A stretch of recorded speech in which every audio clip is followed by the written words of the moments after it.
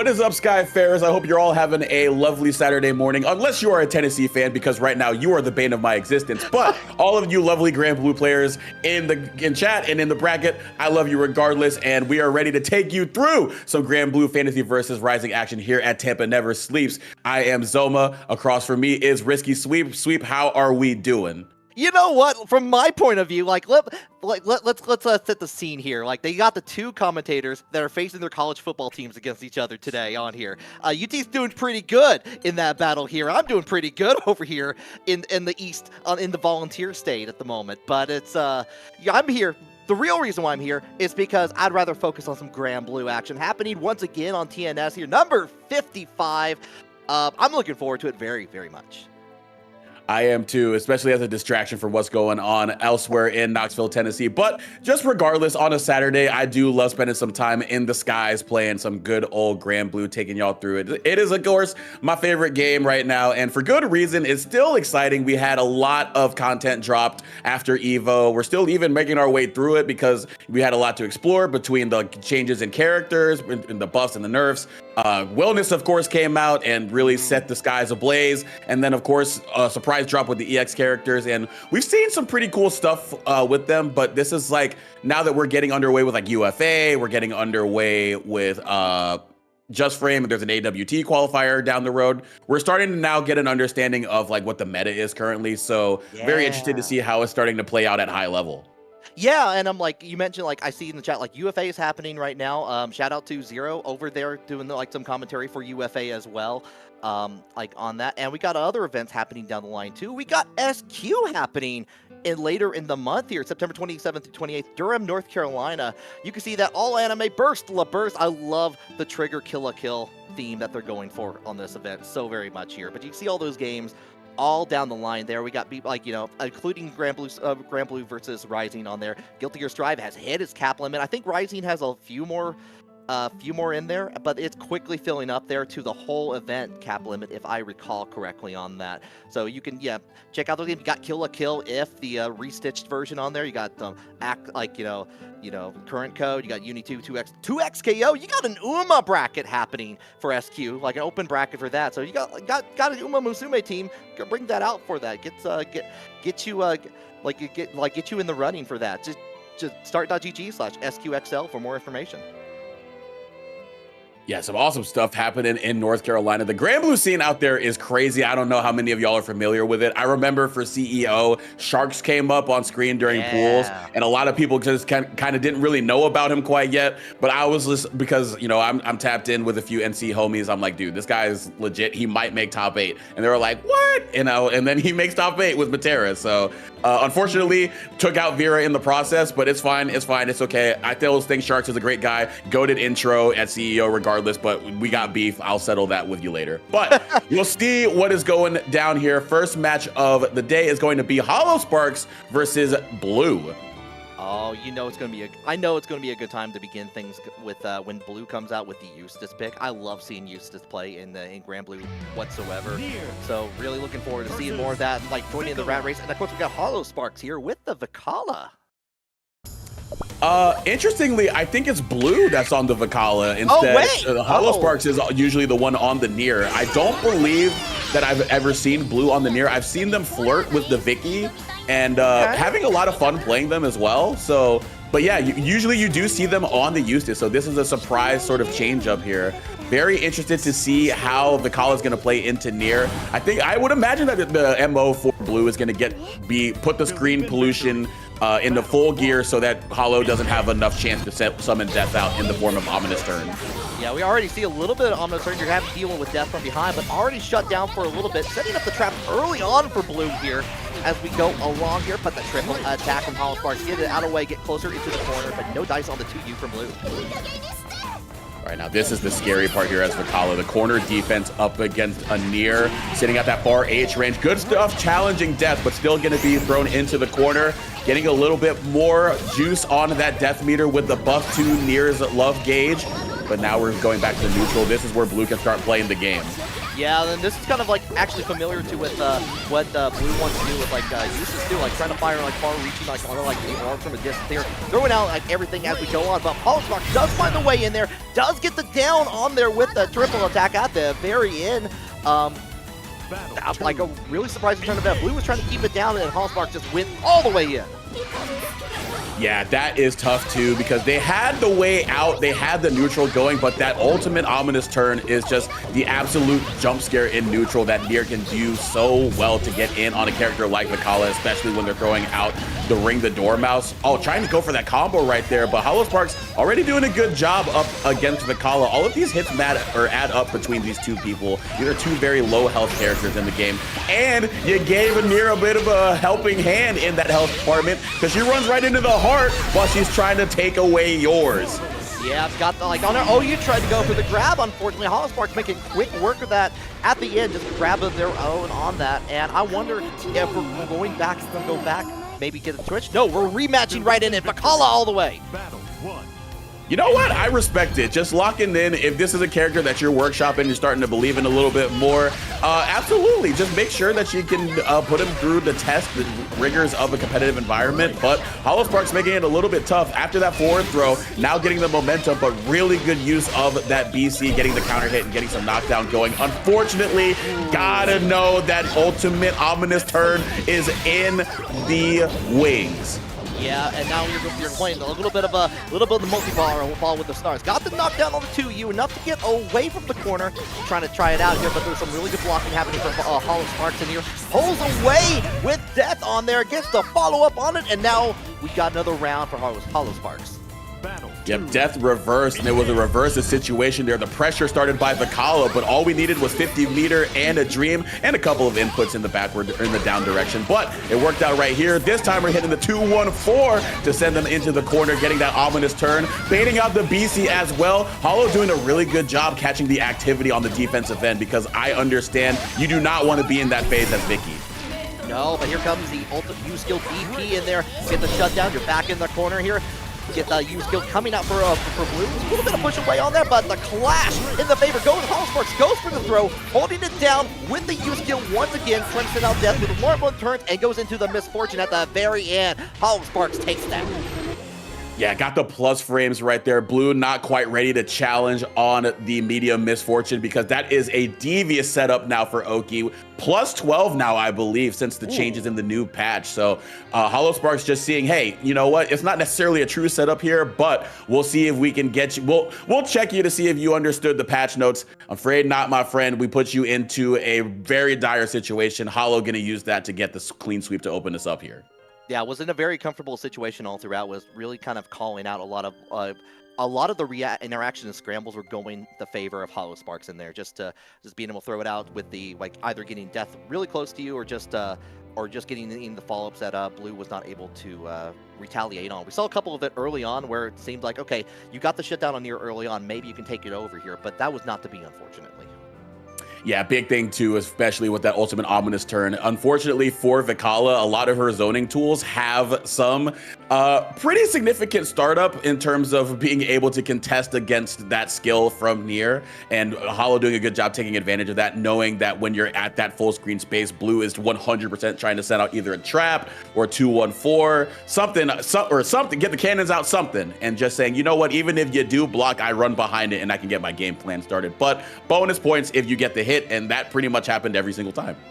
Yeah, we saw a couple times where you'd be able to like either get the heart out or get the stars out to kind of like hold it down. Holospark just had some really good defense in there just to get away from those situations. Like, nope, my turn again. I'm just gonna go right into it.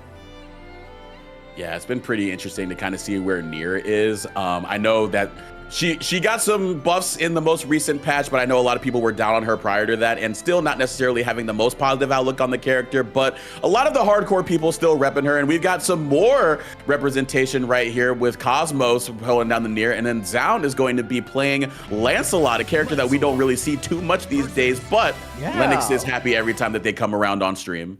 Yeah, no, definitely have like more of a... We saw a lot of more Lancelot during the vanilla days, definitely on there. But like so many like ways to go into like get those resets and kind of keep you guessing in the mix-up on that. Not as much anymore here. It seems like kind of got nerfed down as the game has gotten older and older here. But we got ourselves fighting against Nier. We're going right in. Yeah, so definitely going to be seeing who is going to get that early advantage. And as Lance, if you can get Nier to hold down back early in the round, which she doesn't even have access to the parry, it's going to be huge. Plus, you also have Turbulence to maneuver around death. But right now, you are going to be having to maneuver your way out of the corner. But Ultimate Turbulence going to stop Nier in her tracks. Oh, I like that idea with the DP in there, just like calling out what Cosmos was wanting to try to get into, but unfortunately got stuck on the other side. Good counter hit from Zound on here. Going to hold you down with the projectile on there afterwards. Get a nice confirm that factor. Get fluid back in there, but confirm from Cosmos. Going to bring you down into there. Oh, just a couple of jabs to get the meaty right there and just make it real simple. Go into the heavy death skill. That is all you need. A fatal waltz and a fatal end for the round for Lancelot. Cosmos on a great start right here. Trying to get a better start right here. Trying to get a 6-6H, but nothing doing right here. Southern Cross, though, getting that third hit and now forcing Nier into the corner. This is where Lancelot can get started, but there's a lot of respect being shown, and you're paying for it right now. Yeah, unfortunately could not connect on there afterwards here. Tried to go in for the grab on there afterwards. Cosmos is going completely into full overdrive here. Getting thrown out to the back here. We're going to hold it down with the blocks, and here set you up with the plus on there. Try to cancel out on the teleport on there. Follow up here. Here's the resound. It's got to really shine here. Oh, got the drop, unfortunately. Doesn't get the full animation on the reversal, so not too bad, especially when you can get the ultimate Gorilla Blade. Can we kill from this touch? We get all the way to the corner, get him in that heavy fireball guessing game, trying to get a little bit more done to the health bar, and we get it right there. A couple of swipes. Zound fighting back in round 2. Yeah, had to kind of keep guessing for a little bit, but did get the final hit in the end there. Tighten up in the round count here, but we tried to go in. First part of Misfortune was already too far away. Trying to send Death out a little bit more. That's going to be having to recover Death a little bit more on the life bar. We're just getting that back here. Here, not only getting the confirm, but holds down Death a little bit in there to get the pirouette in play. And that far H is going to be huge. We've already seen a couple of key touches from Cosmos right there, being able to go up against the otherwise stubby normals from Lance. Had the safe jump right there, but just didn't hold back at the right time. So we ultimate Turbulence on out of there and put Nier into the corner. And that's exactly what you want to do. Get out of there as soon as possible. The ultimate parry. I like that option. I like the idea from Zound, was trying to keep back in there, trying to back away a little bit, was trying to avoid getting vacuumed right back in with the claw coming from Nier. Got hit with that opponent. Zound found an opportunity. Cosmos found an opportunity to get in there, get that final hit in there, get one on the board. Yeah, I do want to see a little bit more from the Lance in terms of being more oppressive, not giving Nier the space to get on out of there with that 2U, with that far H. Because again, when you're up in the face of Nier, she has to really commit to that DP to get on out of there. Otherwise, she has to hold down back, and she doesn't really have a lot of other ways to get Lancelot away from her. So don't show her the respect that she doesn't deserve, because unless she gets a good match like she did right there, it's pretty easy for Lance to get going. But let's see what we go is here in this round. Yeah, a little bit more than 1% life bar gone and low, but here we go. We got the restand from Lancelot here. We're going to get the kind of knockdown. We're going to go try to at least get all the way to the corner. We do get the wall bounce on top of that. Okay. Going to get really close to the combo limit here into a little bit of a reset with the projectile on here. Going to keep you guessing which side or not. Oh, baited, trying to wait out between baiting out a throw or any other option in there. This time, Zound is full speed ahead. Oh, that's an unfortunate drop right there, but we still go back in. The ultimate Gorilla Blade has not failed me yet. 3 for 3, baby. Lancelot just sliding on in there and slide a medal underneath the profile picture, because that's a round 1 victory right there. Yeah, I'm not gonna lie, the Bane color scheme on Lancelot block is messing him up pretty bad. It's how is Bane so fast? But but yo, yeah. Next puff or next patch, give Bane Lancelot dash speed.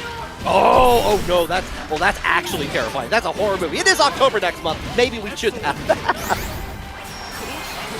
All right, but it is a scary situation after you get the back throw incident. I see Guilty Gear in chat, but it is actually very scary to get back thrown and Grand Blue as well, especially in this matchup. But we still go coast to coast with this block string right here. Go for the Rekka. Not going to get the challenge on the Misfortune Ender right there. Trying to Gorilla Blade through up a good wall by using the ultimate fatal walls right there. Cosmos starting to adapt to the tendency. Going to go ahead and get the follow-up on there. Confirm. We're on set point for Cosmos. Battle 3. Engage. All right, holding it down. Going to go ahead. Yeah, send out the projectile out there. Going to try to back it back. Kind of similar situation that we were seeing from Lancelot here before.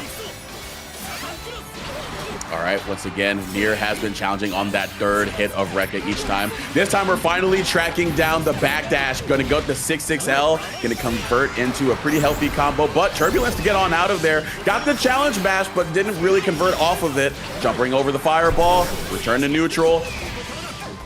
Hold it down, force it down on 0 BP here, extra damage here. Anything could be absolutely critical, but you just got to keep on with the pressure here. One more, setting up. Nice block on here into the Just Defense. And a nice misfortune from Cosmos in there. Get the knockdown. Yeah, the next hit could be the last one for Lancelot. He's already a low health character, and it doesn't help that you got no BP to help you out because the cross-up overhead, the Nier special, is going to seal the deal. Cosmos 2-0 in that one. Yeah, we haven't seen it in either of the matches so far here. So, you know, you bring it out when you need it the most. That little trump card at that point. Bring it out, get the hit on there. Not a whole lot you can do because you're still having to deal with death on top of that. Get that free combo, finish the job. Cosmos moving on. Yeah, pretty good stuff right there. And now I'm seeing the new layout right here showing off the off-stream results. Wing taking a 2, or I think Kameo taking a 2-0 over Wing. So fortunately didn't get to see Galleon in action, but Galleon enjoyers probably wanted to avert their eyes from that anyway because it's not really smooth sailing for the boy right there. But we're going to have on stream next Riazo versus Just Juan. And Riazo has been a very, very busy individual recently, coming off of a good performance at F2Con where they took it. But was, to your knowledge and from your observation, has been playing a diverse set of characters in the process. Yeah, at F2Con, the top 3 for that was Riazo, Chris G on the Chris G playing Lil Wayne the entire time, and we had one of our locals in Middle Tennessee, Ace Trainer Wrath, on the Catalina. Riazo was originally playing Seahawks in the winners finals at that point, but did switch over to the Catalina on there afterwards to get the win, just to kind of showcase like that character's still pretty good even at this point of the patch here. Kind of like you still got the wall of light stuff you can kind of slide around, but you can't slide nearly as much as you could before for absolute certain. But it was a joy seeing kind of the character switch and that performance coming out there in Clarksville, Tennessee. Yeah, I did get to, I need to go back and look at it because I have had a little bit of theory crafting in terms of, you know, I know Lil Wayne's starting to get a little bit more popular. Thank you, have a nice day, for coming through on these tournaments and terrorizing everybody with that character. Very cool. But seeing Catalina as a potential counterpick for that character, I kind of thought of the idea for a little bit and I was like, you know what, maybe that'd be something to fool around with. So it'll be interesting to go back and see what Riazo had in mind because it sounds like he had a really good game plan for Chris G and the Lil Wayne with a character Chris G's taken tournaments with before, and Riazo being able to respond with a character that he doesn't necessarily main, pretty impressive. Yeah, and despite everything, you still got that long extra reach that Catalina has with the sword in there, being able to convert super easy into some basic combos in there. And you also have that U-skill Eris sword coming out to play. You get that restand from like downtown, like you got like 60 yards on the field you can just across before you can convert into a combo. Yeah, that's pretty good stuff right there, especially when you're going against a character like Lil Wayne who's just trying to run away from you at all costs, unless they get the throw and then they go into the loop and get started going with the cat bot mix and all that stuff. So very interesting to see. But gonna be interesting to see who Riazo puts up in this version or in this match. I know that they've also been playing the Anilla, you know, RIP and all that. Seox, of course, and then also had the EX Grand in a recent tournament as well. So you never really know what you're going to get with them. But on the other side of Just Juan, very curious to see who they throw up against them. And I'm pretty sure, I want to say that that's Riazo up now on the Sandy. I've seen them on the Sandy too. So. Oh yeah, that's true. That's true. I had played a little bit of Sandalphon when they came out, especially. So that's not too much of a surprise there. Haven't seen it in a little bit, so I'm kind of curious to see where that character feels like at this part as we go into October with like going into the new patch with Meg on that. Where we have a couple people who have been doing really good results with Sandalphon, but it's been a lot of trying to deal, it seems like you're kind of limited unless you use certain elements with that character to really kind of push that forward. Yeah, it's going to be very interesting to see what the game plan is going forward. I have seen a little bit more of an increased representation because they've seen that the fundamental tools of the character are still pretty good, but in terms of maximizing their strengths with the elements, we haven't really had a concrete idea. And maybe we won't get a concrete idea like a plan A for all Sandy players, because it feels like there may be, you know, room to experiment in that aspect, but haven't had the full development right there. But development happening now. I believe the second player has entered into the lobby, holding down the Eustace the Eustace lobby avatar, and we'll see if they square up with the Eustace up against the Sandy, or if Juan is going to be doing something else. And you were like, when Blue was up, we thought we were going to get some of the Eustace. I've noticed that he did get some pretty good changes, but still haven't really seen a lot of them. So what do you think is kind of up with that? I don't know yet. Like, it still feels like very much a specialist character in a lot of ways. You have some really good approach tools with, like, you know, throwing out the projectile, throwing out the orbs out there in there, especially the increase on the rat race, being able to feel like you can use more of those options rather than just going in for either skill rat race where you have the chaser on there afterwards, or trying to hold down with the like the EX version on there. It feels like you have a little bit more options when you throw that down, like to be able to throw out the yellow grenade out there just for the guard crush on there afterwards. So kind of curious to see where we go with that, if that is who we have here. I do also want to we haven't done a quick shout out yet to checking out the Matcherino there, !Matcherino. You can click on that as well to go ahead. You hit that claim code button. Just you can claim 25 cents. You don't have to put anything in at all. You can log in with whatever platform that you have on there. There's like 14 of them there. If you don't have one of those accounts, I'm amazed at your internet skills. I'm actually kind of impressed at this point. So you can use your BattleNet account on there. You can use that. But yeah, just go in, click on there. There's still a few codes available. I want to see those get drained before we get to that top 8 for sure.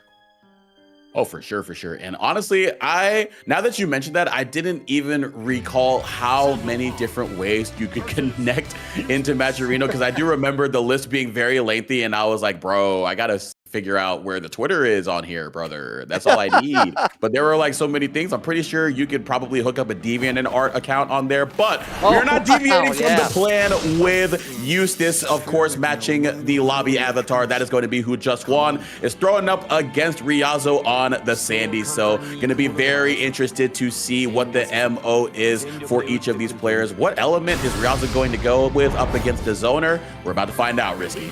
Well, Saxophone is like just cold with the intro here. It's like, you want to shoot an angel? I want to see you try. Dang. Early on, though, we're trying to get test out there. A little bit of an early dodge from Just One. Going to get a slight punish with the projectile from Riazo, but again, going to hit into the corner again with the projectile from the DP afterwards. Mining our space, mining our manners, and mining the reversal options of Eustace right here. Now just trying to run up, now doing 6XL pressure. Gonna get the whiff punish as well. Good conversion, recognizing that it's gonna be the far light that you gotta do there. And now getting some pretty good conversion on there. Gonna be able to reset into the fire. And now we're just gonna use our BC to try to get on out of there, but a lot of damage done. And some more right here after the fade. Yeah, got with that counter hit on that. Might as well use an extra just to finish the job in there. Get the down first round going to Riazo.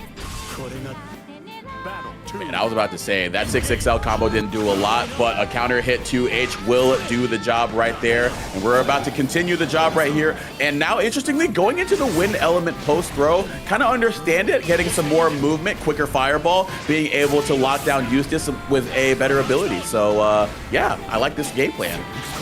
Like holding it down here, trying to wait out to see if Just One's trying to get out of the corner with maybe the DP or not. Oh, the media call out from the rat race early on. Don't get the cinematic, but you do get the punishment. Decent damage too.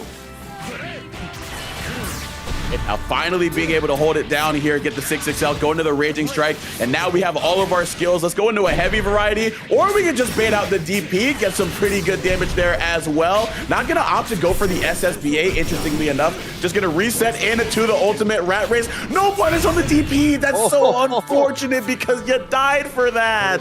Yeah, you go a little bit further away, so the green rat race does not hit upon on that, so you get the little bit of chip damage in there from Riazo to finish the job. We're already up 1.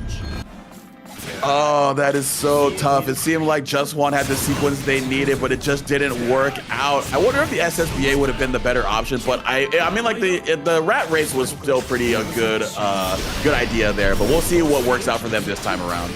Okay, yeah, U-skill orbs come out to play. You can't avoid all of them because we also expected the normal one. We got the U-skill in here a little bit, just the getting thrown out. We're just kind of holding it back here, but we're calling out the projectile. It's like, oh, you want to fire that gun? That's cute. That's cute. Nothing cute about this damage, though. Going right into the restand. Trying to get the throw, though, but no test going. Oh, the raw Raging Strike. I believe that was a BC attempt, but Riazo ready to punish it with a far H. Really good corner offense there from Riazo, now sitting on set point. I like that Riazo is just happy to really call out a lot of the options, but we thought we were a little bit closer on the DP. Going to get a punish in there from Just One here. Tries to go in for the follow-up, no dice, and you're just going to have to deal with the 6-6L all day, every day, already jumping over the orb against Just One.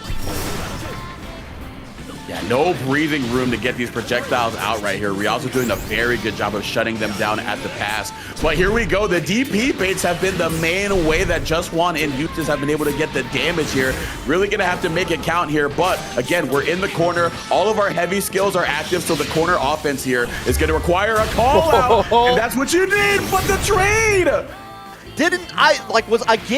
Was too far away for the cinematic. Actually got a nice chunk of damage on there, but Just One coming back with the Flamac charge, and they're going to get that kill and stay in the game. Man, what an interaction. We've already had a fair share of some wonky stuff going on right here, but we're just going to keep it simple, keep it stupid, and just do our regular auto combo into the 50% spend to get the throw bait set up after the hard knockdown. And here we go. Riazo can put you at, oh, actually, no, actually, you can't die here. Yeah. But you can with a throw. Yeah, the throw with the axe with the little cherry on top on there. Didn't hit the combo limit at that very end, so just had to finish the job with the simple tick throw on there. Even had the switched over to the flame helmet just in case things would go awry, because things were definitely going awry in that match. Oh yeah, no, it was funky. It was crazy. But you know what? That's what you kind of get when you go against Eustace as a character. You don't really get to play against a lot, especially at a higher level. Sometimes you get some interactions that you're just like, wait, I don't think I've encountered this before, because I haven't run FT10s with everybody playing Eustace. I do it with Beatrix, so I know every time I trade with Riding Free and I die. But Eustace is a little bit different. But right there, it seemed like Riazo was pretty comfy, even with the Sandy. So that was pretty cool to see. Yeah, I like the early callouts on there. It's like, oh, you're gonna try to snipe me from far distance with a Flamac charge from Eustace on there. No, I'm gonna throw out the U-skill projectile in there. I'm gonna snuff it out here. Mine's faster.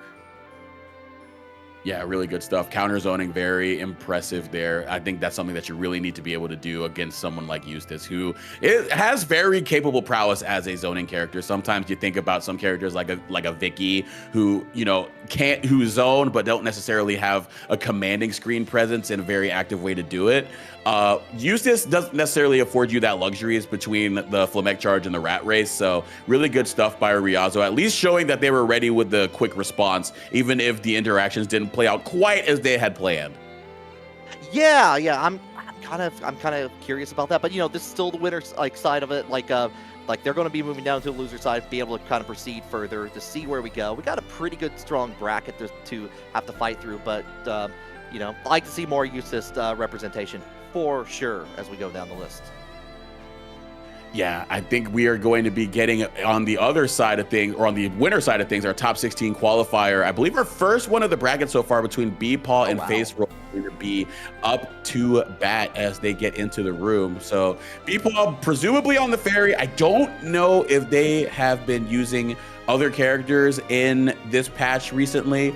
I do know, as we get an off-stream match right there, Asto with the impressive 2-1 over Yoza. That's pretty good to see. But yeah, B-Paw, I don't know if they're still holding it down with the ferry, because I know that they definitely, at one point, were looking at the near, but that was kind of thrown to the wayside a while ago.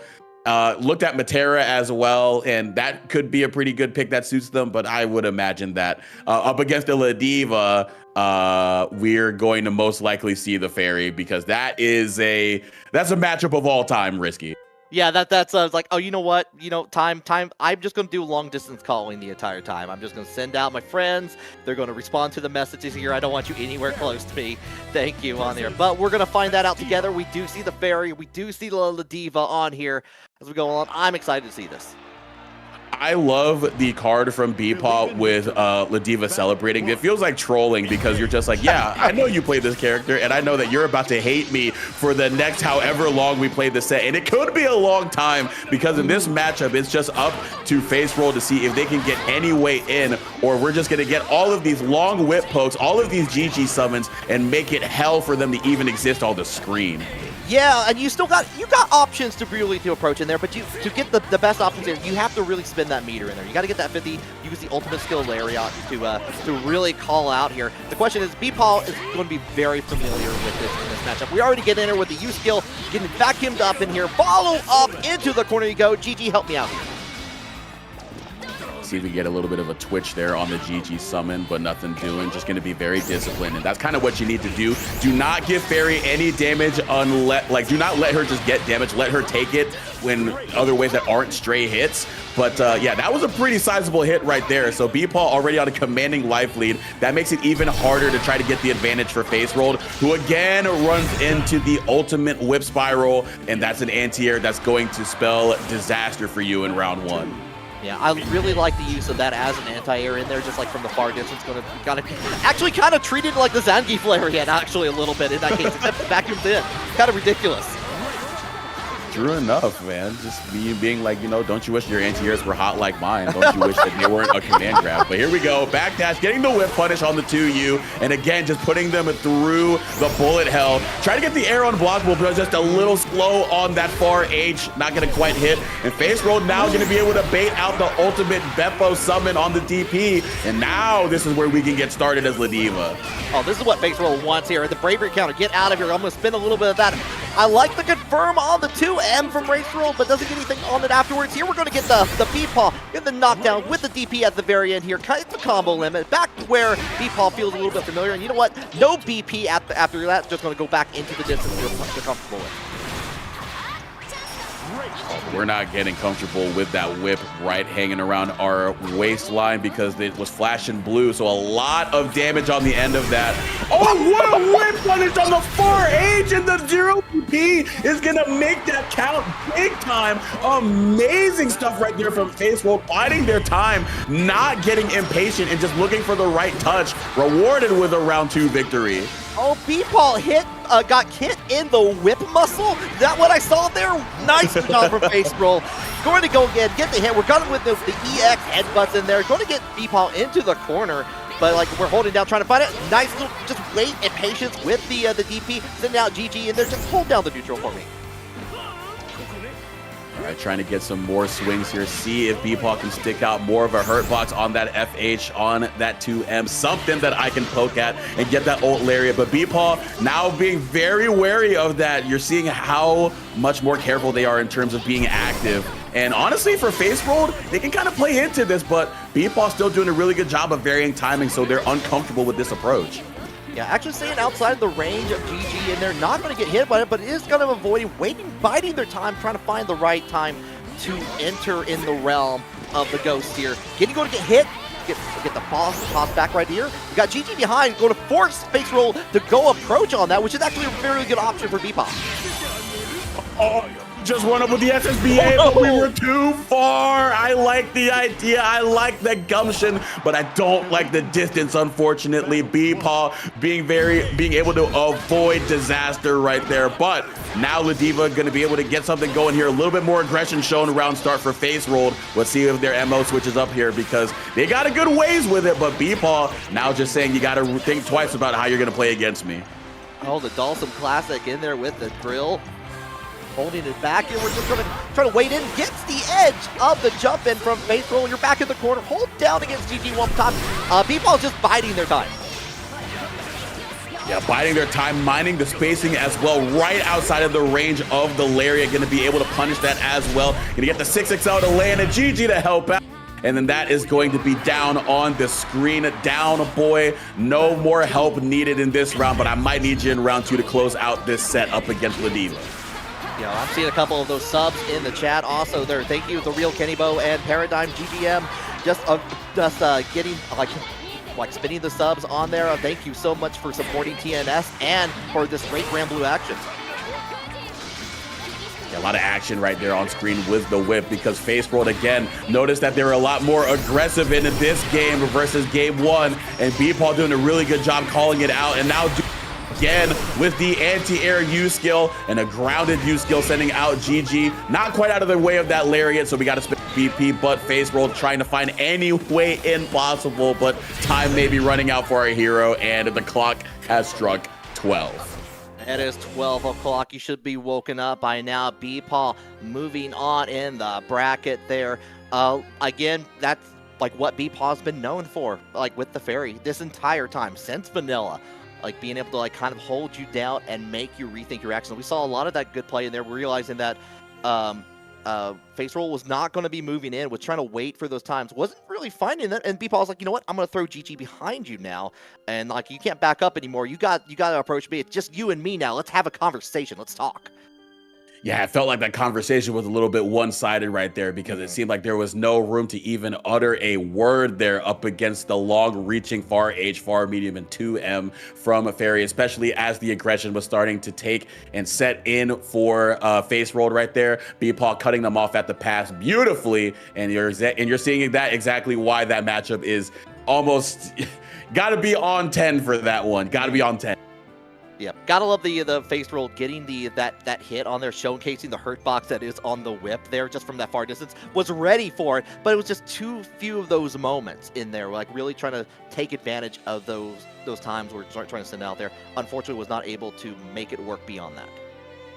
Yeah, it was a tough sledding right there, but it ain't tough sledding for anybody trying to get some more Grand Blue action offline, because right around the corner in the good old state of North Carolina, where the Grand Blue scene is beautiful and bountiful, they got SQXL going on here near the end of the month here, September 27th to 28th of 2025 in beautiful Durham, Dookie Town. They got some GGST as well, some Exert, and some Plus R if you love gear of different flavors. And if you like the blue flavor as well, they come in blazes.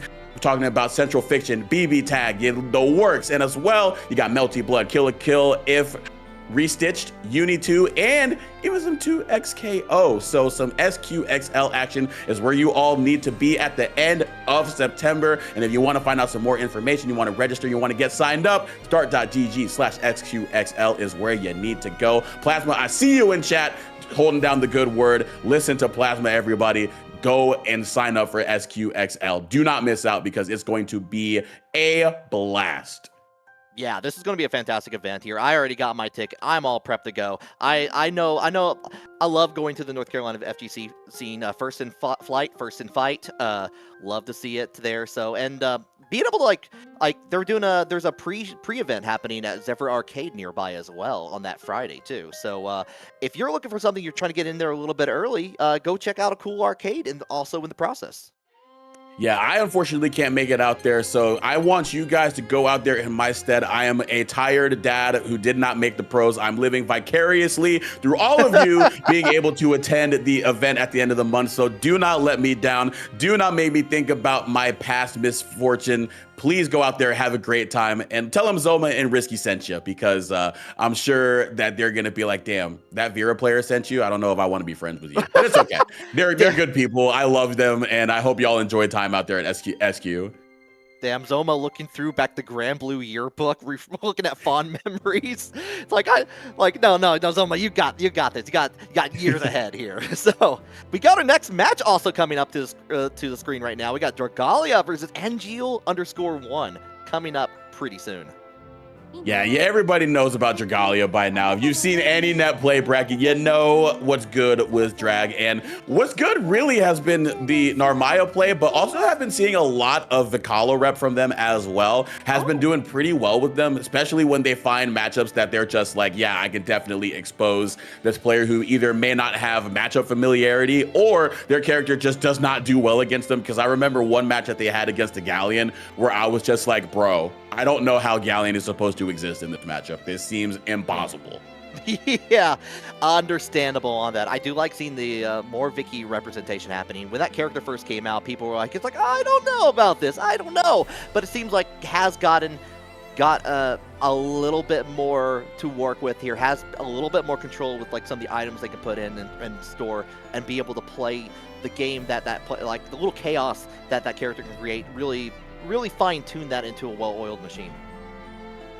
Yep, but the machine going to be wielded by Eustace as the Flamek and going to have to strike down Lucilius from the skies instead of either the Rat or the Narm. So very interesting pick here for Dragalia, going to go in tune go in with the Lucy, which, you know what? I think Lucy is a pretty sick character even still. He's seen some better days, but I still think that the way that you can operate with them, especially if you're able to get some early 5U to prompt action from your opponent, which may not necessarily come to pass against Eustace, but I thought it was going to be because they're just sitting back and charging Flamek, but they just go on in with the jump, but Dragalia now going to be able to get started.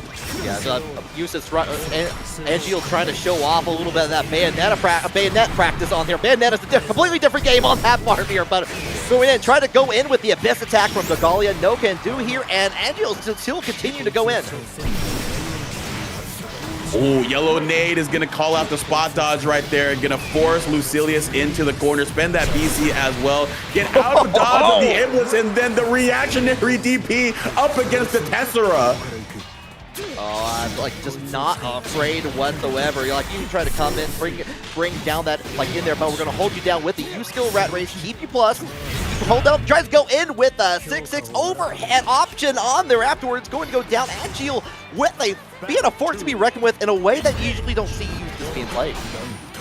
Yeah, absolutely. And round start, just getting the whiff punish of the melee variety, not just sitting back and charging up against Dragalia. And I think it's just because they're showing a lot of respect for their ability to go into that 5U. And even when you don't interact with them at close quarters, it's easier for them to get that blade level up. But really good stuff again. Reactionary DP to challenge the teleport. Angeal doing a really good job, but the mash in the 2-1-4. Tried to go in there with the orbs early on. Did get hit out of that here. Avoid with a nice clean jump in on that. Going to at least tie up the life bars between the two here as we continue holding. We get shuffled to the corner a little by little. Dragalia saying, no, none of that. I'm going to grab you. I'm getting the follow-up on here afterwards. I'm taking a round for myself. Thank you. Battle 3. When the blade level is at 5, we throw out the stanky leg because good things will happen if I see that number 5 underneath my health bar. And now we're seeing Eustace in the East Coast corner right here. Plus frames on the 5U follow-up. Really good stuff right here in the middle of pressure as well. Not just getting plus frames, but also being able to get some blade level as well to make the successive hits count. Dragalia doing a really good job managing the situation in the pace of the match. Yeah, wasn't able to keep the corner as a result of that, but was getting a firm amount of damage in there. Already half that life bar gone from Angeal here. You're going to get the hold down on here, throw down, and the call out from the horizontal kick in there from Dragalia here. You got the resources to make it happen. I think you're going to make it knock down with the finish. There we are. Yeah, the name of the game, of course, getting that blade level up to 5, and Dragalia doing a really good job in rounds 2 and 3 of doing it in the offensive phase rather than trying to sit back and do it in the neutral phase. Playing off in really good ways right there, and now going to be able to do it right there. Try to go for an empty jump, a good match out there by Angeal, but a better throw on a wake up from Lucy, and we're just meeting aggression with aggression. Ult DP going to find its mark again. Angeal's been really good with the positioning on that DP especially well. Like, was this a little bit hard? He was going to hit on there and follow up. Might as well, like, whip it out at that point here. Get the post play with the BP from Dragalia on here. Going to tie it up in the BP account as we hold down. Angeal trying to still keep up the presence. Love the ult DP right there because there were so many heavy skills on the docket there for Eustace corner offense. Got to be ready to challenge with the ability that you have right there. Oh man, that was a very wonky situation right there, but gonna be able to go through it. No conversion on the ult Tessera, however, got exactly what they needed, but got one on the next interaction as well. Dragalia, tournament point, or set point, excuse me. Looking ahead too much, perhaps. Yeah, could go either. Angeal, like, I like this approach in there of the early dodge actually in there too to get the Rat Race EX. Going to force the explosion. Free combo for Eustace as we go in here. Approaching the combo limit, but we're going to go ahead and get that reset with the Rat Race one more time. Holding down with the orbs. I do not envy this position, but waited in time to get that 50 meters so we could get that ult DP on out of there because we were going to have to hold down back a lot. And we didn't want to do it that time around. And Angiel doing a really good job sensing that, going to be able to punish that with the shimmy. Go into the SBA, flash in yellow, and a gold and yellow letters flash on the screen. Down goes Lucy. Love to see it here, tied up here. Angiel trying to stay on the winner side of things here. We're holding down, using like the longer range of the blue rat race in there, but we're just gonna get carried on. Carry on, my wayward son. Get that knockdown. Oh, jumping over the Iblis, though. Gonna find the JM on the dome piece, but we're gonna find the ultimate Tessera to go through the Flamek. That's been really good from Dragali to use that tool to go through the zoning tools of Eustace. But now, NGL is doing a really good job responding, cutting them off at the pass. But again, ultimate Tessera. It seems like Dragali has really found the pace that NGL wants to play and is responding in kind. You got the follow-up here. Go ahead. You got the time-bound R. Yeah, you are dead. And that's the Gralia going 2-0 there. I liked the play that Angiel was trying to get in there, was like realizing it's like, I don't want Lucilius at that level 5 in there. I want to make sure I get Dragalia down as soon as possible. Was playing very aggressively on there, but Dragalia kind of was able to, was like, I found your tempo, I'm going to respond in the kind, get the teleports over to you, get the hits where they count, be able to bounce it off it, and I felt firmly in control in that final round. Oh yeah, you definitely nailed that 100%. Being able to identify the habits of the Eustace, especially when they were on that defensive end, when they had access to that OTP, being extremely selective and very smart about when they're going to use it. I don't believe we really saw the DP get baited once, and I think that's a testament to how good Dragalia was in knowing that that valuable asset in that circumstance is going to be leveraged very well when I'm able to identify, like you were saying, the tempo that the Eustace was playing at, especially also in neutral, using the ultimate teleport to go through all of the projectiles that they were trying to use to pollute the screen. Dragali just doing a really good job with the Lucy of all characters. Love to see that. Yeah, I got the Skybound fast pass. I don't need to carry about that. I paid extra for this. I'm going right to the front of the line. No tolls, no nothing. None of that. Just rides and my wallet a little bit lighter, but you know what? Worked out in the end there. Yeah, absolutely. Convenience, there's no price to it, but a priceless character is one that can take championships, and one that has done that in many seasons of the game so far has been Siegfried, who is being piloted by Asto up against somebody else who has shown championship caliber with a variety of characters. This time with the CAG, it is going to be Elsa on the left. Okay, yeah, definitely have seen Elsa rocking the Cagliostro, I believe in Paragon last night on there. I think they got third? I think third. Well, I think third. Yeah. So really excited to see more of that play here, especially having to deal with what really feels like a early version of Rising, like matchup here between the Cagliostro and Siegfried. True, yeah, these were two characters that we saw a lot more of early on in the game's lifespan. We still see a good bit of Siegfried, but CAG has kind of fallen a bit to the wayside, but still has seen its fair share of great representatives. Elsa trying to establish themselves as one of the premier ones right here, doing a really good job so far to start things out right here, representing themselves in this corner. And this is where things can get pretty scary because you have access to a lot of things in the tool belt to make Asto a little bit jumpy defensively. Oh yeah, and it had enough time in there, goes ahead, uses the U-skill in there, kind of keeping it, but the back throw in there, Asto going to swap positions, do-si-do, promenade, we're throwing it out there with a big long wave projectile on there afterwards. Here is nice blocking from Elsa all the way through. Let's see if we can get the switch up over here to get them blocking. Oh no, they ran into the trap on their own offense, and that was enough to kill Elsa with the double traps, thinking 5 steps ahead right there. Yeah, and then we got the 6-6L in there to start things anew on there. Elsa's wasting no time getting right back into it. Does get hit with the command throw variant on there from Asto. Goes into the corner in there, but the call out from the U-skill projectile almost gets the wall bounce, but not quite. Oh my gosh, the 2M of all 2Ms going underneath Kagfar H right there. Doesn't get a lot of mileage off of it, but you're gonna start to see Asto throw that out, as most Siegfrieds do, but especially in that range. Looks like it's gonna get a lot of potential for some huge interaction wins later on. But right now, the interaction is gonna be, how do we get out of this corner pressure? Because Elsa with a lot of resources to extend it and go into a throw bait. When you're thinking about everything in front of you gotta watch your back, because things will come up Cagliostro from that angle. Yeah, Asto trying to stand up, was trying to avoid some of the blocking on Spare Body, but got hit on the other side already. This is kind of in the right hands. Cagliostro is a nightmare to deal with, especially with a good pilot behind him like Elsa.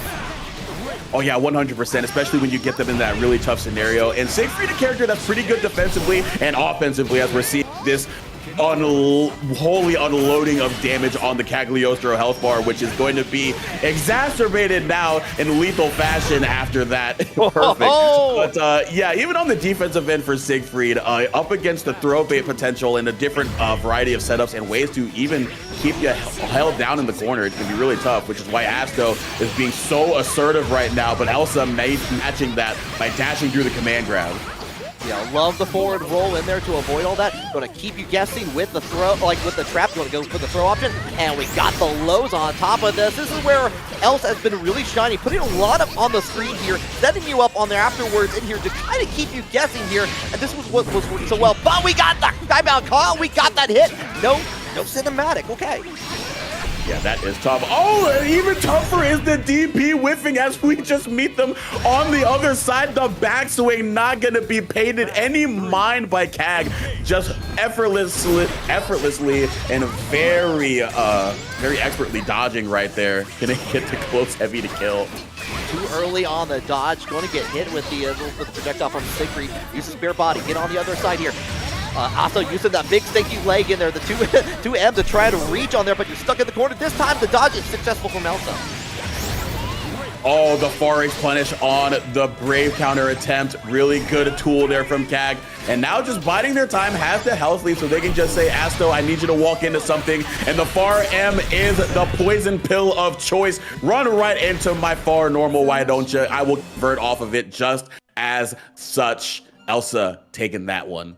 Oh, throwing out the cog and the immediate conversion on top of that. That's kind of another sign of like what you can expect when you have a really good Cagliostro there. It's like, I'm just ready for that. We saw the amount of noise on the screen so close to the, like utilizing that at the corner there when like trying to like guess between all the different options, going in for a lot of like empty lows or going for the for throw option on there afterwards.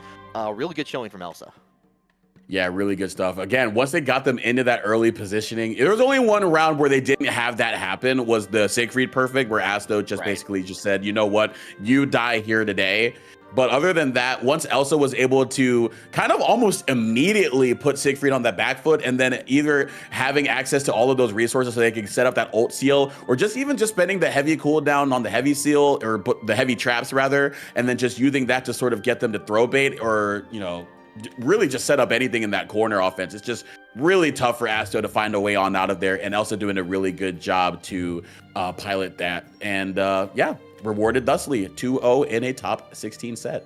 Yeah, looking really good. See, keeping on the winner side. We're probably going to see very much more of Elsa as we go on further. In the meantime, though, we do have that matcherino. Exclamation point matcherino. Type that in the chat. See how many codes are left on there. I thought I had the screen loaded up here. I thought I had everything all planned. Thank you to Vengeance for putting that out there on there so I can join up as well on that. We still got at least 30 plus of those codes remaining. So all you need to do, click on that, hit login. Log in with your favorite platform on there. Maybe we can, like Zomo was saying earlier, petition to get some deviant art, like on the login screen on there as well. But, I don't know if I want. I don't know if I want to be credited as a petition for that. I don't know if I want to. I was just saying, I wouldn't be surprised, but don't put my name on that proposal. Please do not do that. Just gonna, yeah. Like, if you look far back on the internet, you can find my DA account on there somewhere. Like it's still there for posterity. I keep it there just for people. Like, is this you? It's like shh. That, but I mean, this is a Grand Blue crowd, so I'm sure that there's some fan art people in there that have promenaded through the DA streets before, or Newgrounds, whichever was your cup of tea during middle school / high school. Oh, for sure. But yeah, hit that claim code button, make that happen. Really appreciate everyone putting some time in to make that happen. There's the split is for top 3 at the moment. If we get to a certain percentage on there, you see all the rules. It'll go to top 4 and beyond from there. So the players will really appreciate it. They're putting on a show for you. So just help them, make them feel at home. Yeah, absolutely. I definitely have seen from the competitor side, this is something that I would definitely love to have a little bit of money going through, because seeing these players that you got to play on your weekend, there's supposed to be no work going on for you, and then it's just like, surprise, you get to play against Elsa on the CAG. I'm just like, dude, I need compensation for this. So definitely make that compensation available in the form of those matcherino codes. Again, don't cost nothing but a dime of your time, but add a quarter to the pot in just 10 seconds. Go on in there, get that done. And if you feel so inclined, a direct contribution is welcome as well if you want to open up those pocketbooks and be generous. But either way, your participation is very much appreciated. Yeah, no, it's just good to be it's been a couple weeks since there's been other events happening here on TNS, like the couple big games happening. That Tokon beta came out there, people playing that a little bit. I've seen some of those combos of like those bid UF2con. We had a setup, we had a head-to-head setup in there. We were trying to figure out some stuff on the side, but it's been really fantastic seeing as much action as you can on TNS. Almost every day of the week there's something for you. Yeah, on some days, twice a day as well. Check out that exclamation point schedule to see what they're up to, because they're always up to something. After all, Tampa never sleeps. So when you're laying in bed, guess what? There's a stream for you to check out, usually. I know today we got Skill to Gear Strive. I know that 2xKO action just happened as well. Over 400 people was what I was hearing before the stream, which is insane, especially considering that that game apparently goes on for a long time. So definitely going to have a lot of watch time to accrue for the channel if you have a flavor of game that you have. TNS most likely is running a bracket for that. As you can see right now, Nightbot letting you know there's Guilty Gear on Mondays, Tekken Tuesdays, SF6 Wednesdays, TNSKO on Thursdays. I believe that was the last Thursday. Marvel, of course, on Fridays, and Marvel, of course, on Fridays, and Grand Blue, of course, today. They've also a Nen Impact tournament happening right after this. Yeah, about 8 o'clock or so, you'll see, I believe it's Proxy and Avian who's going to be on commentary for that. So that's going to be a really good time. If you've been following along with like the Hunter action on there, go check that out. I'm excited to see where that game kind of goes on. And also Sunday, we got Just Frame, the English restream happening on there. I know King Jobber is down in Mexico right now. Like, I hope they're having a good time. Yep, the boy Aru down there. Wolves commentary. So I know for a fact Just Frame loves them, their SNK games. So, you know, if you're into that sort of things, you got KOF going, you got City of the Wolves going. Just Frame is a really fun stuff. But they also got Grand Blue going, just so you know. They got a bunch of other games. VF5 seems to be one of those games where VF5 seems to be one of those games where not seem to be the case. Fantasy versus Rising. Great Lace, but right now I think there's some other stuff going on in terms of the video output, but we're figuring that out right now, and we are getting production on that as well. But yeah, VF5, pretty cool stuff. Oh yeah. Is there a character that's got your eye, by the way, in VF5, just out of curiosity? Oh, I don't really know names like that, but there was the one character that was like on the older side. He's kind of hunched over, but he kind of moves, kind of reminds me of the Crane School guy from Dragon Ball. Oh, I forget it. Oh, like Leon, like with like kind of like does the Mantis style sort of. Yes. He's sick. I love that guy.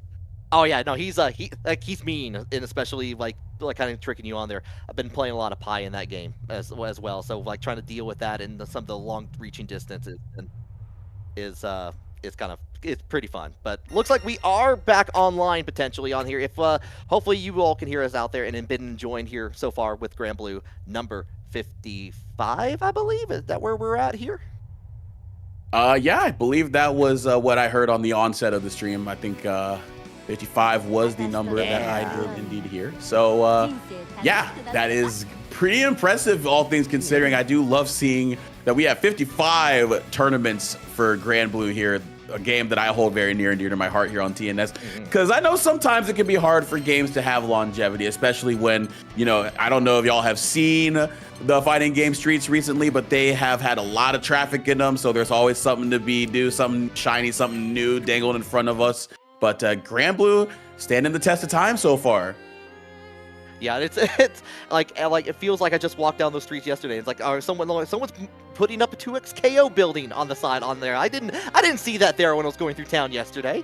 It's a good time though. It's a good time to be, if no matter what flavor of fighting game you're into, getting some of that tag representation coming out there between 2x KO and Tokon and Hunter x Hunter. And all that, with like some of the newer games, and they're really cool to see. I'm really happy to see Grand Blue continuing to be as strong as it is, and getting, you know, about like 40 plus people here on this weekend bracket to make it happen in front of all of you on that. I'm really happy to see that, especially in the current state of the game too. Oh, for sure. I believe the game is in a really good spot right now. In my opinion, of course, it feels like there are a lot of characters that are doing some really good stuff right now. And of course, we talked at the beginning of the stream about the new characters that were added, the new changes for different characters. You know, for one, I don't know, maybe some people may be familiar with the fact that I play Vera. I don't really talk about it that much. I don't really tweet about it that much, but you know, it is what it is. She got buffed, and a lot of other characters got some pretty nice buffs that helped them in their current tournament standing. So it's very interesting. Like, we've seen Bubsy do some pretty good stuff recently. Kazunkai was already holding it down with the character, but now with this new version of Bubs, pretty cool to see the character do what he does now. But right now, we're gonna see Sandy once again come on stream. But on the other side of things, Galleon, a recent addition to the cast, gonna be thrown down up against their DLC brethren in Season 2. I love seeing Galleon on the screen here, like just being able to set up the meteorite from a long distance. They're holding down for time, especially calling out with the U skill in there, which does no damage, but you can kind of get an extension on top if you do get the hit on there, really being able to start that gameplay. So yeah, we got Galleon on Beepoff, Dragalia on the Xenophone as we go in through here. A little bit neck and neck. Nothing really for it, but a clean jumping for Beepoff. Right, here we go. Gonna be able to sort of give ourselves some time right here. Good whiff punish though with the lariat. Get the fireball going, and this is where you can be uncomfortable as Galleon. Dragalia, especially at that far H spacing, can be really hard for Galleon to deal with, especially when her defense is not the best in the game. Doesn't have anything other than that DP, because that super can be reacted to, funnily enough. Right. That's a good point on there. We do get the follow-up. You get the air throw from Beepaw there. You're going to hold down, get, you know, just throw a little meteorite as a treat. Try to get on out of there, bust through with the lariat, but nothing doing. Beepaw remaining very disciplined defensively. Kind of seeing the little bit of fairy player coming out right here, noting that they have the advantage, even as small as it is, and as the time is. Beepaw just opting to be patient, but no punish there. Recovered in time, but we also don't punish as well. But the far L gonna do it. Yeah, unfortunate on that. Got a lot of chip damage on there. Like it was really dwindling on there from Beepaw, but nothing else for that. Trying to send out with the rock on there afterwards, getting called out by Dragalia early on here as we go into the corner and gets the confirm, but no dice on the connecting flight. Gonna stay grounded right now defensively. A whiff of throws, an exchange of greetings. Unfortunately, Dragalia recovered first, got the punish as well, and gonna get even more damage here. A perfect round for the Sandy to match that of Galleon. Beepaw now gonna have to go to Battle 3 to take their first blood in winter semis. Yeah, you were calling it out earlier there. Beepaw really kind of playing that long distance game with Galleon here. Dragalia must have also sensed that as well, because that responded in a very strong round. Got the anti-air on the other side from Dragalia. You keep in there, but the back throw for Beepaw is what is getting things anew with a little bit of meteorite set in the corner. Trying to get some guard crush frames right there, but denying that with the BC. Big counter hit right there, not quite ready to confirm, but we are able to confirm off of the 6XL. Not gonna do anything crazy, but we're gonna reset into a bit of a shimmy, trusting in that, and then the big old primordial slap to the chin of Sandy. Put him right back down and slap the hand after the fact. Primordial grasp to cap things off. clap your hands, say, yeah, Beepaw taking that at the end there. That's one of my favorite Skybound arts in the game, actually. It's just like, you get that grab in there and just a big old slap. Like, nothing's better to me than just like a big old slap for a super. Isn't the move literally called slap? It's I think it's like what is it, terrestrial pulse or something like that. Something like that. I can't remember if that's the SBA or something like that. I don't know. Oh no, SWAT. It's called SWAT. It's called SWAT. Right. Yeah. That's pretty good. You have like all of the majestic names in the game, and then it's just SWAT. It's a very one-word name for a move for Gallion for sure on that. But we got the switch over from the Gallia to the Vicala on here. We got the follow-up here, trying to getting hit, but nothing really for it. Going back and forth with the Stars, playing a little bit of ping pong. So earlier in the bracket, y'all will recall when I said there was a match that I saw where Vicala up against Gallion felt like Gallion didn't get to exist on screen. We may be seeing a little bit of a repeat performance right here because Dragalia showing that Gallion had a lot of navigating to do in that neutral phase, and Beepaw not quite ready to do it this time around. Are we sending it out? The choppers do get their hit on there, but clean jump in from Beepaw. You're going to get the conversion on there after the 6-6C. You're still dropping bombs, still dropping a little bit more. Good challenge right there with the far H dancing through right there, and then dancing with a little bit of the shimmy. Gonna be able to reset into the star. Not enough hit stop to continue the combo after the fact, but still so much life done to Gallion. Now it's up to Beepaw to figure out how to navigate this unfamiliar phase. Now they have to deal with the zoning that they usually put the other opponent in. Throw out the rainbow, the more you know. Going to get that final hit on there, shoot a rocket ship to the stars. Choo-choo rocket time gets the finish on there. The switch out to Vicky is working for Dragalia. I had Pikmin vibes right there with the ult DP finish. It was like Olimar just going up off the planet right there to end the day right there and end game 2 for Dragalia. But right now, we're getting started with this corner pressure. But Beepaw able to challenge right now. Now we have to really make sure to keep the advantage going, because as soon as you give Vicky breathing room, this could be really hard. Beepaw recognizing that beautifully right now, getting some extensions on the plus frame, but Dragalia mashing out. Ring the door mouse, get me out of trouble. All right, yeah, you gotta check it out there. The anti-air on there. Going to recover in time, forcing Beepaw to use one of the break points. Did put on the level 3 meteorite as a port event, but you're going to get out of that territory and get back into a little bit neutral. But the ultimate will of the earth there, getting the strike down back out at you. All running right up, catching the startup of the old skill, and then the teeth chattering on the ground. Let's have a little bit of a conversation. Let's talk one-on-one, but I will have the final word of that conversation in round 1. Dragalia still maintaining some great momentum, but Beepaw gonna get a 6-6H conversion into the corner, set up the seals to be able to answer right back with some words of their own.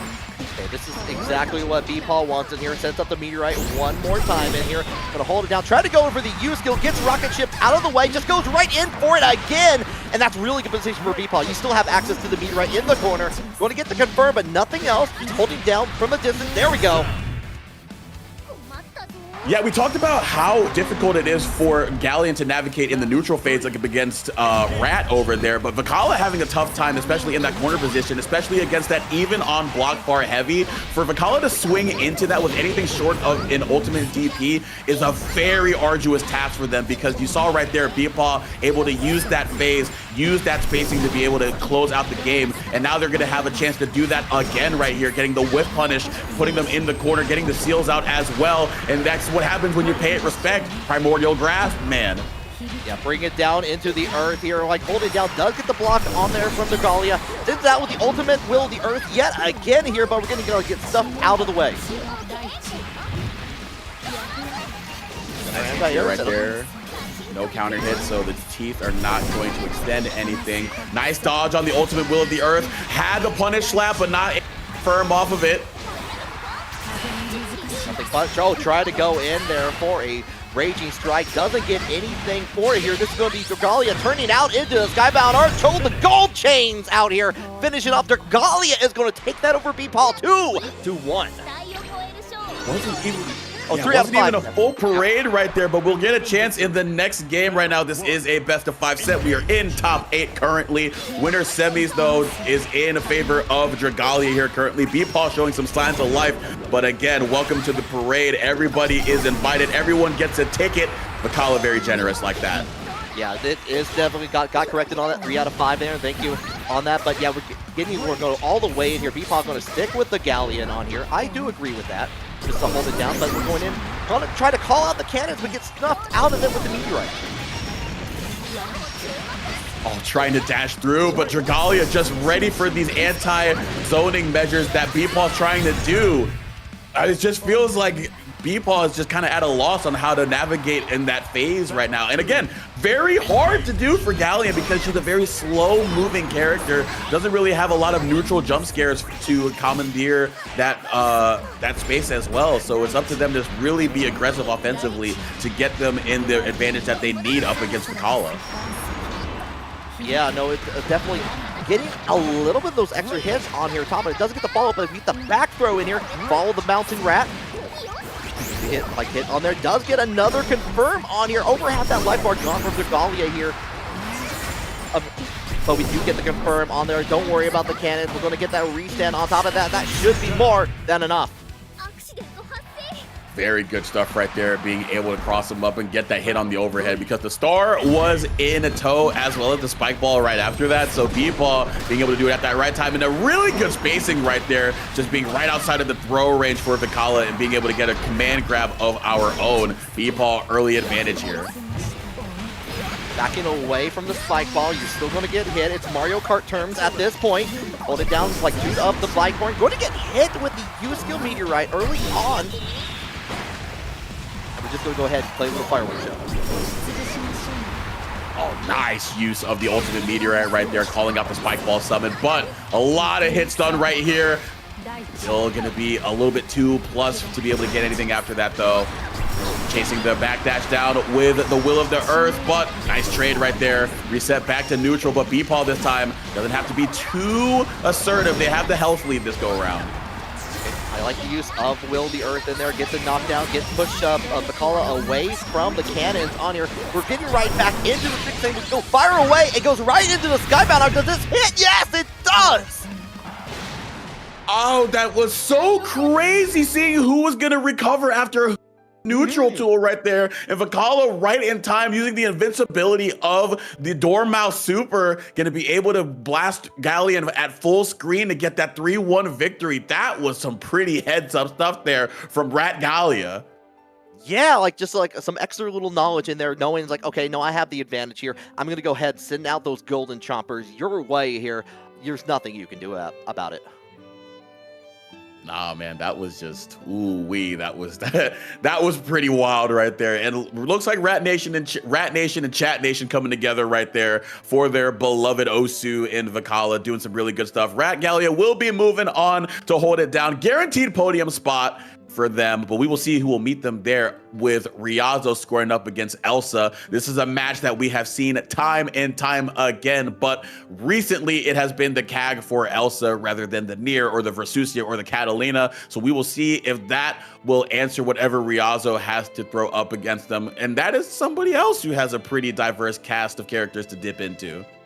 Yeah, I'm kind of curious to see where both of them go here, because we're in a good spot in the game where people have been putting their time in a lot of different characters, trying to understand some matchups, especially if they go one way or the other inside tournaments, offline and offline. We've definitely seen Elsa with the Cagliostro so far. Riazo has plenty of characters under their belt that they can work with here. Has been could go in here, but we're looking at the Cagliostro versus Catalina coming out now. Okay. Interesting. Yeah, I could definitely see where Riazo is coming from there. We talked about Catalina's prowess up against the zoning of Lane, especially when you think about that 236U. And you could also throw out that wall of light up against the far normals when Elsa's trying to use them at a certain spacing, especially that far H that we all love to see from CAG. But we'll see what Riazo tries to do right here. Fireball going to try to keep CAG from doing anything from too far away, but that far H has no distance requirement. You are always in range for that. Oh, and you got onto the other side. That cross up in there. Get the confirm with the 2U on there. A little bit of a white wall, a white light wall play on top of that here as we get in the anti-air from Elsa.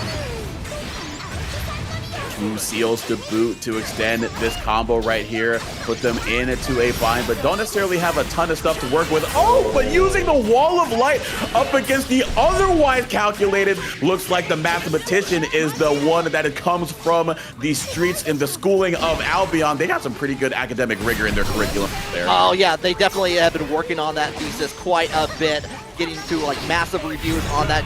Going try to get their degree on there afterwards with the confirm on there, looking good. Yeah, that was fantastic stuff right there. We were talking about the wall of light being used up against the far normals, but being able to use it up against the spear, really good knowledge check for Riazo right there. That's what you get when you're such a veteran of this game. You just have access to such a deep pool of knowledge in niche situations like those. Yeah, we're like being able to use the like the wall of light in there just to kind of hold it down in there and get the confirm on there. We're already checking out. We're trying to use that 6XL, holding it down the fort, keeping Cagliostro out in bay. Get that confirm into a raging strike on here. Significant damage is coming up here, if not the kill. Ice cold on the combo, but not quite enough to put this game on ice. Still a little bit of life left for Cagliostro. Can we warm it up right here? 0 BP to help you out right here, but you're getting 50 meter right now. Couple of traps behind you and a rock in a tow, but this is still uphill sledding. I'm loving Riazo's positioning in here, like really trying to like just simply walk away from all the traps where Elsa's been wanting to put him down in there. We saw the big trap at the very end. It's like, no, I'm going to back away here. I got tools I can get the confirm in there to make it go away and find those right moments in there. We've seen it with the little traps too, just like, it's like I'm just going to try to avoid on here or make sure they go away. I'm just going to briefly touch them, get them out of here and resume.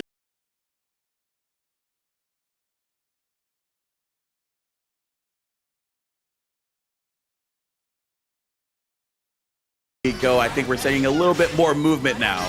Okay, we're getting right back into it. Apologies for the issues on here as we go on, but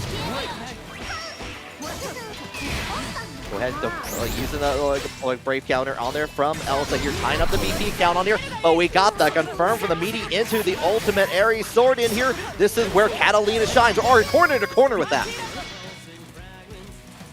But this is an uncomfortable situation here for Riazo. There are a couple of seals right there that are preventing them to sit at that far H range that you'd otherwise love to put Cagliostro in. So also being able to use that to get themselves or garner themselves some respect, as Riazo had to back off where they otherwise were going to be able to be dominant. But they can get right back right here. Really good use of the far M conversion right here. Now let's see if we can get what we want here.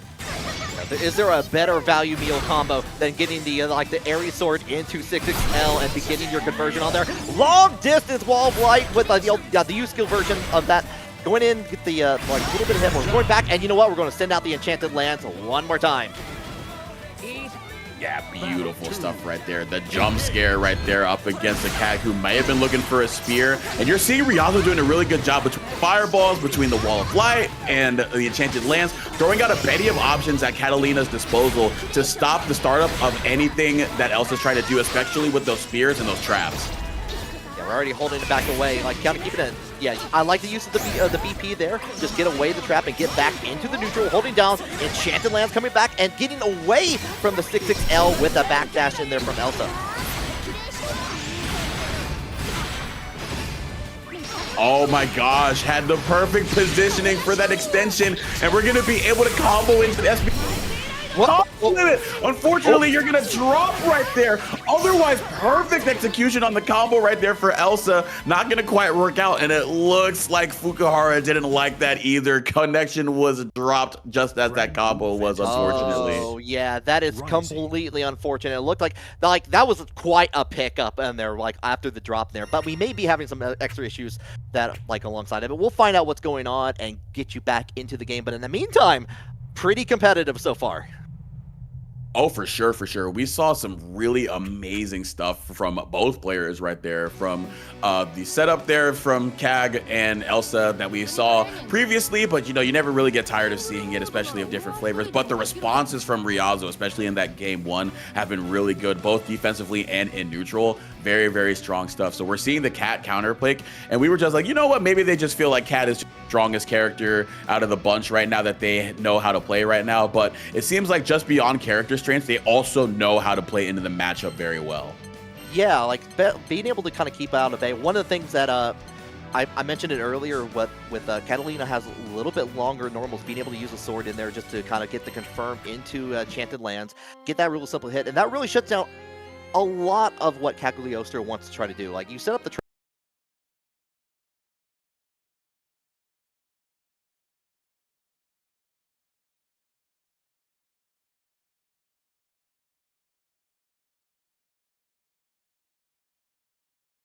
spell any sort of advantage that they were trying to gain in that phase with the tools that Cat has. And it seemed like it's one thing to have one answer to a situation where you're just like, I answer X with Y. It's one thing to have that, but then Riazo showing that they have an answer with Enchanted Lands, with 5U, with 236U. Like, there were so many different things that they were able to show, which is really, really good. And it gives Elsa pause in that phase, especially where Kag otherwise wants to do that to the opponent. Yeah, it's just being able to kind of like really consolidate that at that point, just trying to make that happen. It's like, that is kind of what you need to do in this situation for sure.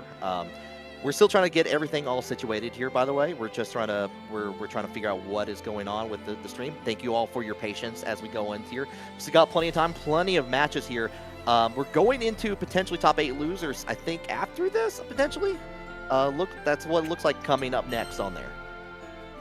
Yeah, interestingly, I don't know what these two are going to do about that second match, and maybe, I don't know if they're gonna go just start it clean or what have you, but we'll see as we get into things. But I am excited to see what's going on here from Elsa, because they're switching to the Versusia, so maybe getting a second lease on life gonna change the terms and the conditions of such. Throwing out the bigger woman at Catalina rather than the diminutive stature of Kag.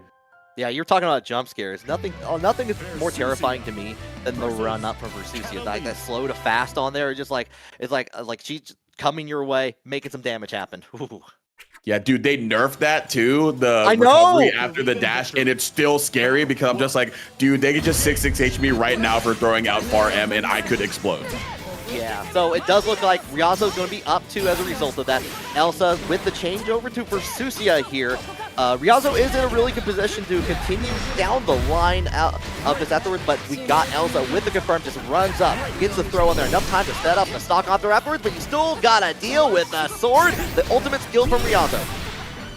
Ultimate skill right back in the DP right there. Gonna use our Nimbus to get ourselves some breathing room. Trying to sit back and play that spacing game, which has been the MO of this new version of Versusia, especially because her medium skills with the medium cooldown have really good activity on screen. But Riazo up against the Kag, who's kind of doing the same, is, shows that they're pretty comfortable playing at that pace.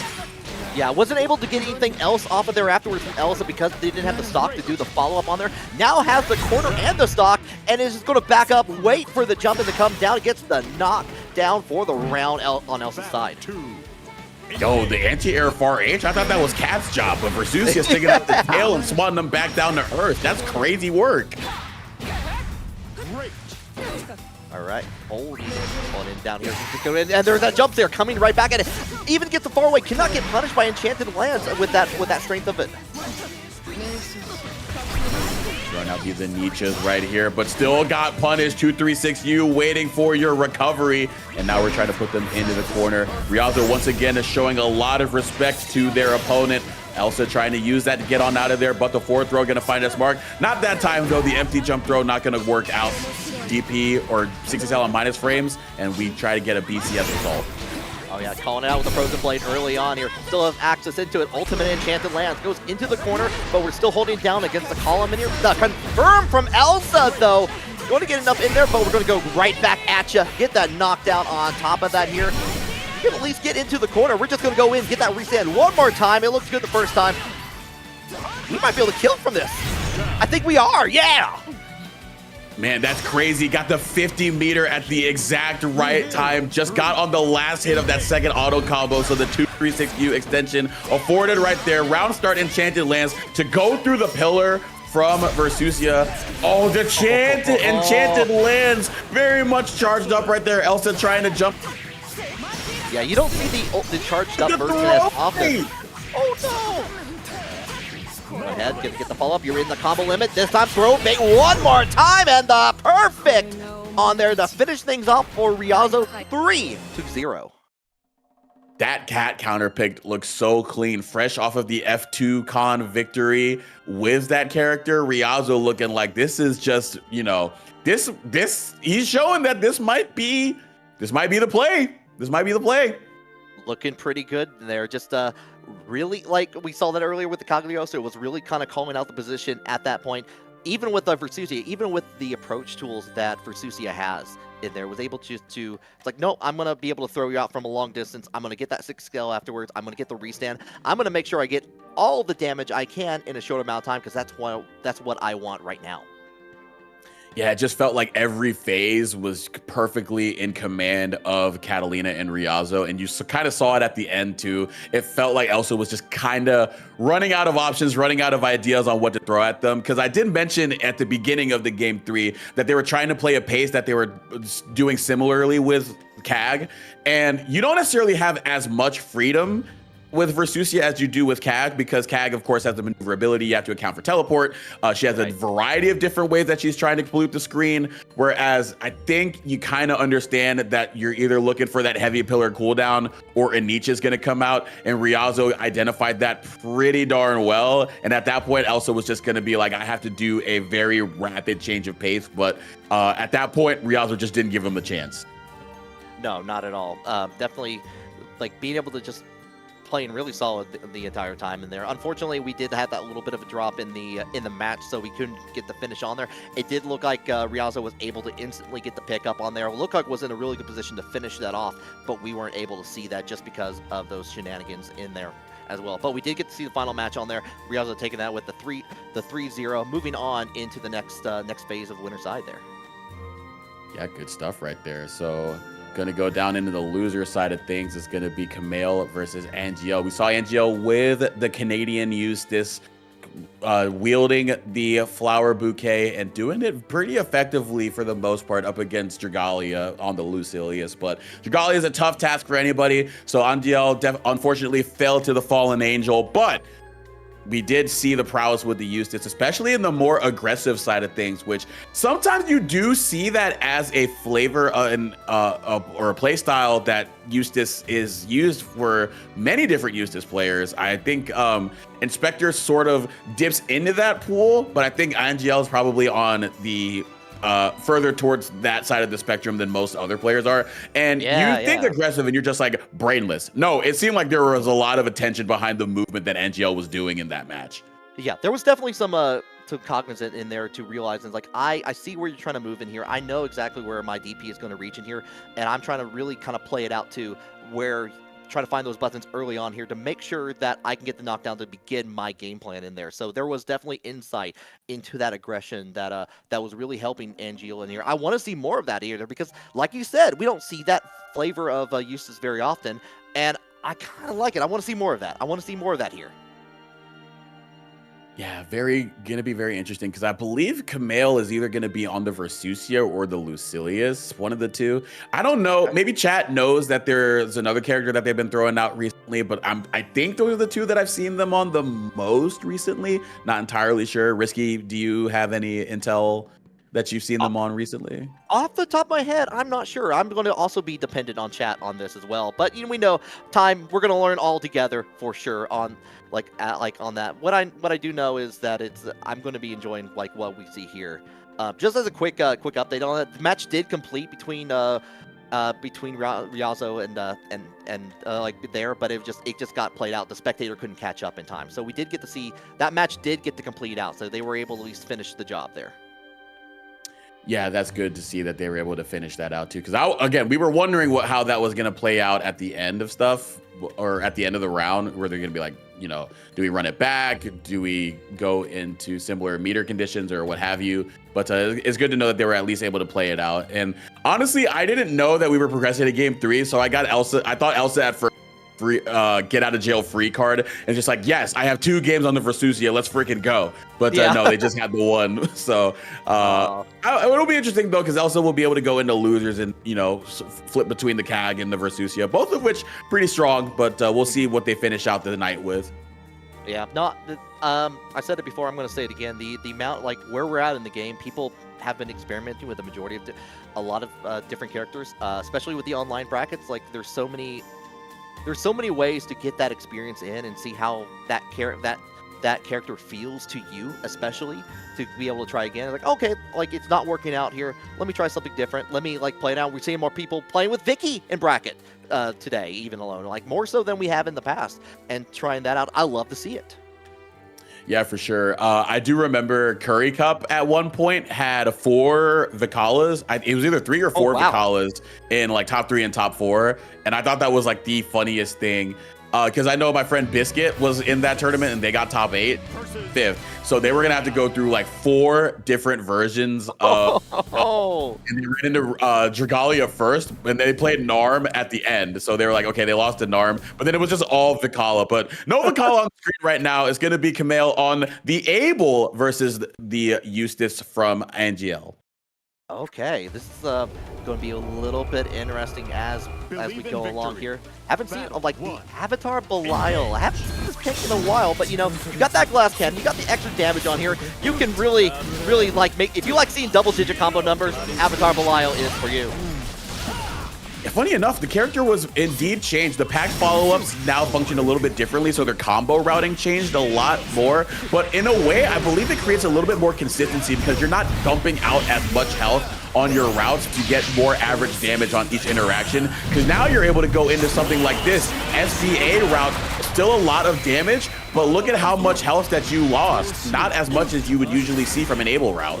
Oh, not at all. But did get the call out on there. Like Camille tried to go in there for the stomp. Angiel getting things on their side. Just goes in, goes with the throw. We're in the corner, gets a little bit of tick, and we're trying to go in for the throw. A little bit of a late tech from Camille. All right, DP into the rat race. But as much as I said that they didn't lose a lot of health, it felt like Eustace took that away in quite a hurry. Angiel being able to in that round 1 were Abel looked like they were going to run away with it. We got onto the other side. EX with that, you're going to get the confirm into the explosion. More orbs for the round table here. We're going to go in, leave the combo limit in there. Nice block from Camille on the overhead, but doesn't get anything else afterward. Angiel on the way with it.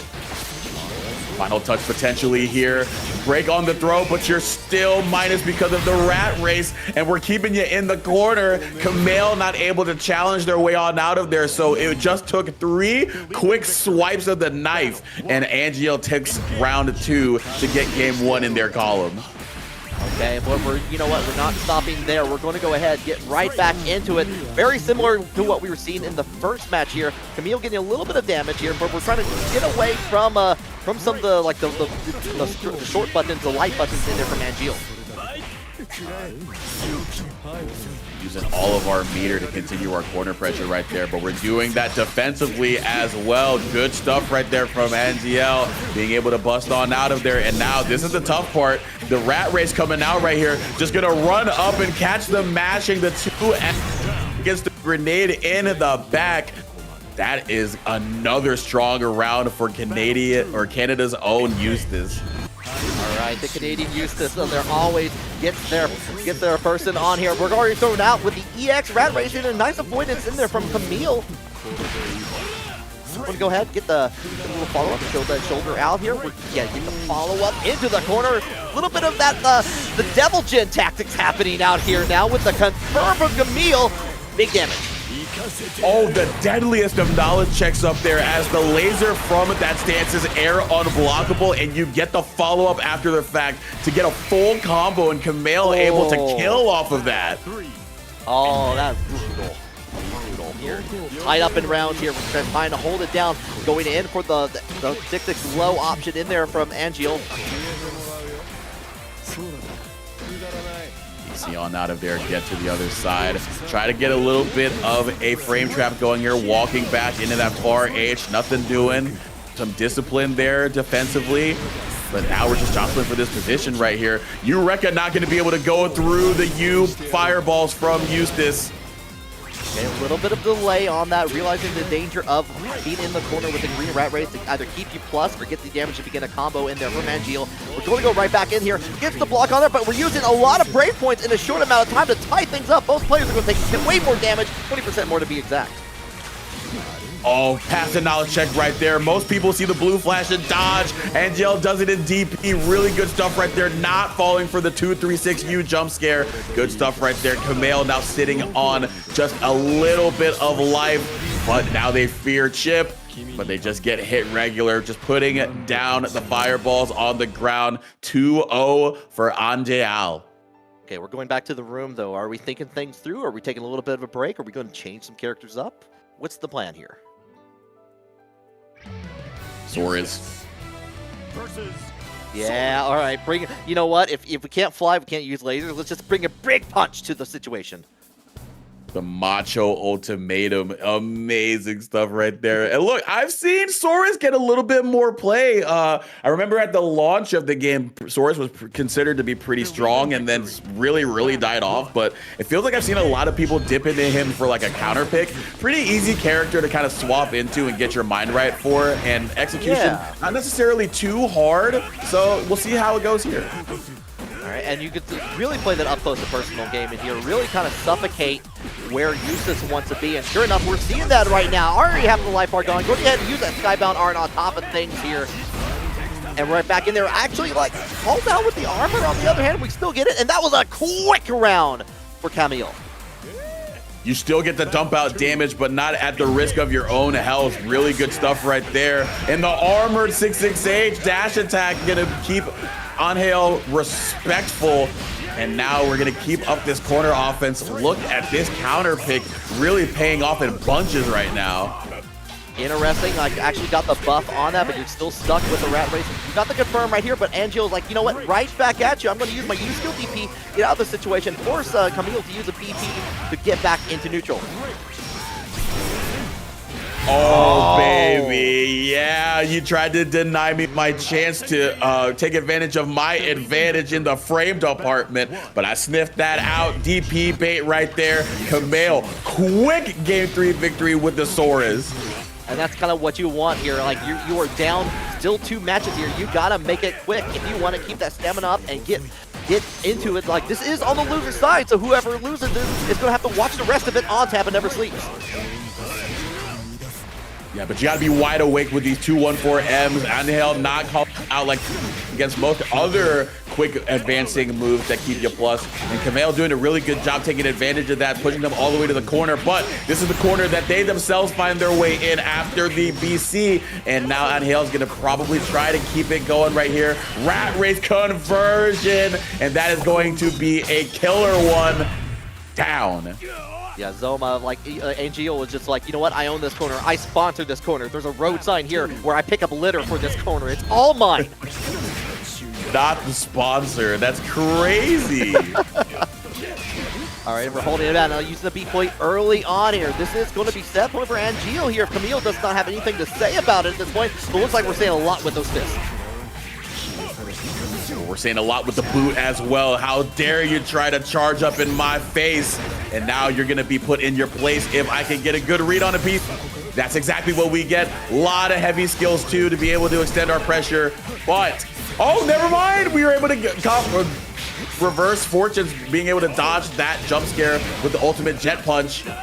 I like that BP away, like had the access to the red rat race on there, was just like, and we're using the armor to go through on the U skill in here, still in the game, trying to avoid the rat race, going to go through, just like waiting the minute, hit it with the Flamek punish on there at the end from Angeal. Oh, Spacing! Why do I have to react to something why do I have to react to close quarters when I could just wait for you to whiff it? Amazing spacing right there to get the punish on the dash punch. That is going to be a very great way for them to take the set. 3-1, amazing. It's just, I'm literally out of words because that was just, that was cool. That was cool. yeah. I know Angela has been like loading up Duck Hunt, playing the flying disc game on there just to get those shots in there because that was instant. It was just like, you're approaching me. No, I have enough time to react on here. Get you with the butt of the gun on there. Get the knockdown on there. Wow, wow. Yeah, I was the entire time I was just lamenting. I'm just like, man, they just don't have the reactions to that 214M, and that's something that you really, really need because you're getting pushed to the corner on block. And then they were just like, you know what? If I'm not gonna be able to challenge that in pressure, I'm gonna be able to whiff punish it as a neutral option. That is just, I mean, maybe they knew that they were also going to be sitting at a range where they were looking for that ult dash punch. I didn't quite see the meter that they had access to, but either way, being able to identify the range that they had to sit at, and then not even having the presence of mind to not throw out a Flamek there and just wait for the dash punch to get a melee whiff punish. Really good stuff. Oh yeah, for sure on that. So that, yeah, INGL going to be moving on in there, unfortunately. That's the last of like Avatar Belial that we've seen so far. We don't know. We might see some surprises on here in the bracket, but like really good to see a variety of different characters as we roll into from top 16 to top 8.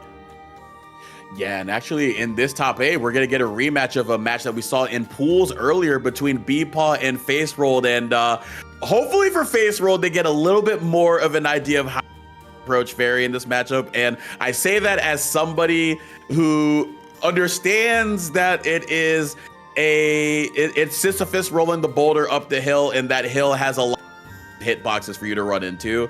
Beepaw showing that the Fairy is very well practiced in that matchup and doesn't necessarily have to do too much. But you know what? Face Roll did show us some pretty good stuff right there in game 1. We'll see if they can kind of take an extension of that in a 1-3 set here in top 8. Yeah, have more games to work with on here. It's, yeah, you were right. That is, I've never heard like the Sisyphus boulder having hitboxes on there before, but yeah, it definitely does as you're like rolling it up there at the very end, and you got a hurt box when it comes back down. It's like, oh, on that. Do want to give a quick shout out. We had an anonymous gifter gifting away subs on the Twitch side of things. Thank you. Hope Nakaro Alpha and Baba Spooky enjoy those subs on it. Really appreciate the extra support that like giving out the TNS here to help make as many games as we can, as many tournaments as you see week by week. Yeah, and you definitely know that there's going to be a lot of action coming down the pike here on TNS because we have, of course, the main stage titles that we've had so far, of course, Grand Blue being one of them. But, you know, 2XKO's coming down, Tokon's coming down as well. So definitely make sure to keep the community engaged and locked with those and keep the support going for TNS as they put these things on, because it is awesome to be able to roll out of bed and boot up into a free online tournament where you can square up against the best of the best in your respective games, no matter if it's a popular title or a popular main stage title like a Tekken 8 or a Street Fighter 6, or just a Sunday special of Blaze Blue Essential Fiction. It's awesome that they have that going. So every bit of support to make that all happen, very much appreciated. Yeah, and like even if you go 1-2, you go 0-2 on there, there's a redemption bracket. You can go in like, you know what? I'm not done yet. I'm not done until I say I'm done. I want more matches.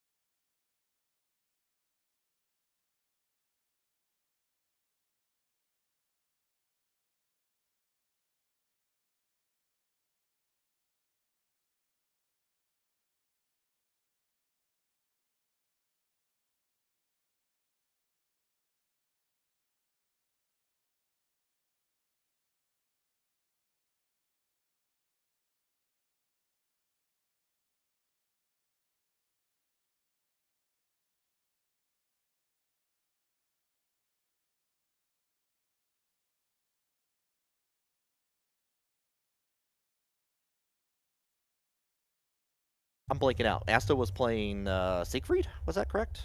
Yes. Okay. Asta was on Siegfried. Okay. So, I would imagine that if Beepaw was gonna go against Asto, they would much rather play Ladiva. No problem. No problem. Thanks for keeping us updated at least.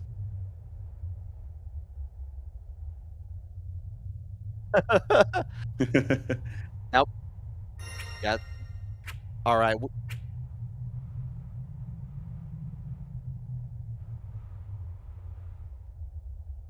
Yeah, they're saying Twitch also is going through stuff, so it's not just on your end, but like on their end as well. So it's just kind of it's a lot of shenanigans happening. Okay, I definitely see us back on the stream too. So yeah, thank you for your patience, everyone, on that. We're trying to get everything all sorted out here. Like you've been noticing in chat, having some issues in the on the Twitch side of things too. So but you know what? We still got plenty of good matches happening here very soon. We still got that Beepaw versus Face Rolled match lined up for you just in a few moments. Yep. So just keep it in tune here because there's going to be a lot of great action on the way. I'm already looking at the names that are still left in our top 6 here, and we just saw Angel finish with the Eustace. Elsa, of course, going to be squaring off against them, so that's most likely going to be CAG Eustace or Versusia Eustace. Winner side, Dragalia versus Riazo, two people who you don't even know what character they're going to play. Yeah, Crazy. That's kind of the beauty of it too. It's like oh, you know what? It's time to pull out. Like we saw Riazo pull out the Catalina last time. We could see a whole new character, especially against Dragalia. We saw that the Vicky come out for Dragalia. I love to see it there. One thing I do want to point out here real quick is in that top 8. If you're looking at an exclamation point bracket, you can follow along on there. Face Roll would have had to fight against Asto, but it was Asto did DQ out of the bracket, so we're not going to see that matchup between Ladiva and Siegfried there. So that's why we have the match in the quarterfinals that we're about to see right now. Yeah, I'm very tempted to see what would be, other, I imagine Beepaw was like, oh my god, if I have to fight against Siegfried, this is going to be much less of a layup than going against a Ladiva. But then they're just like, okay, Asto DQ'd. All right, I've won this already, so I have an idea of what I got to do again. But again, like I was saying, Face Rolled showed a little bit of good work with the whiff punish, but they got a little bit impatient after the SSBA didn't work in that game 1 at the end. We'll see if they're able to compose themselves, because I do think the patient play was working out for them. Yeah, no, I fully agree on that. Was really calling out, especially we mentioned in the first one. One, you have that whole set behind you now. You have that data. You know what that player is playing like today, which is incredibly important. You can use that, apply it for the future, and make that change around in the run back. It could very much go a different way on there. But two, yeah, are you going to be able to have that patience? Are you going to be able to play calm under that pressure, knowing how the last one went? Yeah, absolutely. I see in the chat, though, how much do I have to put into the pot for them to do a Lunalu mirror? Well, you can go into exclamation point matcherino and claim some of the codes that are still left over there. But if you want to really incentivize the Lunalu mirror, they can do a direct contribution as well. So if you do want to influence the agenda, so to speak, you can go ahead and do that exclamation matcherino. But everybody else in chat, there are some codes left to claim, I believe. Go ahead and claim those before we get on out of here, because we're closing out on the brackets. We are top 8 right now. Top 6 is right around the corner, so running out of time to do it. Definitely do not let those codes go to waste.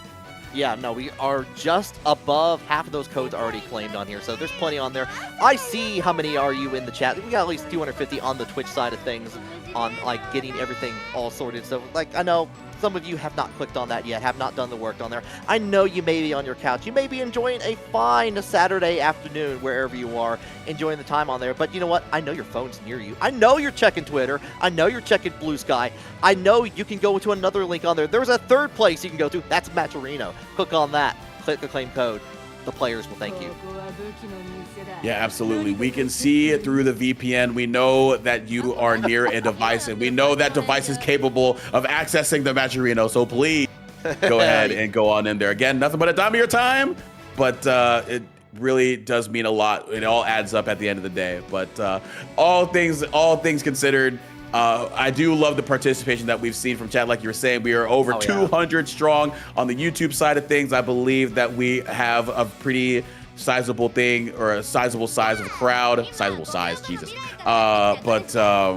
Yeah, just love to see people coming out on a Saturday afternoon for some Grand Blue action. You can do anything else in the world, and I see that the world is trying to be pushed in the direction of your boy Squanto, who indeed is up to the words of a man of their word, a person of their word, throwing out that $18 contribution. So we'll see if that can get to the players so we can get that Lunalu mirror for you. Oh, I've seen various ways of persuasion that do work on them. Like if you got that conviction on there, sometimes you get the right PowerPoint presentation. Sometimes it's just a little bit of money in the pot. I'm sure the players will thank you one way or the other for sure on that. So thank you so much, Squanto. Also, I see like someone in the chat saying it's 1 a.m. there. It's like, you know, it's the midnight afternoon. It's over there. You get to chill, chill an early time. It depends on what shift you're on. The $1 for every rat item toss. Yes, you did.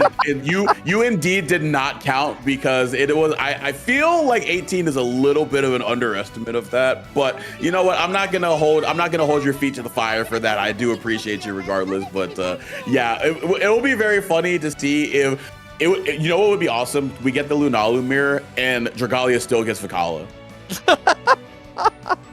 Yeah, no, that would be, that's the, luck of the draw on that. Just like get that RNG on your side for sure.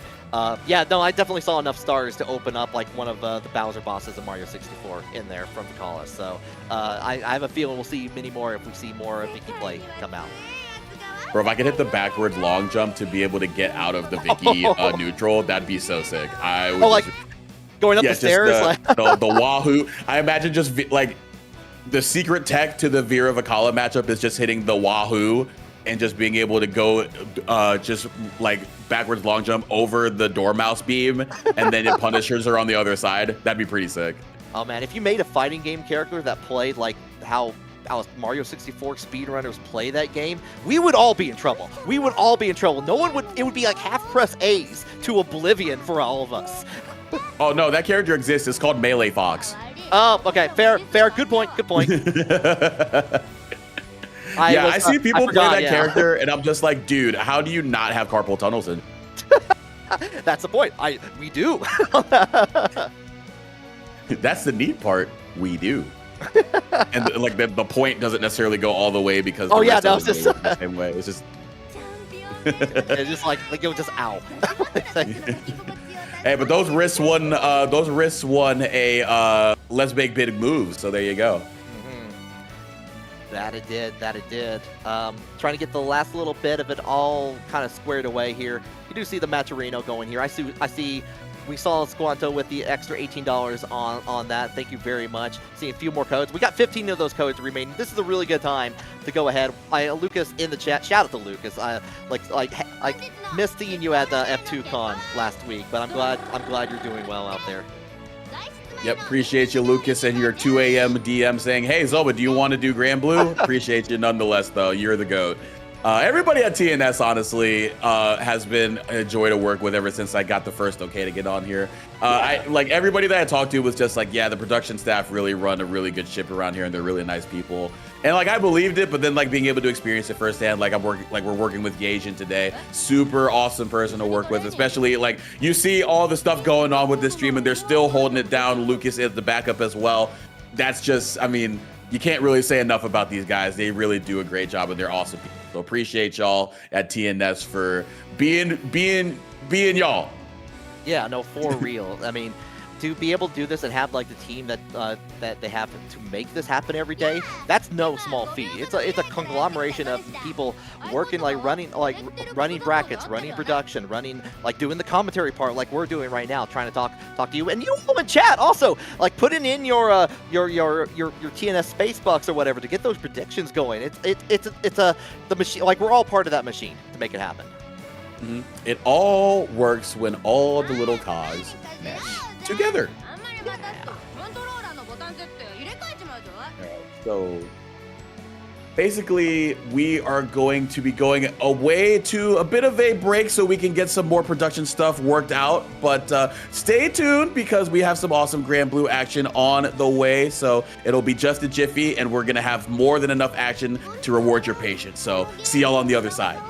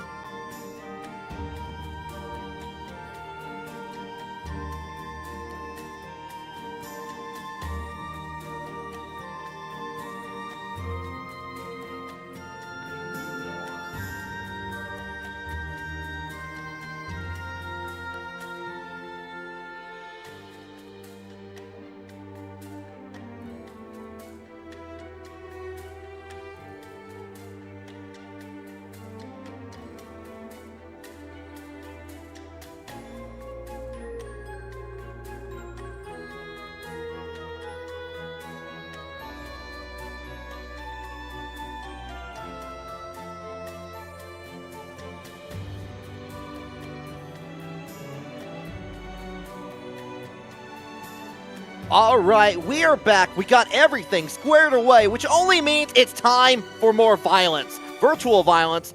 Grand Blue Fantasy versus Rising continues down the line here. We got that long-awaited match here between Beepaw and Facerolled coming up here. This is the run back, Zoma. Absolutely, and it's going to be very interesting to see what is going down here between those two.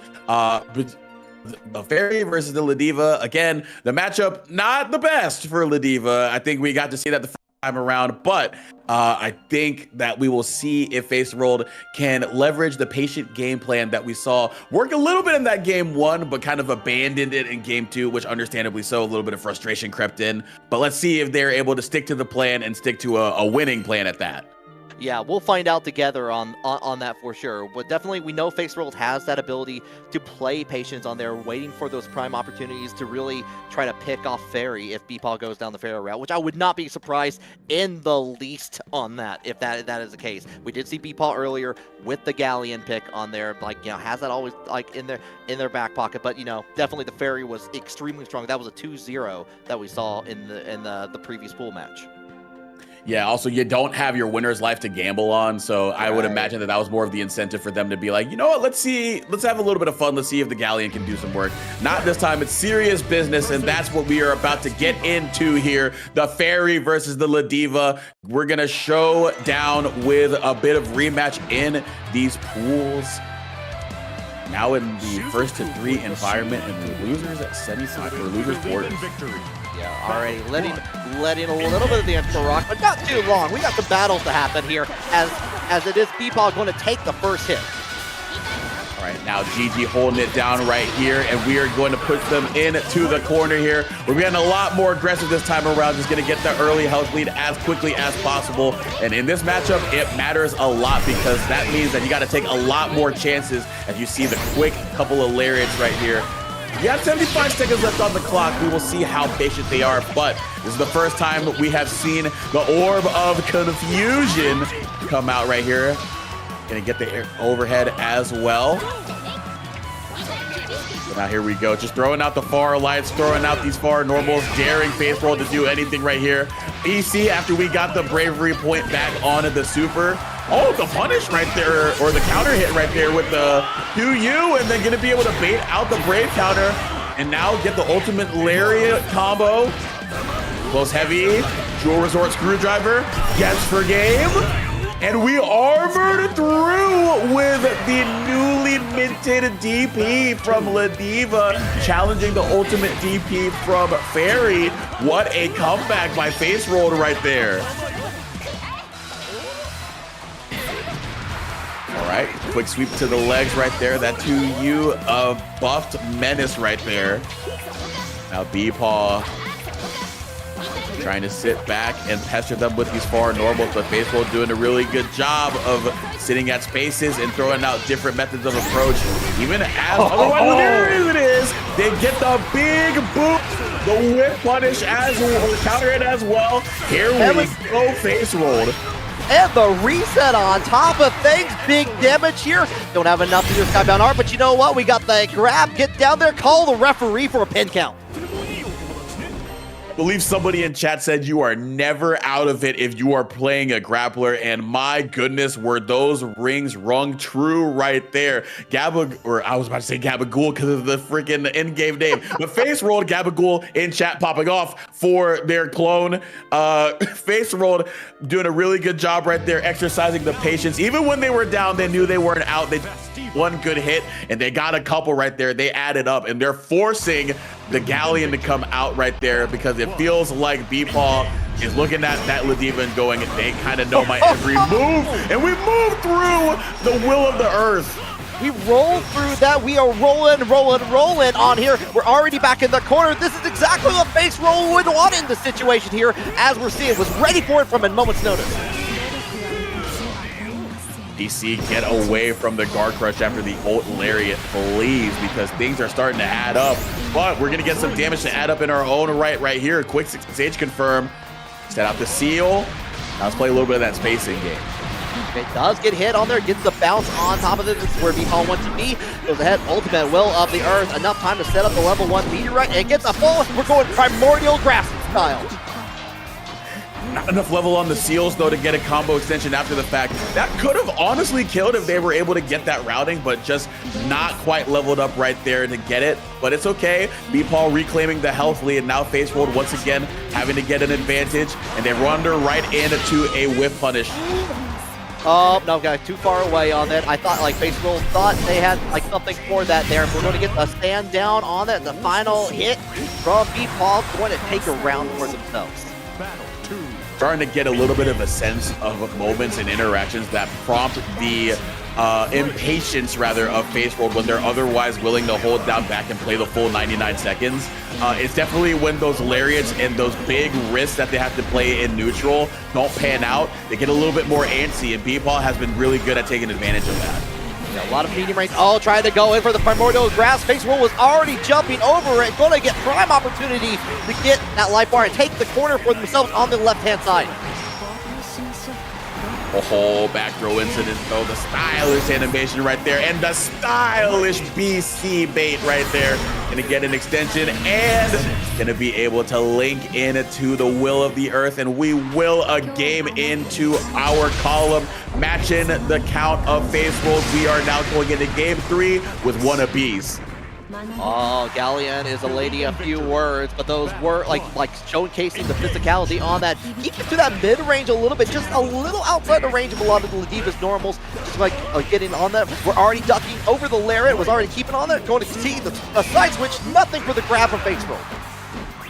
Give me a chance to actually the chat right here. Gabagool, why can the command grab get regular thrown? Because the command grab is 5 frames while the regular throw is 4 frames. So there you go. But we just do some strike instead of the throw this time around. Get some more damage right now. Going to the SVA, but the DB. Yeah, already going to get the follow-up. You're in perfect range in there for the meteorite, but we got the primordial grasp on there. Get the knockdown. Okay, holding it down. We're going to use your skill meteorite here. Hold it. Still the earth in there, but we're going to get popped with the lariat from face rolls. BP, get out of the way. Oh, wait. The blue flash right there might have prompted a reaction right there. When you're thinking about the spacing there for the blue flash, you're thinking this to a primordial grasp, especially when the seal is right underneath your feet. So there you go. Just getting the other U skill instead and getting the counter hit to get the big extension right there. Extension coming out there. We're going to get the follow-up here from face roll. Doesn't get anything else before it, and actually uses the low to get a little push out of the way from the corner. All right, denying any bit of advantage from Ladivo. Nice use of the BC right there. Deepaw definitely making sure that face roll cannot get started any way, any shape, any form, because that's going to be tough sledding with a character with bad defense up against Ladivo when they can make you guess for game. Uses the EX fall up there, be able to throw more rock. Rock down there, we're just going to get the hold up, but you know what? Get back in the corner and you go. Go ahead, get the level 2. We're going to get primordial grasp. So you get the follow-up on top of that. You're going to pick it up here. Baseball is in Super Skybound Art territory here if they can get the touch. But so far, Peepaw is keeping out of the range. All right, and here we're sitting at a respectful distance right there, so they have to gamble on a big button there or committal option. Otherwise, we have these +3 skills, or even non-blocked RH. Something for you to walk into, and eventually something's got to give. Beepaw able to get face rolled, not tying their shoes, tripping over themselves. Believe in victory. Yeah, gotta always make sure to check your feet on top of that here. It's now 2-up. Face roll got a really good first game on there, but Beepaw with a switch of Galleon looking extremely good with this change. Face roll gonna retaliate back. We're gonna go all the way to the corner with the EX Lariat. And yes, just finish it off in there with one more hit. Oh, the strike throw, this time going low when you're thinking throw. Big damage after the fact too, and you keep your meter on back of that, and then we just go empty jump close heavy face roll. My goodness gracious, what did Beepaw do to you other than take 2 games? But what did they do to you? Anything to see that red stuff appear on the screen there. Face roll had a very good round and is trying to make this back in here. Gets in with the drop kick one more time and gets a nice counter hit on top of that into the corner. Going to begin their game anew. Ross saying that's a Ladiva round. We could be in tow for yet another one. Catching the backdash with a couple of jabs as well. Just remaining patient, just waiting to catch them.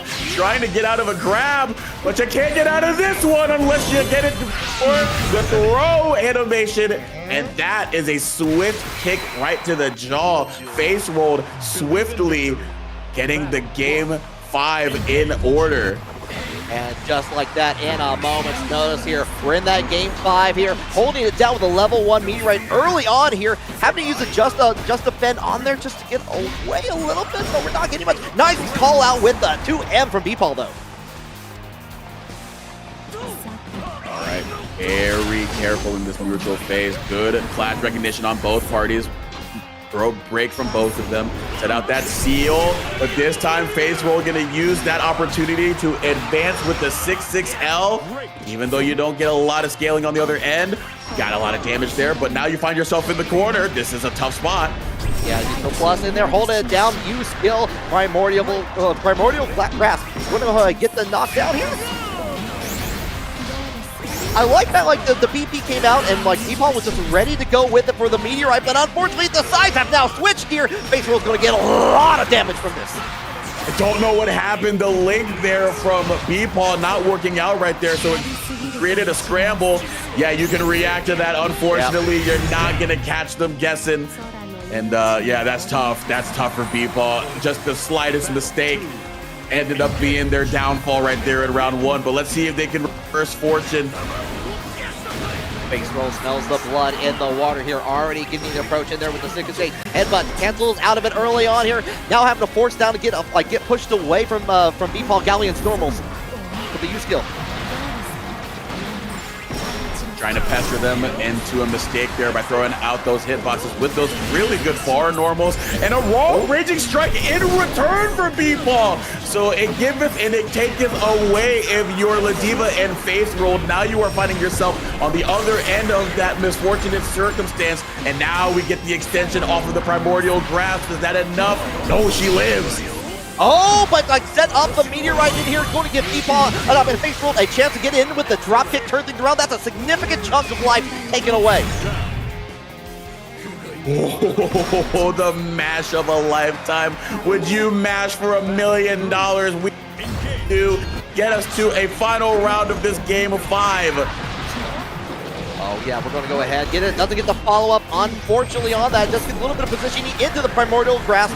Going to have the corner, enough time to set up a level 1 meteorite in here. But you know what? We're turning things around for face roll in with the throw. Back at you, ultimate DP to get on out of there. Again, the BP bait. Her far normals are so good at setting that up. Combo limit, unfortunately, not going to work out right there unless it was a frame kill. But you might get killed trying to do something from a distance that was not safe to ultimate lariat. This is potentially guess for game risky. Yes, for game here, using the BP early on, but we do get the connecting flight from the meteorite here. If you do not drop this, this is good. All you be needed to finish in there. The Raging Strike, Raging Chain. B-Paw is going to take that 3-2. Oh man, that's crazy. Yeah, I think they hit it on the head in chat. I think a misinput was what ended up deciding that. That's something else though. We were getting those interactions from some of the craziest stuff happened in that set too, but really good stuff right there from the counter pick in the Galleon there from B-Paw. And you know what? We were talking about how good Fairy would be in the Ladiva, but they found the answer. They saw the light in the arms of the angel that is Galleon. Yeah, the we see B-Paw in the chat would have lost to that misinput on that. Just but yeah, good stuff. Keeping to that mid range a lot. Really one thing with Galleon, you got to really apply the level 1. Rick, you got to reapply your meteorites often. You got to make sure that they stay near the opponent, or at least nearby to where you can kind of push them in there. And B-Paw was casing that a lot, especially being able to go in the primordial grasp, go ahead and get the combo extension on top of that, and really keep Fates World guessing there. Yeah, so pretty interesting strategy developed there for the counter pick, but it worked out right there. We'll see if we'll get more of the Galleon going forward, or are we going to go back to the Fairy. But right now the Galleon has a lot of momentum to carry forward into the bracket in the losers run for B-Paw. But we're going to go up to the winner side of things up next, winners final, as we figure out who's going to be sitting in Grand's winner side between Dragalia and Riaza. Yeah, we are getting all the way to the end of it. Hope you've been enjoying the stream so far here. It's been fantastic. It's been a little bit since we had Grand Blue on TNS on Saturdays, but so it's feels really good to be back here in this position again. Yeah, absolutely. I see people in chat going, you know what? I don't even play this game, but that was a goated set. Look, man, Grand Blue, when you get to watch it at a high level, one of my favorite games to watch, and it's not close. There are some games where I'm just like, you know what? Not until we get to top 3, top 4, do I really? Grand Blue, it feels like every time it's on TNS or any online bracket, it feels like there's something, like every time I see online or offline Grand Blue at a high level, I feel inspired. Oh yeah, no, it's been it's one of my favorite games too. Just if I'm walking through on an offline, I see some Grand Blue happening in there, especially like from pool top 6, top 48 play on there. I'm sitting down, I'm watching a little. I'm taking the load off here because I know I'm in for a good time, just like I am right now. Oh yeah, I can definitely attest to that. At CEO, the top 8 for Grand Blue was so much fun. It was cool to see, Sharks got up there with Matera the first time, really getting on a big stage. Same with Char with the Vera. We got the usual suspects in Zane and BSG squaring off in the finals, but it was just such a fun watch all the way through. Real Ice also with the Zeta. So it feels like there's a ton of awesome stuff every every single big Grand Blue bracket that there is, and I never get tired of it. Especially in this meta where it feels like we see something different all the time. Yeah, and we're going to see more and more of that happening. We still got 2 characters to go through in this season. I actually completely forgot about Ilsa. We got Med coming up in October. It's going to be a really good time. I'm just not going to be able to take a break, am I? Nope, no break for you. Zoma, we're going right into it. Winners finals, Dragalia versus Riazo. Catalina versus Sandalphon. Let's go. All right, we saw the momentum with both of these characters captured in their respective winner semifinal set. The Catalina especially impressive because we saw the adept nature of the counterplay readily accessible to Riazo. We'll see if they get that in this matchup or if Dragalia on the Sandalphon will pose to be a little bit more of a problem. But right now, the problem is the position that you find yourself in, back to the East Coast corner. Yeah, in the East Coast, Eastern Standard Time is in full play. We got a nice little counter hit into the Enchanted Land from Riazo here. Going to back away with the use of the Wall of Light U skill there and hold it, but we got that connection in there with a 6XL into the U skill to re-stagger and take a corner. Now we're on West Coast time. We're on Pacific time. 3 hours back, but still right on time. Riazo finding the way to put Sandy into a bind that they got an HDP on out of, and it's a successful gambit right there. We're back to mid-screen here. Dragalia trying to look for the tier 2H, but a marvelously spaced jump right there, baiting it out 2H. Good stuff right there. Yeah, and I see Local Villain with a $10 contribution to the Matcherino. Thank you so very much for helping contribute to pay out the players for this bracket. Thank you so much. Much appreciated. I love that you are vibing with him. We're definitely vibing with these DPs, both of them being successful, but successful is the throw bait, and that will add up for damage here. Resetting into the 2-2X, but not going to be able to get too much off of that. We give Riazo a chance to fight on back. Somebody with the Frozen Blade on there afterwards. They were holding down Jack. Again, the spacing is being incredibly important for Riazo in here, being able to retake their turn back on there afterwards, going in for the 6 low option on there afterwards. Enchanted Land, use skill time to get back. We're back into neutral. Interestingly enough, going for the spacing trap there, but not quite confident in it. Didn't swing into the swing from Dragalia. 2-2X right in the face. Not going to get punished, though. And Enchanted Lands at an ambiguous spacing, so not quite ready to get a far light punish. Don't believe it would have worked at that spacing. The NT is here once again, and this time being able to get the counter hit on the other end. And at first, you don't succeed. 6XL again. And we got the backdash. You get caught. You get caught with the Hyper Beam. Oh, man. Yeah, wait for Wall of Light to go away and then respond accordingly. And a big old beam is a good response to pretty much anything in this game. Yeah, no, it does everything for you. If you could need your taxes done, just summon a big old beam. Absolutely. You'll get it in the return as fast as possible. H&R block in the form of that. Oh, open up the envelope. Hyper Beam comes right out your face. Oh man, I don't know how you ship that express. But we are trying to put express send into that East Coast corner. Denied and returned to sender though. Right back into the corner is Riazo, but they're fighting their way back out. And they run right into a far M by the grace of the sword gifted from her Albion classmate Vera. Catalina now putting them into a good winning position. Oh, the backdash this time paying off here. Got up. Playing a little bit of foots. He's going to finish that off with the U-Skill Emerald Sword there. Nice job from Riazo. Really kind of playing out and just like waiting for those proper moments. You just being simple, keeping with the far M, being able to get the approach on there. And we're just going back into the room. Maybe we're thinking about things a little. I think we're thinking about Lucky Cookie Vicky because Vakala is coming back to action right here for Dragalia. We will see if Riazo's ready for the name that this character can summon on the screen. But right now, Riazo looking so composed and so ready for every situation for all the characters that Cat has seen so far. So we will see if the cat will beat the rat, true to nature, true to the animal kingdom, or can the upset happen here? It's a nature documentary about to happen right here. Seeing a little bit of Dragalia getting summoned with the rat spin on there afterwards, sending it back on there once again. But you know what? You cannot be. Oh, looks like a little bit of a misinput. Didn't get as far as Riazo wanted there, but did get the stagger.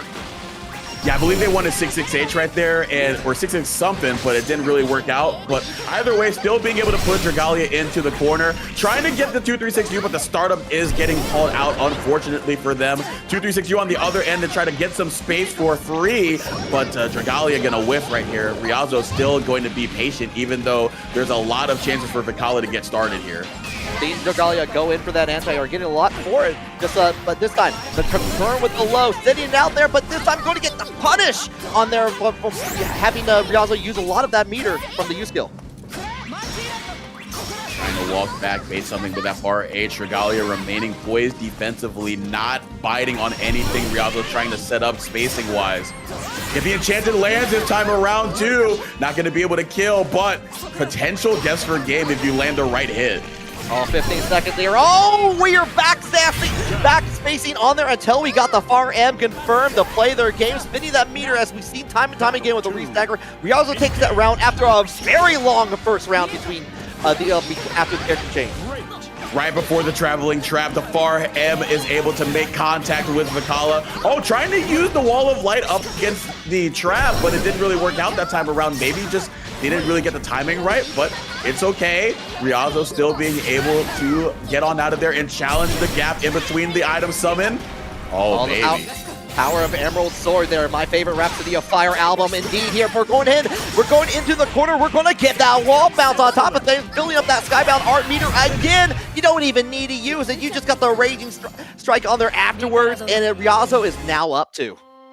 We were dipping into that bag once again with the spacing trap. If at first you don't succeed, you said it earlier, try again. And that far H finally working out post backdash. And now we're gonna get the real deal Holyfield, the heavyweight coming out for Dragalia. They mean business now because the Black Butterfly in Narmaya is coming on to our screen.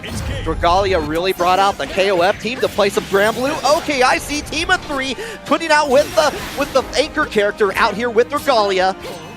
Trying to hold it down on the own. Can Riazo take, with the character change here, so far, taking advantage of the Enchanted Lands after. All right, the flip, of course, working out that first interaction, but this time remaining a little bit more poised. Oh, we got a little bit of a nice 2-3-6 of our own nowadays, and now we're able to get the flip to work out, get the throw bait. Huge bit of damage right there, going for the frame kill. Really wonky timing right there, so couldn't quite get the punish on the mash, but either way, really good advantage here. Riazo's been going in for the U skill, like the frozen blade with Ares to get that knockdown stagger a lot. Dragalia is starting to find the timing in there, got that dodge early on, took the round in the end there, but maybe Riazo's been going too easy to it because it is a good button. It's an exceptionally good button, but Dragalia is looking out for it now. Chase down with the 2L, putting them into the corner. Riazo gonna fight back out with the far M. All the clash gonna work out for Dragalia this time around. The throw, the correct response in that situation. Out there, we get the side switch and the stand change on here. Does get the Raging Strike on there. Going to get the opportunity to get a full punish on there with the restagger. We're going to go all the way to wall. You actually get the wall bounce on top of that. Going into the combo limit though. Going to keep control. Overhead triple tap. Hitting at this far H range, but tried to press after the fact, maybe trying to set up a spacing trap, but Dragalia responding correctly. The flip, is it going to go over the SBA? It is! What a try from Riazo, but Dragalia just effortlessly floating right above it.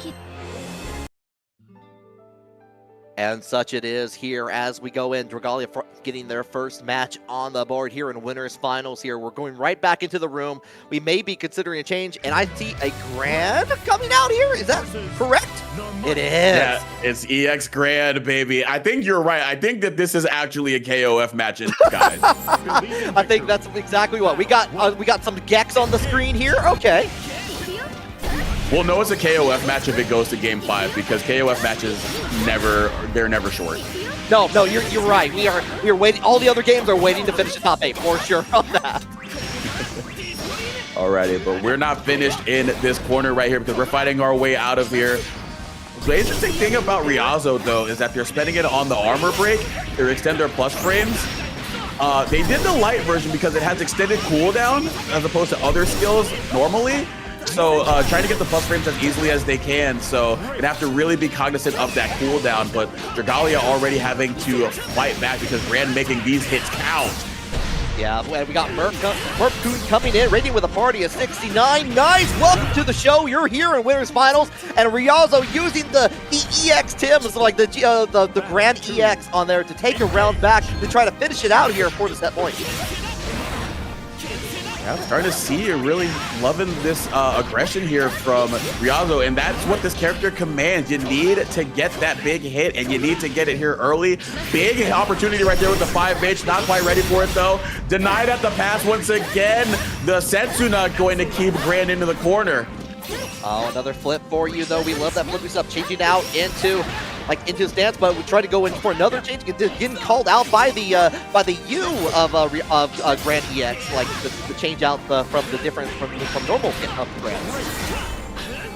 Big boot once again to take them into the corner, trying to keep them there by using our BC, but we do it in return, trying to give ourselves a little bit more freedom as we try to get the spacing to get that Setsuna to hit. Nothing doing though.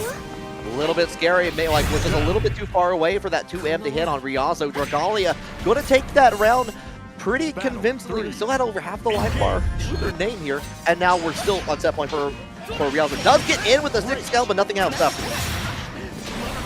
A challenge with the heavy DP though, and we challenge with a 5H of our own.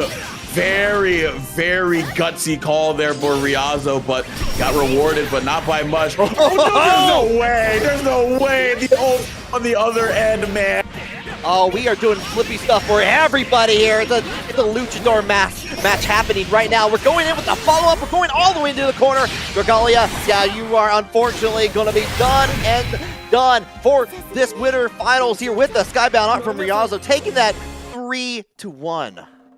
Dragalia trying to beat them at the pass, answer my character's 3, but Riazzo doing it very well there. The Grand coming through to seal the deal after the Catalina did a lot of the work, but Grand coming through, showing why you're captain of the ship for sure, and steering the ship into Grand Finals winner side. So amazing stuff right there.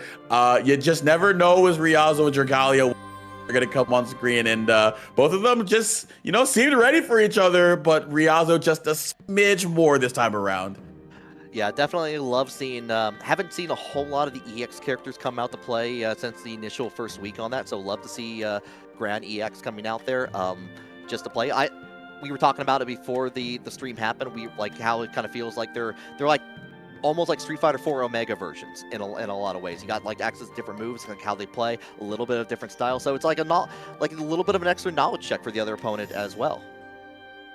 Yeah, really impressive stuff. So as we get into that grand final spot, it'll be interesting to see what characters are going to be warmed up for Riazzo. But to meet them there, we got to go away, starting at loser semifinal between Elsa and B-Paw, both of which have also exercised their right to bear different characters. Elsa doing the Versusia and the CAG, B-Paw, the Galleon and the Ferry. But right now, B-Paw's queued up on the Ferry, Elsa on the CAG. We'll see over the course of this FT3 if we're going to get some different changes, or are we just going to go with what's familiar? Only one way to find out here as we go along. With like loser semifinals, we're going first 3 all throughout this top 8 here. Yeah, going with the Versusia. Okay, all right, I see it. Okay, yeah. I got pump faked right there. I thought I saw the CAG in the loading screen, but nah, it's going to be the Versusia coming on through here. More time with this character than the CAG, I believe. So they're just going with what's familiar, what's comfortable at this point in the bracket, because you do not have a winner's side life to depend on, to lean on. So we're going to lean on the biggest arm rest in the game in Versusia versus our comfy, cuddly friends here for Ferry. Oh yeah, Ferry ready to like kind of play that long range game throughout the GG whenever is needed on that. Beppo and everybody else too. But here we go, already started with a dive, and we're going again with the drill one more time. Double dive kick is very inspired. I mess with it heavily, but Elsa not messing around though, just hogging them down right now, just trying to get their way into the corner, and that's exactly what they do. Dashing up right there. There's quick knee right to the chin of Ferry, reset into Celestial Dominion, but well-timed DP right there. Didn't quite keep it safe. Oh, the link, man. Unfortunate whiff on that. That's going to give Elsa a huge opportunity to finish things off. There we go. Tag, you're it. Show off that cinematic here. Nice. Cataclysm going to spell the end of the first round right there. And yes, aggression was the word. We saw earlier when the Versusia came out for Elsa that they were trying to sit back and play that Anicha in that pillar game. But this time up against Beepaw, they are definitely forced to be a lot more aggressive than maybe they're otherwise wanting to be. But it worked out right there, and they did it really effectively. All right, nice use of the spacing in there for Beepaw, like approaching on there afterwards, avoiding the pillar, getting a couple little hits in there, but we're back into square one. We do get the follow-up hit on there enough time to send out GG, but you know what? We're going to go ahead and use that U-skill to teleport across and get away from that situation. Well, Samsara, we're choosing to block, but the heavy Samsara this time going to get the whiff punish. Well, nice timing on the DP once again. Give us a little bit more breathing room. Trying to see what we can do in this medium phase, but a 2U into Memphis going to work out right here. I don't know if this Cataclysm is going to be enough, but it is going to put you in a tough spot regardless. That's a very tough spot indeed. One more interaction, but you know what? Immediate with the low from Beepaw on there. Going to take things back around, going into the Raging Chain on there afterwards. Get a little bit of positioning on there. BP to get out of the way, and you know what? We're sending out the projectile to meet up with Beepaw and take that match. The Anicha activity is very criminal indeed, and it's just going to stay on the screen long enough to catch you trying to do anything as Beepaw. Elsa going to be able to go up early, go into the zoning bag real quick right there, but this time Beepaw flipping the script and being aggressive with their foot to the gas pedal, but Elsa saying, no, I got to make sure that you have your airbags correctly if you're going to go in these treacherous roads at these speeds. Right, go ahead, yeah, with the follow-up here. No slouch on that. That's gonna be that's a goodbye to that middle part of the life bar. It's all gone. It's all gone here. Trying to go for the grab, get a little bit of the late tech. So one more interaction's all you need, and there it is from Elsa. I know we saw Gex in the last round, but it was tail time right there. 5HS gonna secure the round right there. Amazing corner offense right there. Just throwing out that big bar heavy button right there. And again, throwing out the quick light. Oh my goodness gracious, man. We're in the corner expeditiously, and your life bar might be gone post haste. You got that after the 100% there? Yeah, you got the guaranteed kill. Perfect! That 6-6H, man, that counter hit catching the mash there from Beepaw was just a little bit perturbed by the way things were going. And Elsa sniffing the danger, sniffing the red blood in the water, and got that red screen to match. Yeah, he already got enough time in there to get the knockdown, get that stock on Versusia's side here. Already trying to approach in there with the low. Ending up with the follow-up a little bit delayed on there afterwards, and trying to catch Beepaw, trying to go back into jumping. Has been going into jumping just a little bit more than usual. Going for these dive kicks a lot. Wondering if there's some MO, some strategy up against Versusia in particular where they're going for that. But up against a character like Versusia where they're trying to use their slow lurching movement and their Samsara to try to get in. Honestly, interesting that they haven't really opted for a lot of far M and 2M, but Elsa has indeed called it out really well with rotating between the pillar and the Samsara. And you're seeing the latter happen right there. Really good rotation of options, and I believe rewarded with a round accordingly. Right now, Elsa has themes unstoppable all the way through with that jump scare all the way in the corner there. Like, we're on the set point. We're potentially going in a 3-0 here. But Beepaw's got to have something to say about that.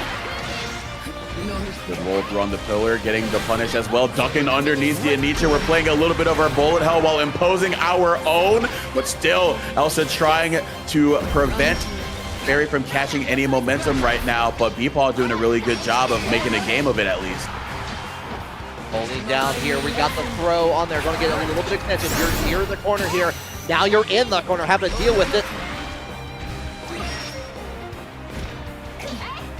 Actually got a little bit of that hit on there, following. We were kind of it. You finally get in with the 6-6 attack on there. Get the follow-up with the back end here. This is where you shine. When the GG has not had a chance to really get a lot of work done, and this is where Beepaw's going to have to start it.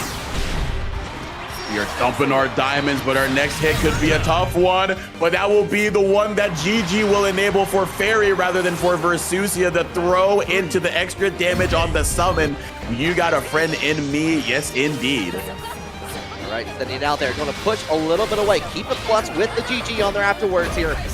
First chance that Beepaw's really had to open up Elsa this time around. Holding it down with the DP. You don't get the arrow blockable with that version.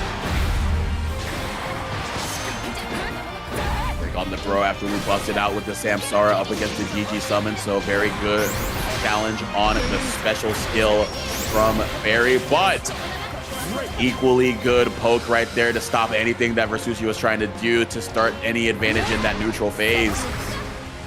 Enough time to get the knockout and like get the push away to get a stock. Very important for Elsa in this. At a moment though, could really turn things around on this. Both players had their Skybound art at full stick of butter here, holding down. All right, denying the plus frames from the Celestial Dominion follow-up right there. Nothing buying. Now trying to pester them with all of these normals here. Big pillar on cooldown, so we got to mind our manners. Samsara, B-Paw situational awareness accordingly. All right, holding down. Oh, but right back at you. Was realizing going in for the GG setup in there with the plus frame. Found the right opportunity to get the throw, take the corner for themselves. Samsara now on cooldown, so now we're just slowly marching them down, throwing out that far heavy. Oh, unfortunate on that. They're going to get blocked, and the punish B-Paul taking one for the board, and we got ourselves a match, Zoma. Yeah, absolutely. The time was ticking down right there. Only 14 seconds left, so Elsa sending the Hail Mary with the quick hitting low into the SSBA. It didn't work out right that time around, but again, you got two more games to play with, but don't give B-Paw a little bit too much breathing room because they can make this up really quickly. Actually got hit with the last little bit of it. Avoids the second column here. Keeping it up in the corner. We're just kind of waiting out. See what buttons Elsa is wanting to press, and it's nothing. We're just holding back the block. And them down, keeping up the block pressure with the plus frames after the Nimbus, but finding the right time to challenge. Had the hit, but just wasn't quite confident enough in the link after the 2L. Bringing them a little bit closer for some personal time, but not biting on the close heavy. Not one for hugs is for Susia. No hugs are allowed. Don't read the sign here. You got to check it out on the Walk of Fame. We're just going to go in. You know what? B-Paul says, you know what? Never mind. It is time for hugs with the throw there. But, you know, the response, the revenge is swift from Elsa.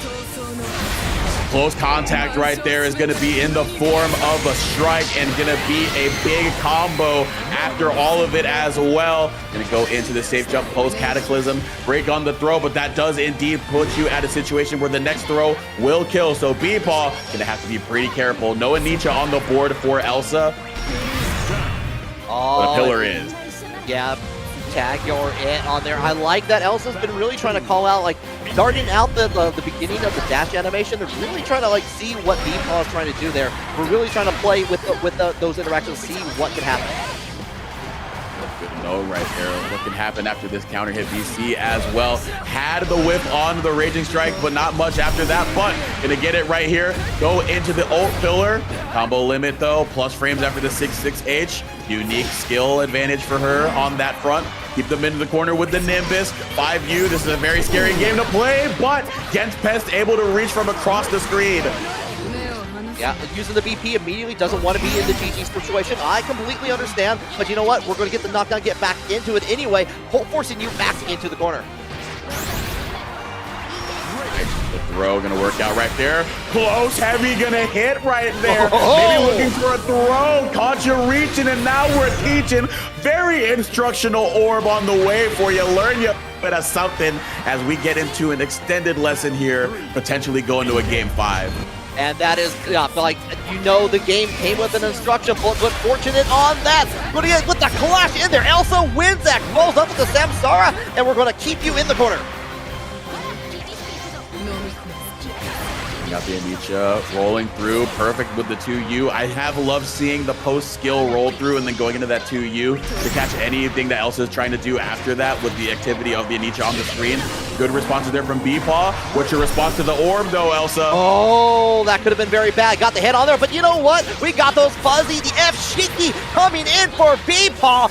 Out there, going to set up the GG one more time. B-Paw coming out, I'm sorry, the VP coming out there to get rid of the GG. What great use of the 2M through the Anicha and then catching the pillar as well. B-Paw fighting back. The fairy's got hands.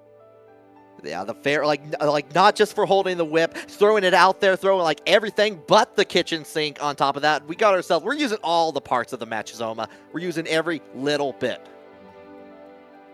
That is crazy stuff right there. I love the response right here from B-Paul, doing a really good job of challenging the skill cooldowns of Elsa and knowing what is available to them in that neutral phase. Because again, like as Fairy, that's the very important part. You want to be able to deter Versusia from being able to operate at that distance, because you don't want them to do Anicia, you don't want them to do the pillar, and you definitely don't want them to do the Samsara jump scare. So being able to throw out the right options accordingly in those situations is pretty good.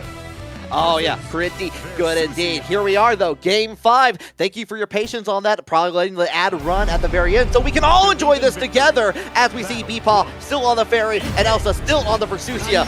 Fight it out.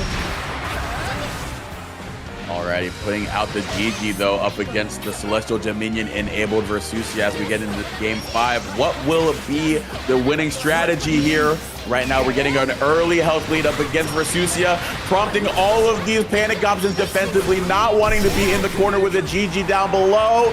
But we finally get a DP and a back throw.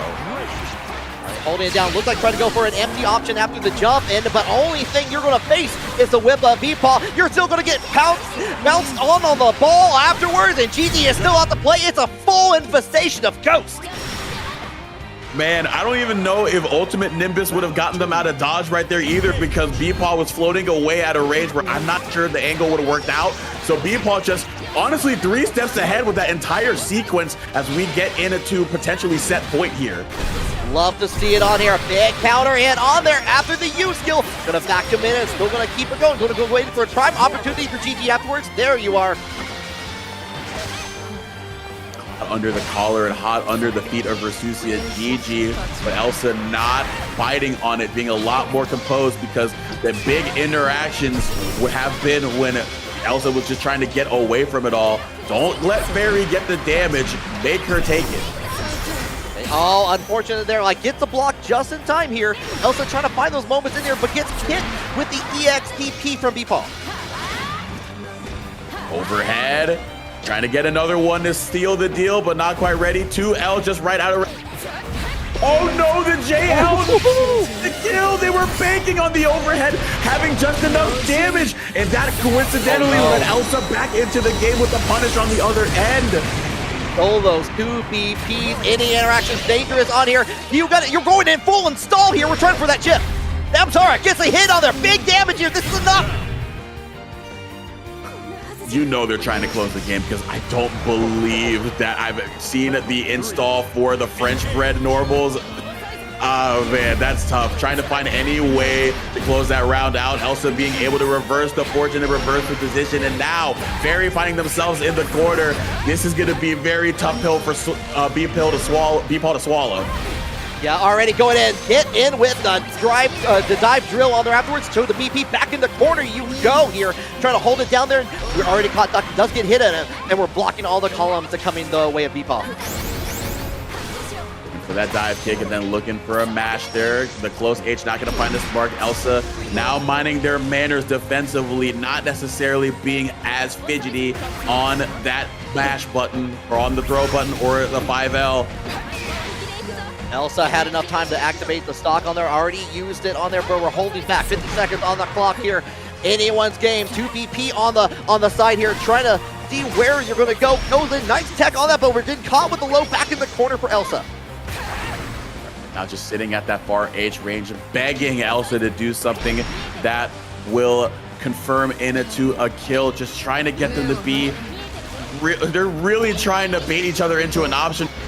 And you got to be careful too as Fairy, because Versusia has access to that SBA. All right, we got the follow-up on here. Into the raging strike here.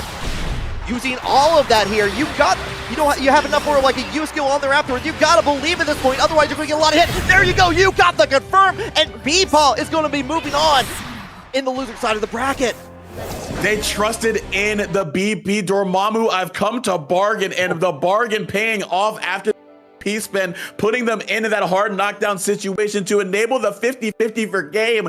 What? I mean, like, that's another great sequence there from the Fairy Master B-Paw. So thinking 2 steps ahead, not necessarily going for, you know, the SBA, not going for the orb, but just saying, you know what? I know my win condition. I know what I can put Elsa in. And that was exactly it.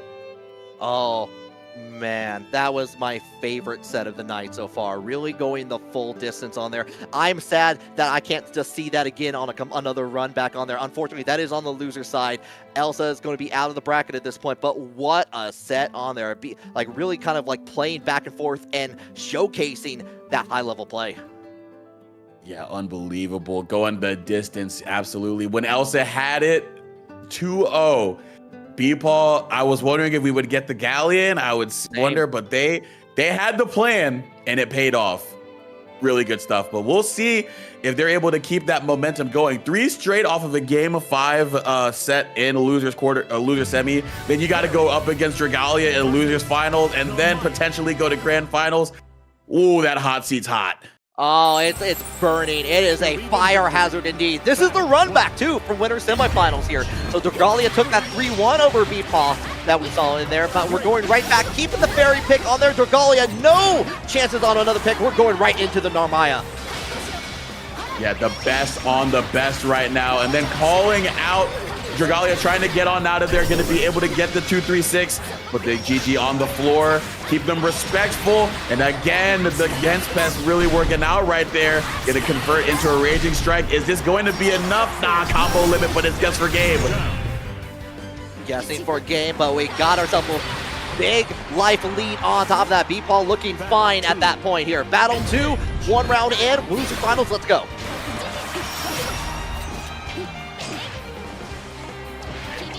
In that mid-range right here, throw out these normals. Also conveniently sitting right outside of Sentinel range, so it's going to be a little bit awkward for Dragalia to operate in that space, and that's why we want to get up close and personal to put B-Paw on the back foot so we can get this devious strike throw game that Narmaya can put you in, and that's what a shimmy will enable you to have.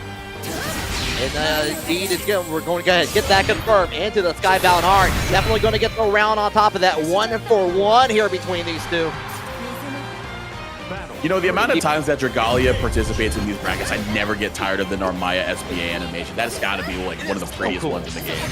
Absolutely here. Like, definitely a lot of fun to look at here. See the chat going off between, like, for the competitors. I hope you have spent your prediction points at this point here.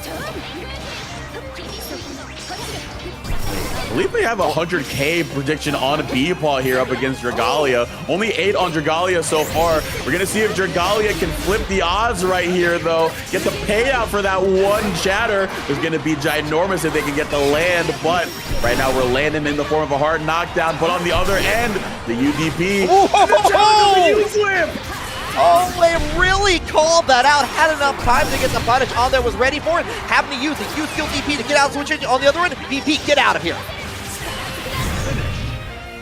Get out of here and then come right back. 2-3-6, gonna bring you right closer to me for a conversion. B-Paw, the betting favorite, going up early, making them sweat a little bit at the horse's track. I'm starting to believe that the hot seat wasn't on fire. I believe like B-Paw was the one on fire and set the seat on there potentially. A little bit of thermodynamics, as it were. I don't know, I didn't do too well at physics, but I do know that things do add up in a hurry. Quick math if you get some pretty big damage right here, and we will get the bring in with the 2-3-6. Go on the other end, GG on the floor. Oh, but we're back throwing. Love the call out, try to go in for a full roll, but we're getting the confirm in there from B-Paw. Back at you. I like that, going in for the short GG in there, just because Dragalia is going to have to approach on there. Found the perfect distance, got into the wall, using the U-skill on top of that last little chance.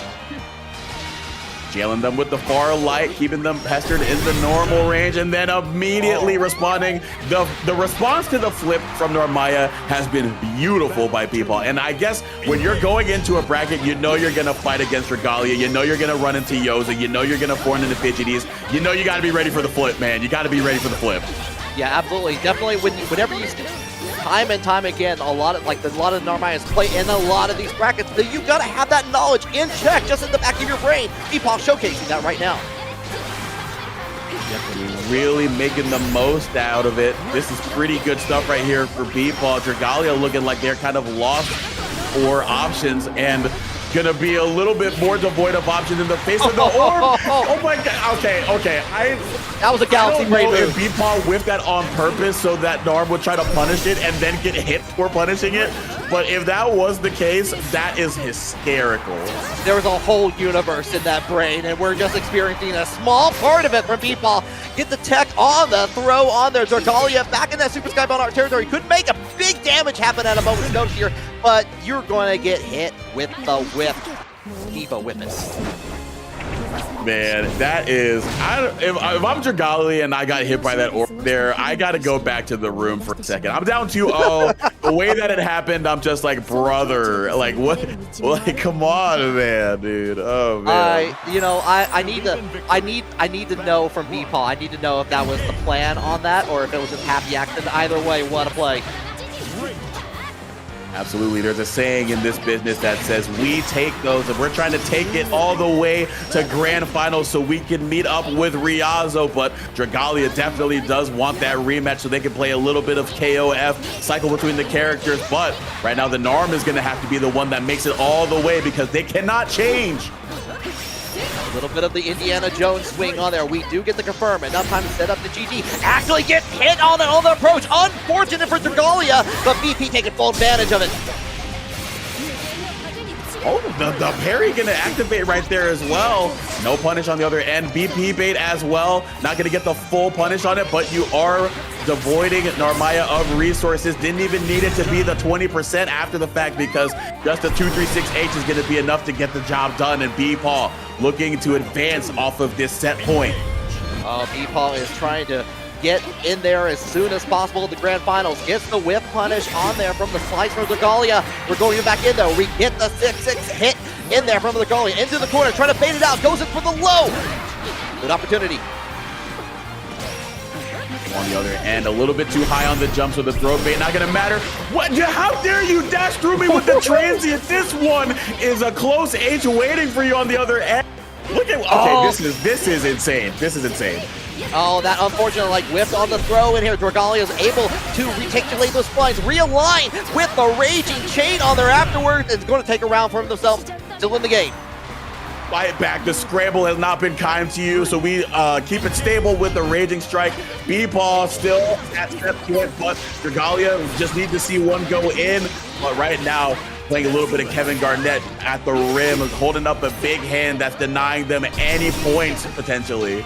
I hear what the chat is saying. What is happening? Grand Blue is definitely happening here. GD coming out. You're going to have to hold it down in here. Staying on the ground, but gets hit with the throw. One more time. Sends out the EX GG. The back throw in there to get out of the corner in there and trying to hold it down.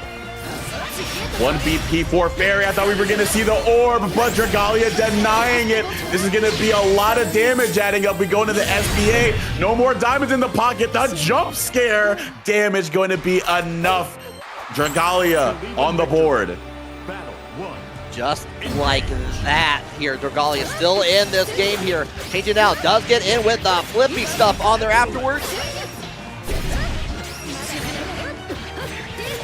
Maybe the devious strike throw post flip. You love to see it if you are Gnar, but for Beepal, this is a lot of damage that you do not want to lay your eyes on. And it's about to get a little bit more plentiful with a perfect Dragalia storming through here in game 4. 22-second perfect to begin things anew, but you know what? Beepal gets the confirm from long distance on here, but right back at you, Dragalia trying to get back in there.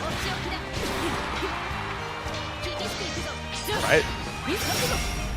Gonna go for a transient to sort of get some approach going for the flip as well. Again, ready with the response with the Beppo Sikkim.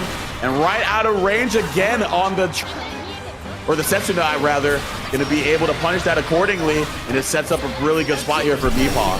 Now, really excellent spacing on there, but we already called out, doesn't care about your GC tactics. We're just gonna go in with the U-skill TP on there and send out the follow the bouncing ball. Going to get hit by the bouncing ball. We're singing a song right now. You thought you could get through it? No, Beepal on set point yet again. I saw the ball come out, and then I saw Fidgeties in chat go GG, and then that happened, and I was like, that is the best sequence of events possible. That is so good, man. Oh, look. But a good position right here for Beepal to finally take the set for real as they deny the flip once again. Man, it seems like everything's coming up Fairy. Yeah, we're seeing a lot more of those early callbacks from B-Paul in there, like really shutting down a lot of the like flip and pressure in there. Back in it, the ball still in play. Big counter hit. You still got it. Oh yeah, it's going to go away before it even reaches there, but you've got last little chance of interaction here. All right, keep him locked down with the GG. 5U. Play a little bit more of that spacing game. Right outside of the range of that transient. Try to go for the ultimate variety. Nothing doing, but we are out of the corner, but at what cost? Okay. That's enough, but you know what? Throw out that whip, get the hit on there. B-Paul is going to be moving on into grand finals. Yeah, that was just a B-Paw set if I've ever seen one. That was really good stuff. Dragalia did make a really good game out of it. Going out at third with a very respectable performance in that losers finals, but geez, man, it just seemed like they were putting Dragalia in a lot of very losing situations, like very unfavorable ways or very unfavorable spots to be in, even as Narmaya. Oh yeah, definitely. I love those early callouts in there, like just waiting for the flip to come out from Narmaya. Going in, it's like, nope, it's still my turn here. I'm going to call you out because I know this is where you like to go at this point. I am aiming where you're going to be, not where you are. Oh yeah, that's a really good point actually. And I know the B-Paw better that put 100K on the man's very much appreciates the result of that set. So you will get your fight money back indeed, but are you willing to gamble it again as we get into grand finals? Are we really prepared to put our money where our mouth truly is? A good question on that. Now remember, if you are betting on this does mean you're betting for the full grand finals, and that includes reset here. So you got to make sure, if you put that money up, if you want to get those extra bonus points on top of that, you need to make sure you're really in this for the long haul. Yeah, it could go the distance. Long haul is a very good way to put it because B-Paw versus Riazo, we've seen these two square off in some borderline instant classics, honestly, offline and online. It has the potential. We've had some really great sets all night. This might just be the pinnacle, and I can't wait, honestly. I really can't wait. No, I'm 100%. This has been a fantastic bracket here so far. I feel like I say that every time I'm on TNS Grand Blue, but it's true. It's true. Like, they've been putting in the work. I see it every time we have it online or even offline. Like last week at F2Con, I was there. I was able to see some fantastic play on there. So I love to see this continue on with B-Paw versus Rialzo here for Grand Finals. Man, and again, I'm wondering now that Riazo has that winner's life in grand finals and they can bank on a reset from B-Paw, are we gonna get the cycle of characters, or does B-Paw command enough respect to where they recognize I cannot let that player have that much momentum? They are on a tear currently. We got to go Seox or we got to go Anilla, and we need to end this now. Yeah, we haven't seen the Seox come out, at least on stream. We haven't seen the Anilla come out in a minute here, so there's a potential for that to happen there. But the cat has seemed really sure so far. I've really enjoyed the Riazo cat phase for sure. Oh, actually, yeah, the cat would actually be a pretty fair play in the Fairy because I believe a lot of people are of the opinion that cat does play very well in the Fairy. Being able to contend a lot with the far normals with 5U and then having the access to that Fireball 236U to catch a special cancel from Fairy. So I wouldn't really be surprised if that does come out. So that is a good point that you make. Yeah, wouldn't be surprised at all. And of course, B-Paw, we saw the Galleon come out a little bit earlier, like on there. I wouldn't be surprised on that, but the Fairy is doing so well, like in this last. Like, I would not want to stop that and go cold switching to another character.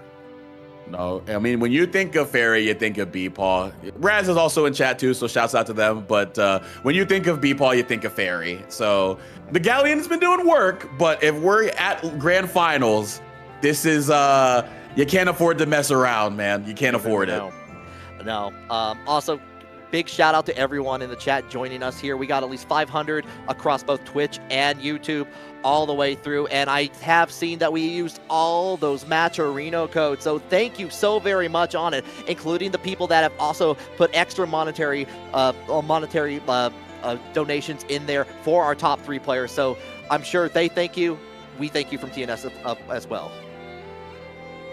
Yep. So it has been a tournament and a half, as you have so much detailed. And honestly, you could detail for a year and a half longer. It would not tell the story, because man, oh man, have we had stories today. But we will be closing the book on TNS Grand Blue Fantasy versus Rising number 55, crowning a new champion very soon between Beepaw and Riazo. The latter still waiting to get through the lobby, but chat, again, very much appreciate you. Risky, this has been such a great, I mean, every time that we work together, it's been so much fun. I feel like we're a draw for good tournaments, man. I don't know. Yeah, you know what? It's magnetism right there. Like it's so fun working with you on there, and it just leads into like other players like, oh wait, there's like what the tournament going on. It's going to be exciting all the way through here. And even though like we talked about like some college football happening earlier today, like even though UT did end up losing that game in the end there, you know what? Have been a fantastic evening all the way through. Go Dogs, baby. I never doubted. I never doubted. Don't pull up any of the preset footage. Don't do that. No. I never doubted, but I also don't doubt that we are going to be in for some awesome Grand Blue action, some grand Blue action between Catalina on the part of Riazo and winner side versus the loser side champion in Fairy and Beepaw. Let's get into it. All right, early on, trying to send out that Frozen Blade. No dice for it. Actually, stopping short of getting away from the GG here, but we're already kind of getting away. Beepaw just holding down the neutral. Hey, GG, help me out, my friend. Help me extend my corner pressure. But Riazo, again, being very patient. Beepaw, not so much, but letting it rip with that UDP working out. Oh, profile. We saw that up against Elsa earlier on the Versusia. That 2M doing some really good work in that phase. All right, yeah, really good work on that at that point, but just going in, we're getting a call to get over here, Scorpion style. Enough time to set up the bouncing ball yet again. And you follow up with a GG and another GG just for good measure. RM getting the extended hurt box on the whip normal from Fairy. Riazo able to get on out of there. Spent the last bit of their diamonds though, so this is a really tough sledding. Any stray hit from Beepaw could be the end of the game. A little bit of cool runnings definitely happening for sure, Zoma. We're going in. We got the 6-6 low option. Trying to go win for it again, but you know what? Look, Beepaw was like, flow sounds like a good idea. I'm just going to go ahead and get that follow-up confirmed to finish out the round. Yeah, I also saw them pull back a little bit from extending their pressure because they were very wary of the DP because, again, that's a lethal spot to be in, so got to mind your spot there, and unfortunately the guess did not work out there in their favor. But Beepaw now getting the early advantage, denied at the pass, though, the HDP coming out there from Riazo, and some good damage here off of a wonky hit on the auto combo. All right, did hit the combo limit at the very end here. Just trying to go ahead, hit the other side here. Let GG do some work for a second, but again, we're going in with that far M into the Frozen Blade. We're going to go ahead and get that stagger all the way to the wall. And that's going to be all the way through the health bar. We chewing on through that. Riazo hungry to get this set done before we can get to a reset because Beepaw has been showing all night long. You do not want to keep that person in the chair any longer than you can because they've already made a reverse sweep comeback. Oh, but we got the whiff on the DP. Big counter hit for Beepaw. Trying to turn things around here. You're stuck in the corner, and you sent out the projectile. Enough time for GG to go in and activate the protocol. He's sitting back at a comfortable spot, just waiting to see what Riazo challenges with. Heavy fireball, I like the idea. And again, immediate ultimate DP to keep positioning. All right, trying to hold down with that the long range on there. Back in, actually got to hit a couple times with the Frozen Blade on there afterwards. EX, Infinite Enchanted Lands, going to get the hit, but you know what? We're getting that vacuum back from Beepaw, and the first match going to Beepaw. Yeah, try to gamble on that 6-6H, ready with the FL combo into the ultimate skill there. Good stuff there from Beepaw on the conversion. Let's see if we will go back to the Riddles 3 strategy. No, going straight to the boss man, the Six Claw Executioner himself. Seox has made his grand debut in Grand Riazo, meaning business for real, for real. Oh, for real indeed, the wrestling entrance of Seox. I still love this character. He's like every bit of it's got everything cool that I would love in middle school together with the claws and everything. Still love this character. Going for the low after the empty hand and the Gate of Demons broken. We're playing all the classics, all the hits, going straight to the billboard and straight into the SBA. Not going to be quite enough to kill, but it is guess for Gabe. Throw will kill. All right, like this is not dropping a beat with this change on here. We're gonna go ahead, but Beepaw going to get the follow-up, enough time to get the side switch into GG setup. Hitting that extra BP on there just to get out. Still has access to bubble, so not gonna get the full damage, just need one more interaction. There it is. Yep, 6 Claw gonna be able to get right on in there. The heavy Rekka gonna kill off Fairy in the first round of game 2. And the empty hand going into the empty version of said move, gonna be able to bait out the DP. Beepaw really good with those reactions and Ryazo punishing them for it. I love that call out early on in here, and we're just going to go ahead and get the U skill. You get the guaranteed knockdown on there afterwards. Try to teleport on there, but Beepaw is already hitting buttons. Get Ryazo on the other side and bait out the parry as well. Yep, already in tune with the habits on the Thunder Flash and Shadow Step, enabling Beepaw to reverse fortunes in this game. Ult Rekka though, and now the ult Beppo Sikkim gonna be able to put out GG as well. But the Thunder Flash, quick, fast, and in a hurry, resetting into the Shadow. The devious lick, stealing game 2 from Beepaw. I love that option in there. We haven't seen a lot of the forward dash on there afterwards on the parry. Just going in there, trying to avoid the neutral altogether, get up close and personal, and definitely like was playing around, got those resets where they counted. Ryazo taking full control.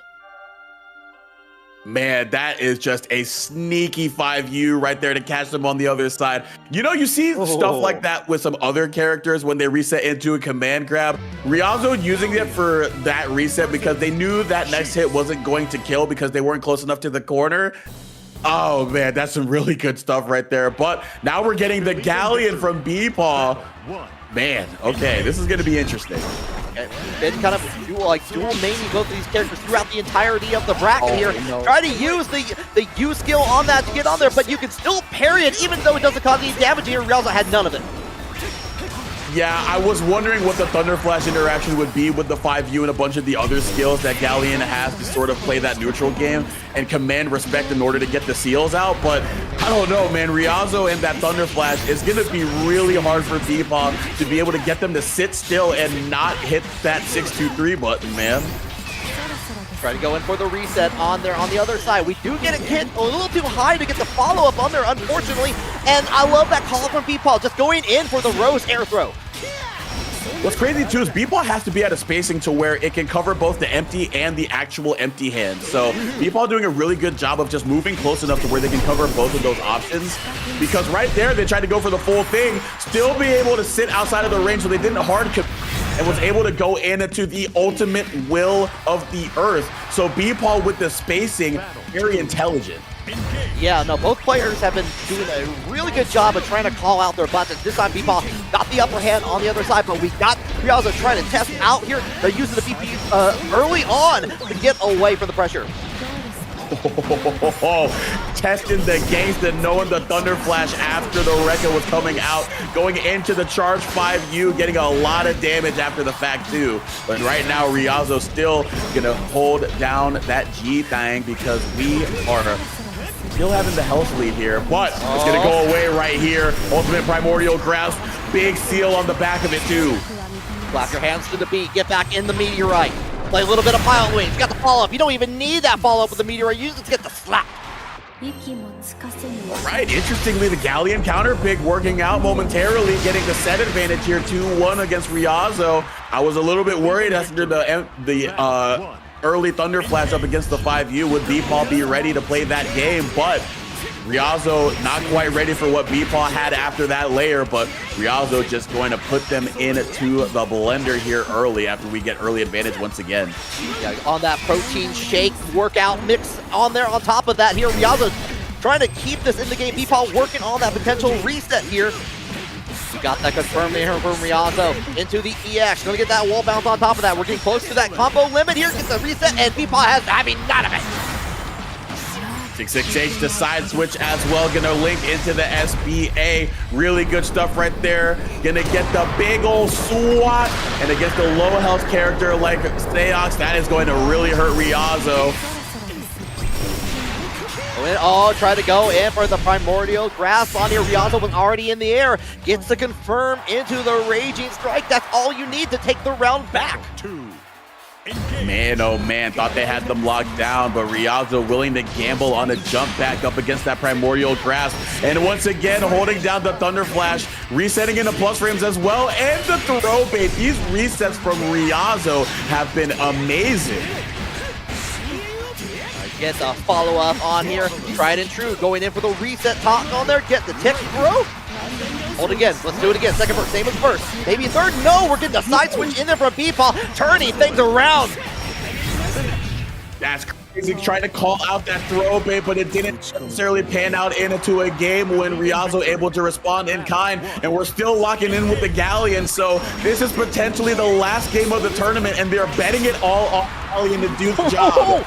Already caught in there. You gotta watch out for near-Earth asteroids in there. Riazo getting hit early on, goes in for the triple attack overhead on there, and not stopping on there on the forward roll. Going to get a punish. Alrighty, man.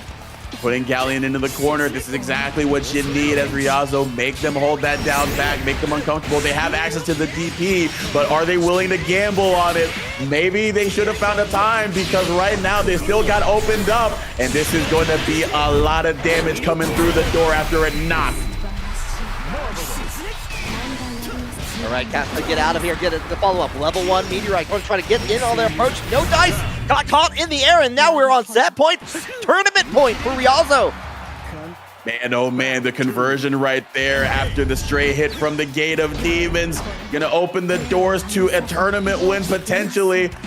Trying to get that empty jump though, but good match there from B-Paw. Let's see what they have left in the tank, or is Riazo going to slam the door shut? Right now they're looking like they're on a good way to do it. Quarter carry this time to the West Coast corner. Oh, and goes into the U skill on top of that to avoid knowing that B-Paul's liking to hit buttons on the follow-up on the reset. Riazo looking extremely good here. Going to go ahead. Raging strike. You have access to Skybound Art. Is that it? That is definitely it. Because Riazo is going to be winning Grand Blue for this week at TNS Online. Man, it just took a couple of hits and got B-Paul guessing after the end of it. But man, oh man, that is what Seox will do for you. I know the Cat was doing pretty well in terms of the matchup as we see them on the screen, but it was Seox winning the big damage interactions that really counted at the end. So Riazo, congratulations to you for winning TNS Grand Blue Fantasy versus Rising number 55. Yeah, love to see the different character representation all throughout, like from all our top 8, in fact, on here. B-Ball switching a lot between Fairy and Galleon on there. Love to see it. Love, like, just to try to play out and see how those matchups go. But Riazo just on a tear that way. Getting the end with that 3-2. What a wonderful way to end for them. Yeah, absolutely. We saw a bevy of characters at the disposal of a lot of people throughout this bracket, but Riazo piloting the Seox at the end, the Gran for a little bit to get to that spot, and then of course the Catalina, the banner character, doing some really good work. So Riazo just showing themselves to be a true champion of Grand Blue Fantasy versus Rising. Absolutely, absolutely. The good news is, though, like, even though Grand Blue is over, don't go anywhere. We got Hunter x Hunter happening up next, like a collaboration with 200th Floor on that. We do have a redemption bracket winner. Shout out to Loveless Chimp for winning that in the end there. I love that we see the redemption bracket coming back for every game on there. People getting that more experience in there. Want to see more people trying that out, especially if they're enjoying the game on there. But we are going to be moving on into Hunter x Hunter Net Impact. We're going to have Proxy and Avian together rocking the stream with you all. Hope you stick around for that. It's going to be a really good time.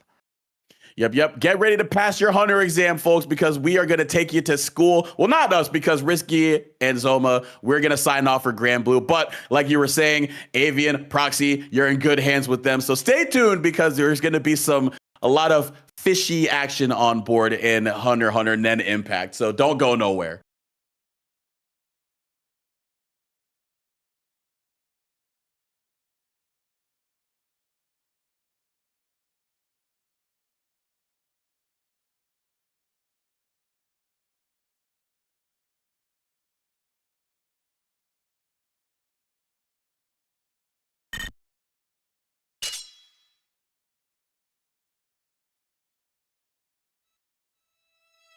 Hunter x Hunter 年インパクト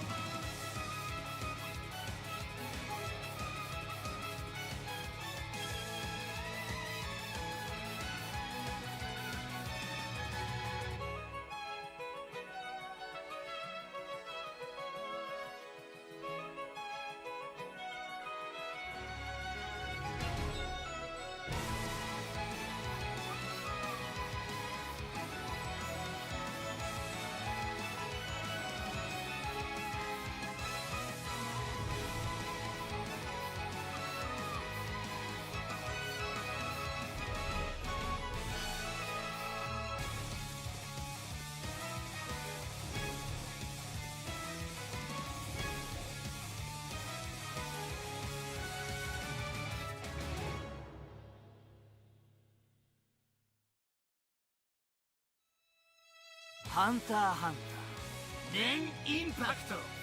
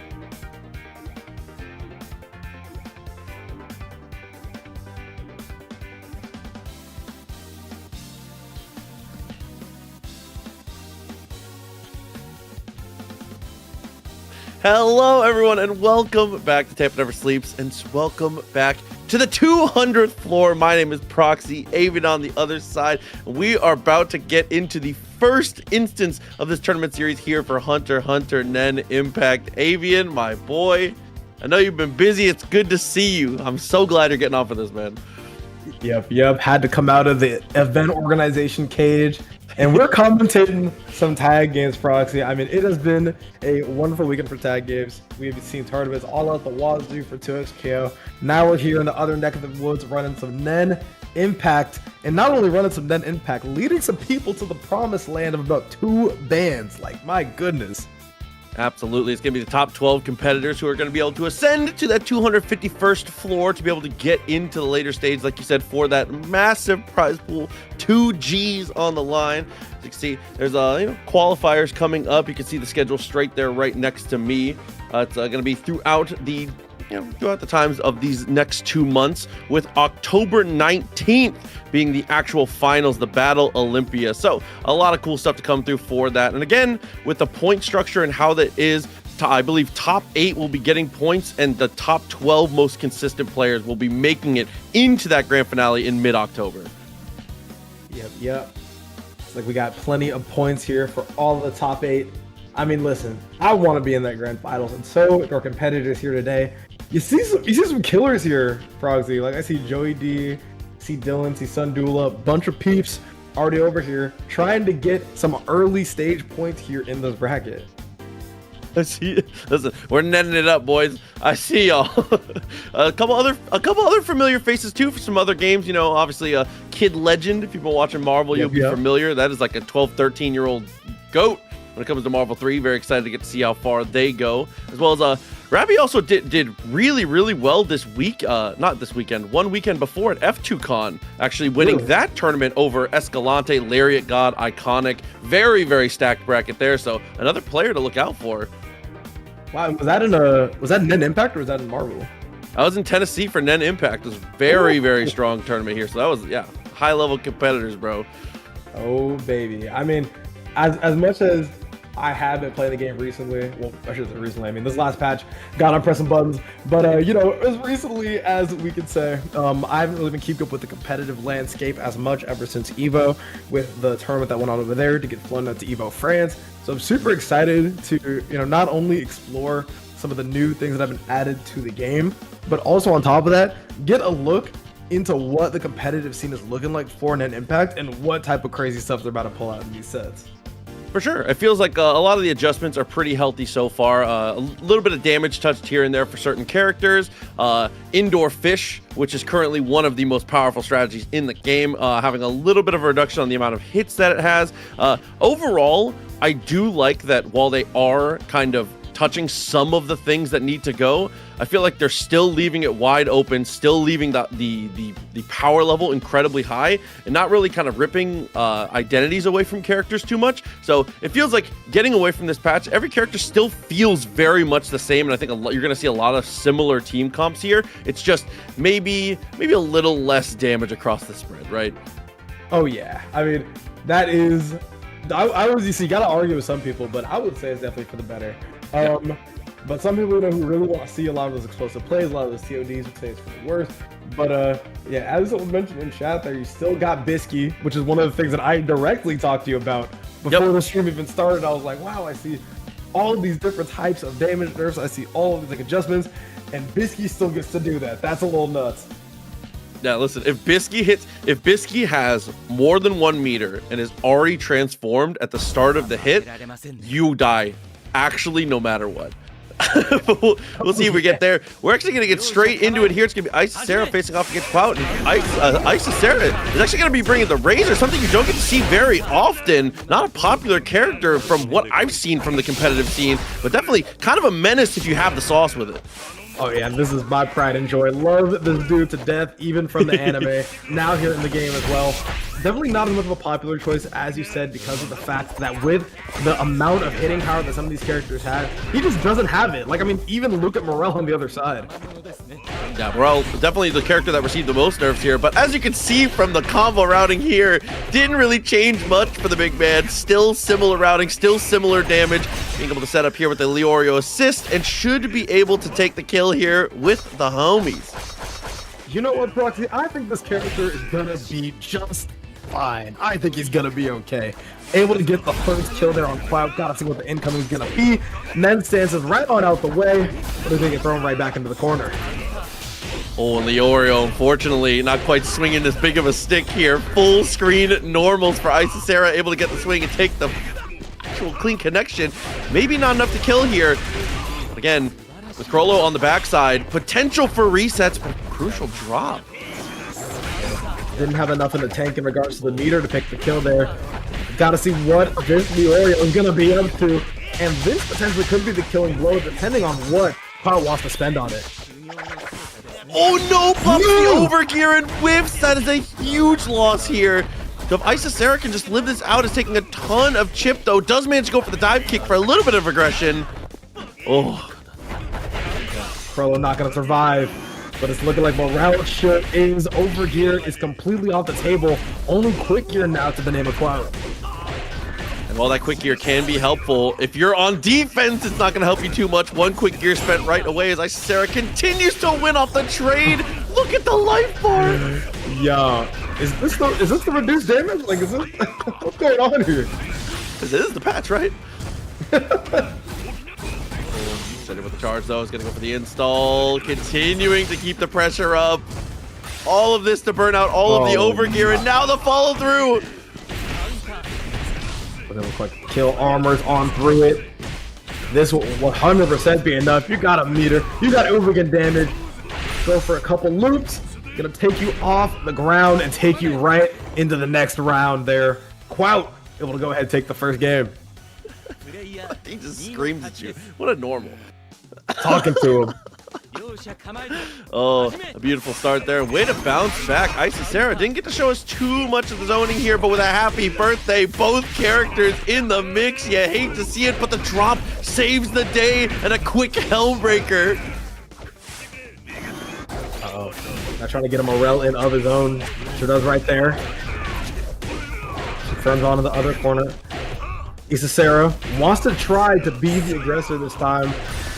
Took a little bit of a backseat approach in the last game, as you would expect with a team featuring Razor. Now trying to go in there with Morel and get stuff done.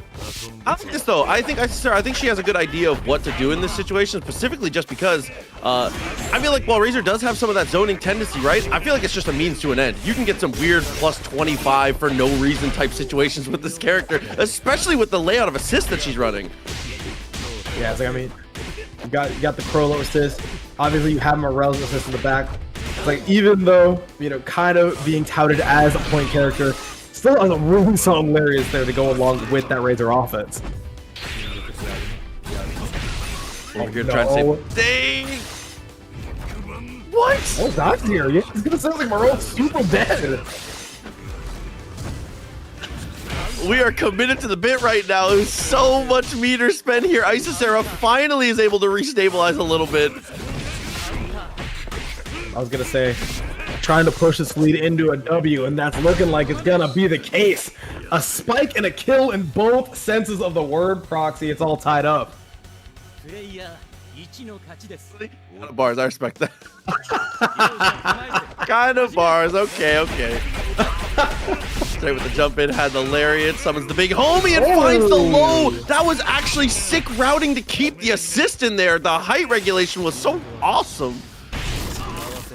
We're going to the indoor Fisher here, and $100 contribution to the matcherino is here as well.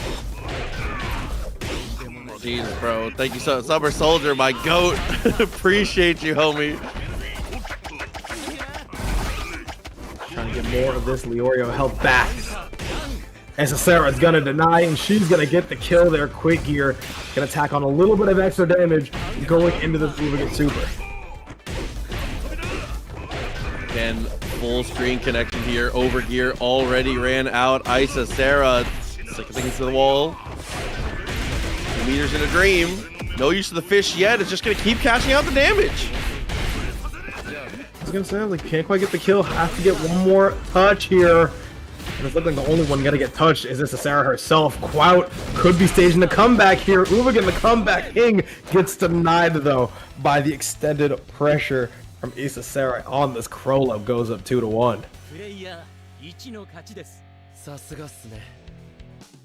A bit of a consideration going into the next one here. Razor, again, closing the distance a little aggressive early. But Big Homie continues to be the answer, stopping everything in their tracks right now off the super jump height conversions. Listen, if everyone's switching up on the day ones, I know someone who's not switching up, man. Big man off of the down special has been putting in the work for Isisera this set. Okay, setup time, has max meter, definitely worth it to spend a bit. This is definitely gonna kill. Trying to get it for 1 bar. It looks like it's gonna be the case there. What a rather by Isisera trying to close this one out. Now has a character advantage. That normal? That's illegal. Did you see how far that hit from? Like, are you kidding me? I need a freeze frame on that one. There's no way that those hitboxes collided. No way. Oh, listen, Isisera being able to completely dominate the situation off the conversion here, misses out on the meaty timing, but still okay. This super, I don't know how much that's going to change, especially with Isisera being able to stall in the air, but the overgear and 8 hits will take the kill. Oh no.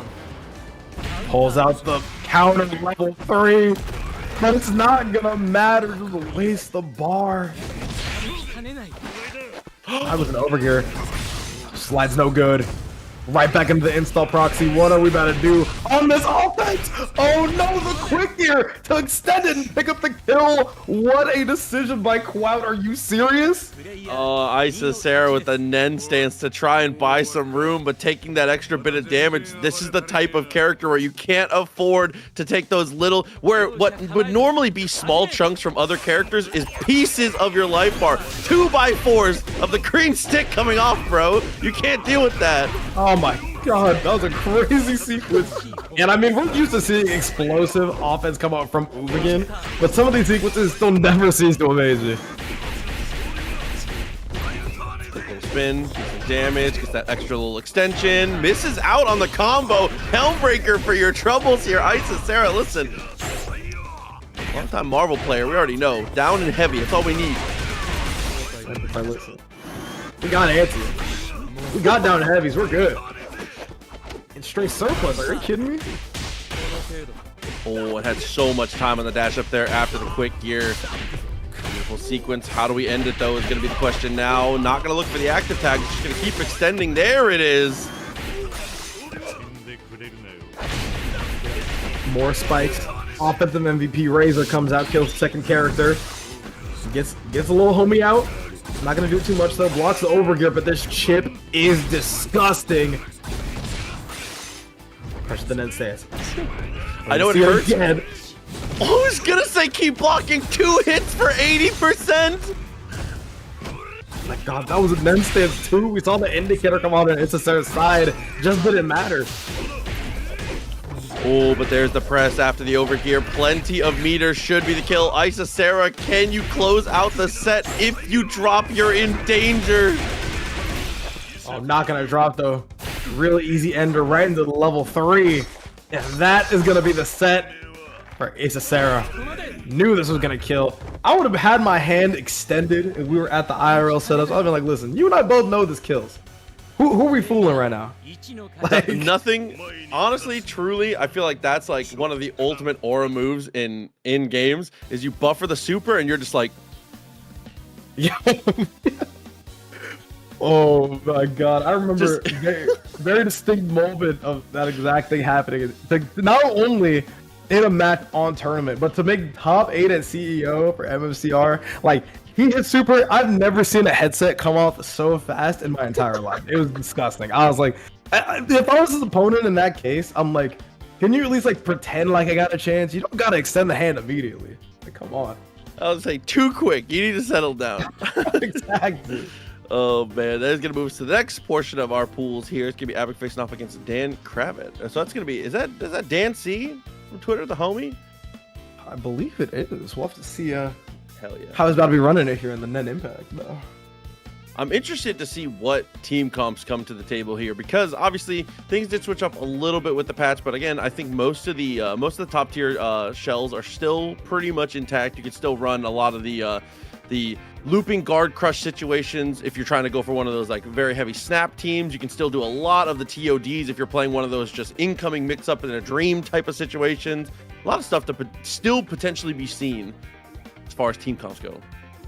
Oh yeah, and lots of well, I wouldn't really call it mystery. I mean, we kind of know what the end product is. We know what is in the treasure chest sitting there at the X. 100% damage on one of the characters. But the way you get there is always the fun part, right? I mean, what do they always tell us when we were kids? It's all about the journey. That's exactly how it feels when you're looking at team comps in this game. Because one of the ways to look at it is, oh, it's real boring. You know, it's like at the end of the day, like I'm just getting killed. Like, yeah, but how exactly am I killing you off that one touch? That's where the magic starts to happen. And also, I think one of the nice things about this game and about games like this in general is that, Avian, I love when games have consequences. There need to be consequences for your actions. And in this game, it's one of those games where if you find that first hit, it could just end the entire set here. You could be guard broken repeatedly. You could be put in a situation where you just don't really have options to be able to escape. But again, that's on you. One error in the neutral, and that can happen. You have to play perfect. I love games that demand perfection. I think that's peak FGC to me. Oh yeah, I mean, that's one of the things that we even saw showcased in the last set. Overall, it was like, all right, like realistically, is there doing an incredible job. Like she's moving, she has her offense down, she has her combos down, only a couple really key drops. But when those key drops happened, like the game looked like it was over for her. And even though, you know, it's like, oh, like she's been playing better for 90% of the game, it doesn't matter, because if that last 10% you hit a little speed bump or something like that, all of a sudden Uva gets in your face, has overgear, has install, and is ready to just burn that bar guard, crushing you to his heart's content. So you gotta be on your stuff. And that's what we're able to see in that last set. Hoping to see it here as we see Abbott and Dan Kravitz go up to the plate. Yeah, looking like they're about ready to go here. Again, exclamation mark HXH. If you want to get some more information here, we'll talk a little bit more about the qualifiers, the dates, and everything coming with that as well. But again, huge shouts to Arc System Works as well as you know, the crew at TNS for being able to host the 200th floor. We've got a couple tournaments coming through, and this is one of the shells that I love to get to see. The Machi a little underexplored as far as not underexplored, but underutilized, I feel like. But the Kite, this is the stuff I come for. I love to get to see Kite come through. Yeah, it's like I'm a simple man. I see some loops, I'm enjoying it. I'm having a good time. Should be seeing some here from Avic as well. Yeah, I mean, as you said, this show incredibly unique. Pretty much the only character in that top portion of usage is Morel. We don't see a lot of Kite except for from Dylan in particular. We see pretty much zero Machi. Wow, but I'm seeing the vision here with the Machi there. Straight away with the Lariat assist, is able to get the instant overhead. The fuzzy stuff completely blows it up. Virum not even going to get to play the game. Whoa. Goes for the Nen stance. Kravitz just wants to get out of dodge. Puts up the fish as well. Says, I don't care if they're nerfed. I still get some utility out of them, and get some utility there as well. Good push away with the Nen stance there, the potential savior, but here's the slice, gets the hit, and the super actually moves far enough forward, but a missed opportunity on the combo. Oh man, you do not want to give Crollo a second chance, or he and his fish buddies are going to get you as they do right there. I was going to say, loading demon, man of little faith, so we're going to see no Machi. We got Machi coming through right now. I was going to say, the instant lie, I respect it though. Oh, what a sneaky tag. That was actually such a sick idea there. Gets the hit on the assist as well and slashes straight past the follow through, but Crollo gets his ban. Uh-oh. Drop out there. Morel comes through, saves the day, and what a this. Gotta make sure to keep it simple. Make sure that the kill is in order, and Abbott takes the game with a massive lead. Doubling up there, finding that first super and able to convert in a monstrous manner.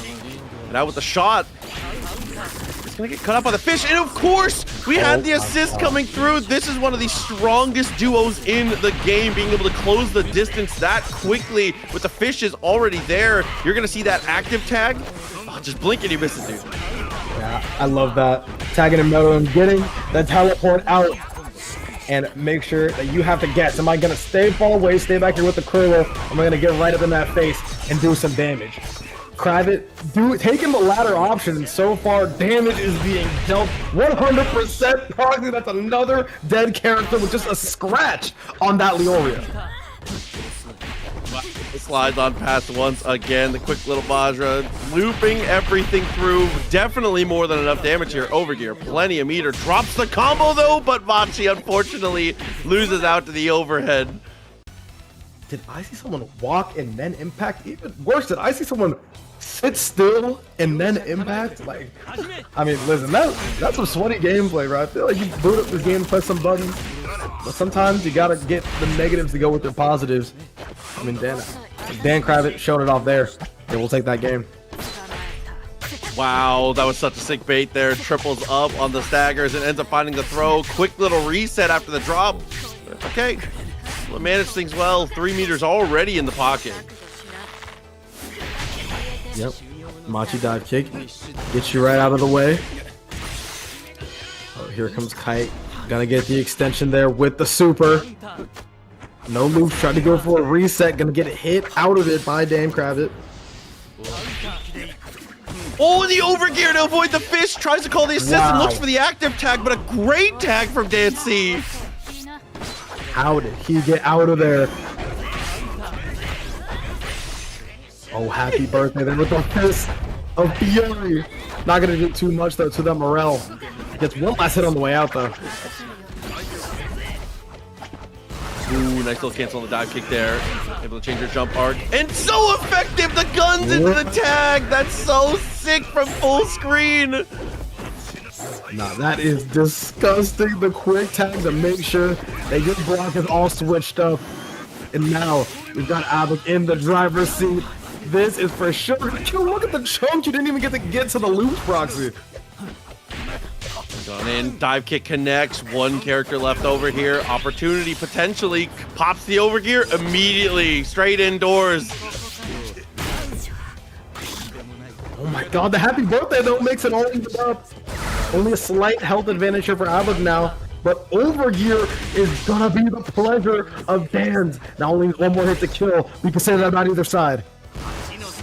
What a step back though. Quick gear to defend just in time. Counter hit, but misses the opportunity on the jump loop there. Not a lot of life to play with. Abik finds the touch from the top of the screen. Doubles up on the super HVB. It's about as good as it gets.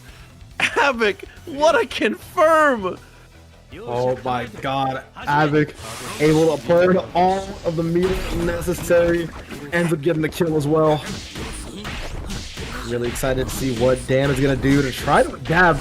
So far, it's looking like we're just going to go right on back to the loops, utilizing the lockdown of that assist as well. Men stance almost dies for it. Machi does manage to get it on the tag, and look at the amount of life Kite's going to get back here. That gray bar, huge for being able to save yourself. Yeah.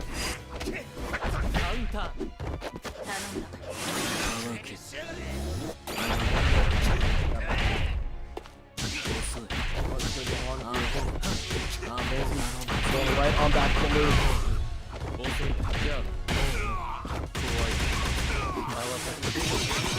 Oof. Comes on pass, commits to the super.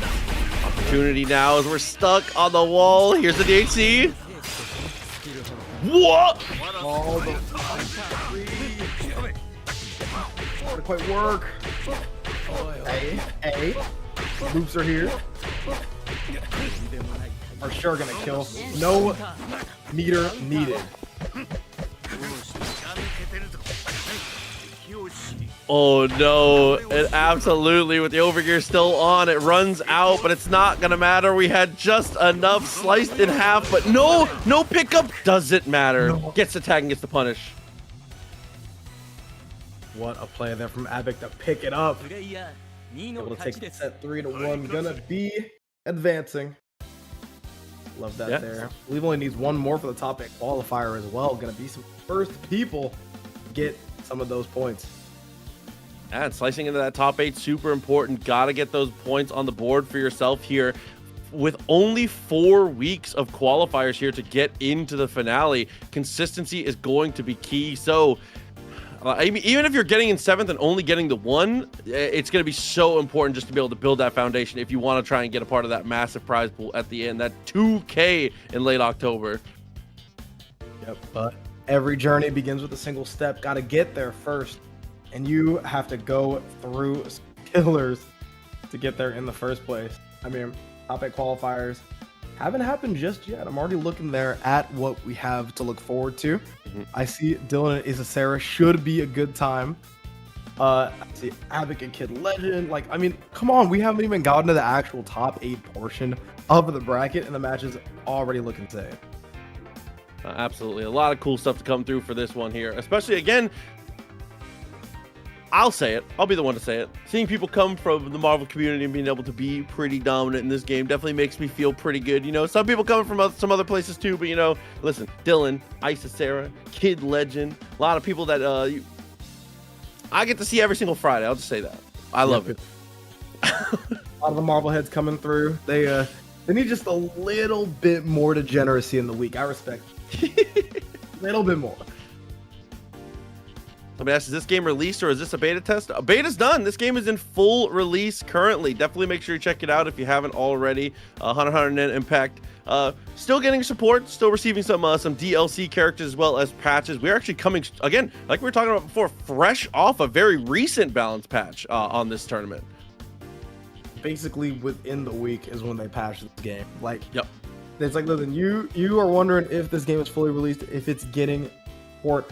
The support is right here. Like, I mean, we're seeing stuff, and we're already seeing some of these interactions get changed up because of those patch notes, right? We saw Krolo's fish. It's still coming out in droves, but it still isn't as effective as you would see it in the last portion of the game. Like when the last patch was released over at Evo this year, one of the things I saw is you would see a lot of those interactions get closed out just by those last 2 reps of fish. And now we're not seeing that here. People get another chance to fight back. That and a few other patches, or a few other of the nodes, are leading to definitely more interesting games we saw before. And so far, the interactions are still as explosive as people know and love. Yeah, I think it's more just giving in games like this where as a player, your job is to remove agency from your opponent. It's the dev's job to find that balance, right? Because like being able to get to the point where it's, Icer said it in YouTube chat, losing the bites on fish is not that big of a deal for Krolo. The character's fully intact, still works out incredibly well, but as a player, you have a little more agency. You get to be back into neutral, back on your feet a little more often. That's the important thing. That's so important in games like this where it's all about just completely dominating and jailing your opponent in these moments.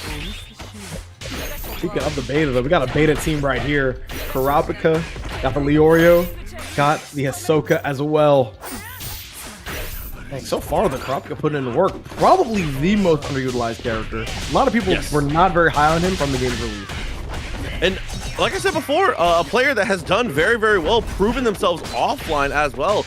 Rabbi won F2 Con very recently, was able to take a big prize pool homer over a couple pretty high-level competitors here. Again, showing it off well, showing off why this team works the way that it does here, is able to get the OTG and should be able to finish with that 1 extra bar. Listen, revenge is mine.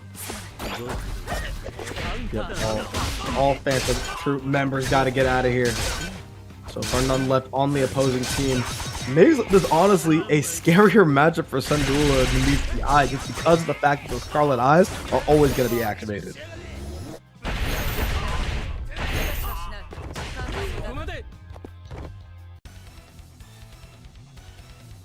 Yo, picking up hill there. Rabbi goes ahead, closes out game number 1 with a quickness. Okay, that was almost a disaster, bro. Jesus. No.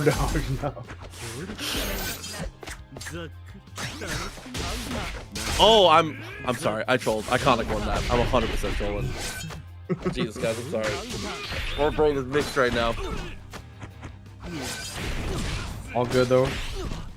Rabbi still able to pick up second. Brackets that are always pretty stacked. Oh, here comes the Tropical once again. The Marvel Fundies tagging the button.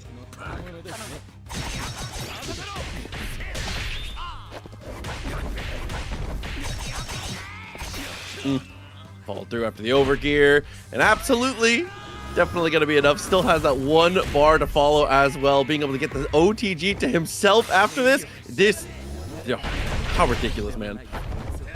So much damage. Keep on saying it over and over again, but it always rings true.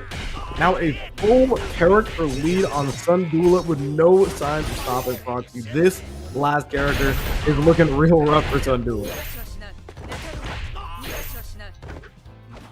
Only saving grace is that quick gear and those 5 bars. Not going to be able to use either of them. Gets taken down with quickness there once again. 2-0. Yeah, no meter, nothing to be sent. No way to be able to bring yourself back into that one. You hate to see it here, but it's 2 games straight. Kind of speed running out of this one here. Like you said, utilizing one of the characters we see the least. I love when people, especially in tag games, because I'll say it for the tag game community, we're pretty quick to judge characters here. So I'm really glad to see that Kurapika is actually being able to be successful, despite people being like, not a problem, not too worried about it. I'll lab against that later because I'm not going to get to see it, right? Yeah, like, I mean, that's one of the things that you always get to utilize when you play. I wouldn't necessarily, I would say low tier. All right, I'm not going to lie to myself. You know, when you're like a low tier warrior, right, is that you have the advantage of people never seeing your character. And when you have such a unique skill set as you do with a character in Hunter x Hunter, that matchup knowledge versus not having it could be a world of difference in how the match ends up going. See if we're able to turn this thing around. Sandula, some major work to do here. 3 straight against anyone in this game is a massive undertaking. Yeah, I was gonna say, I was like, how do you win 3 straight in a game like this with a player as strong as Rabi so far?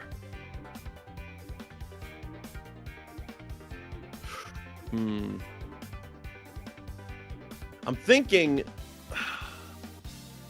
I don't know. I feel like I'll need to see. I'm not even sure. I'm not even sure how to approach it here, because again, it's just like a team comp that you don't get to play against as often here. Kurapika kind of just bringing things to the table that I'm not even really sure what to do. I don't think I've played against the character yet on a serious set, to be honest with you. Yeah, I was literally gonna say, I was like, how am I supposed to even come up with a gameplay with a character that I basically only seen work in training mode and work on like Twitter hashtags? I've never actually seen that character come through in a competitive set. So like we said, taking a moment here before we get straight back in, I'll have to see if there's a bit of a delay. So it sounds like there is a little bit of an issue on the player side that they're handling real quick, but shouldn't take too long for them to be able to get through it together. Again, thank you for the patience with y'all.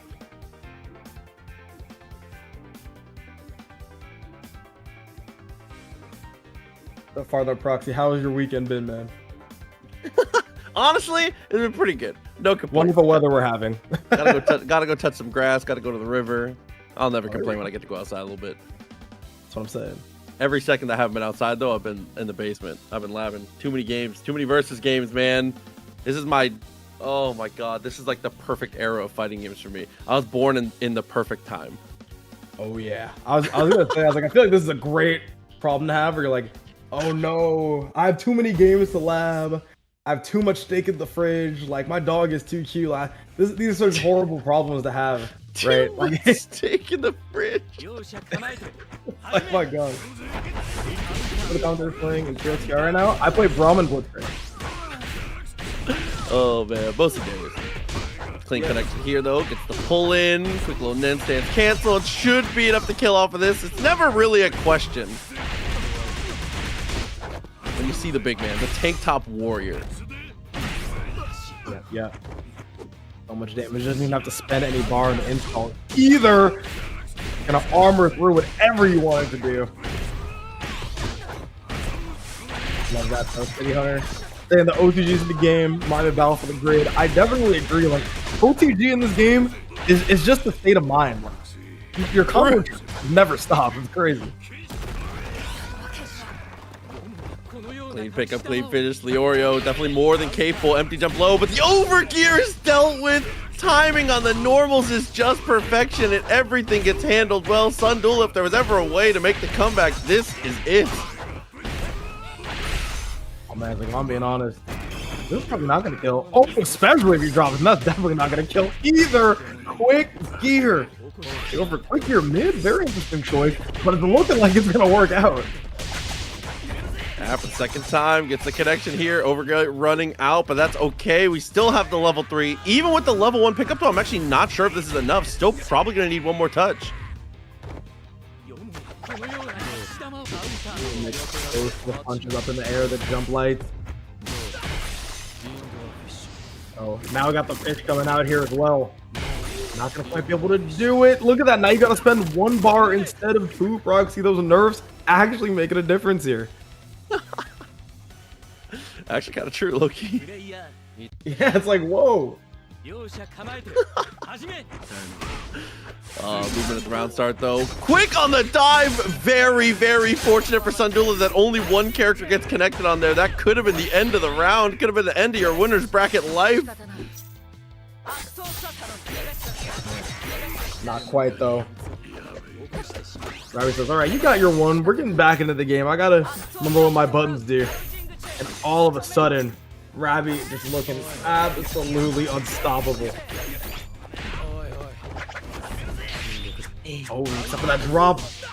Now looking real stoppable. That's just what happens, though. When you get the over here, tried to save the combo, but no cigar. Had to use the net sense to be able to make some room for himself. Fish is taking a bite out of crime. A little bit extra damage on Crow Pika. Goes for the air throw. The Sun Duel is actually the one that comes away with it. Good trade. Oh. Yeah, Oh. traded a dive kick for a DC, apparently. Oh. So where's this All right, leave us, then. though? Yeah, I'm like, We'll have to see what ends up being the decision here. What happens when it comes to the situation with the disconnect? Both players still in the lobby. yeah, like where do we go from here? And this is why I think being a TO for this game is such a stressful job. Like when you have like these types of DCs happen and it comes down like a character by character thing, a hit by hit like game, what do you even do? Like, how are you supposed to fix this issue? Looking like it was just a quick little desync though, so they should be able to get reconnected and straight back into it if I'm not mistaken. Seems like that will be, end up being the choice here. We have our TOs talking. As soon as we know a little bit more about it, we'll let you all know for sure.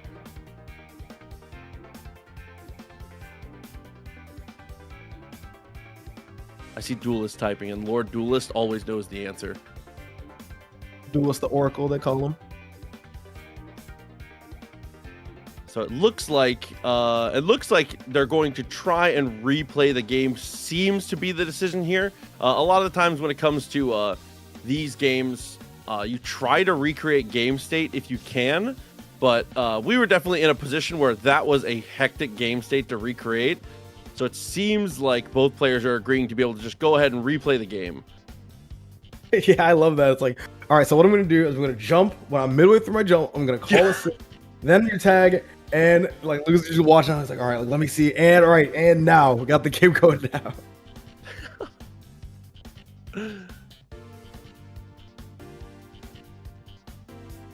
All right, but it looks like, as I said, should be just a replay of the game here. Going to get them reconnected right back into the match. Again, thank you for the patience with us. With online tournaments, it's going to happen here and there.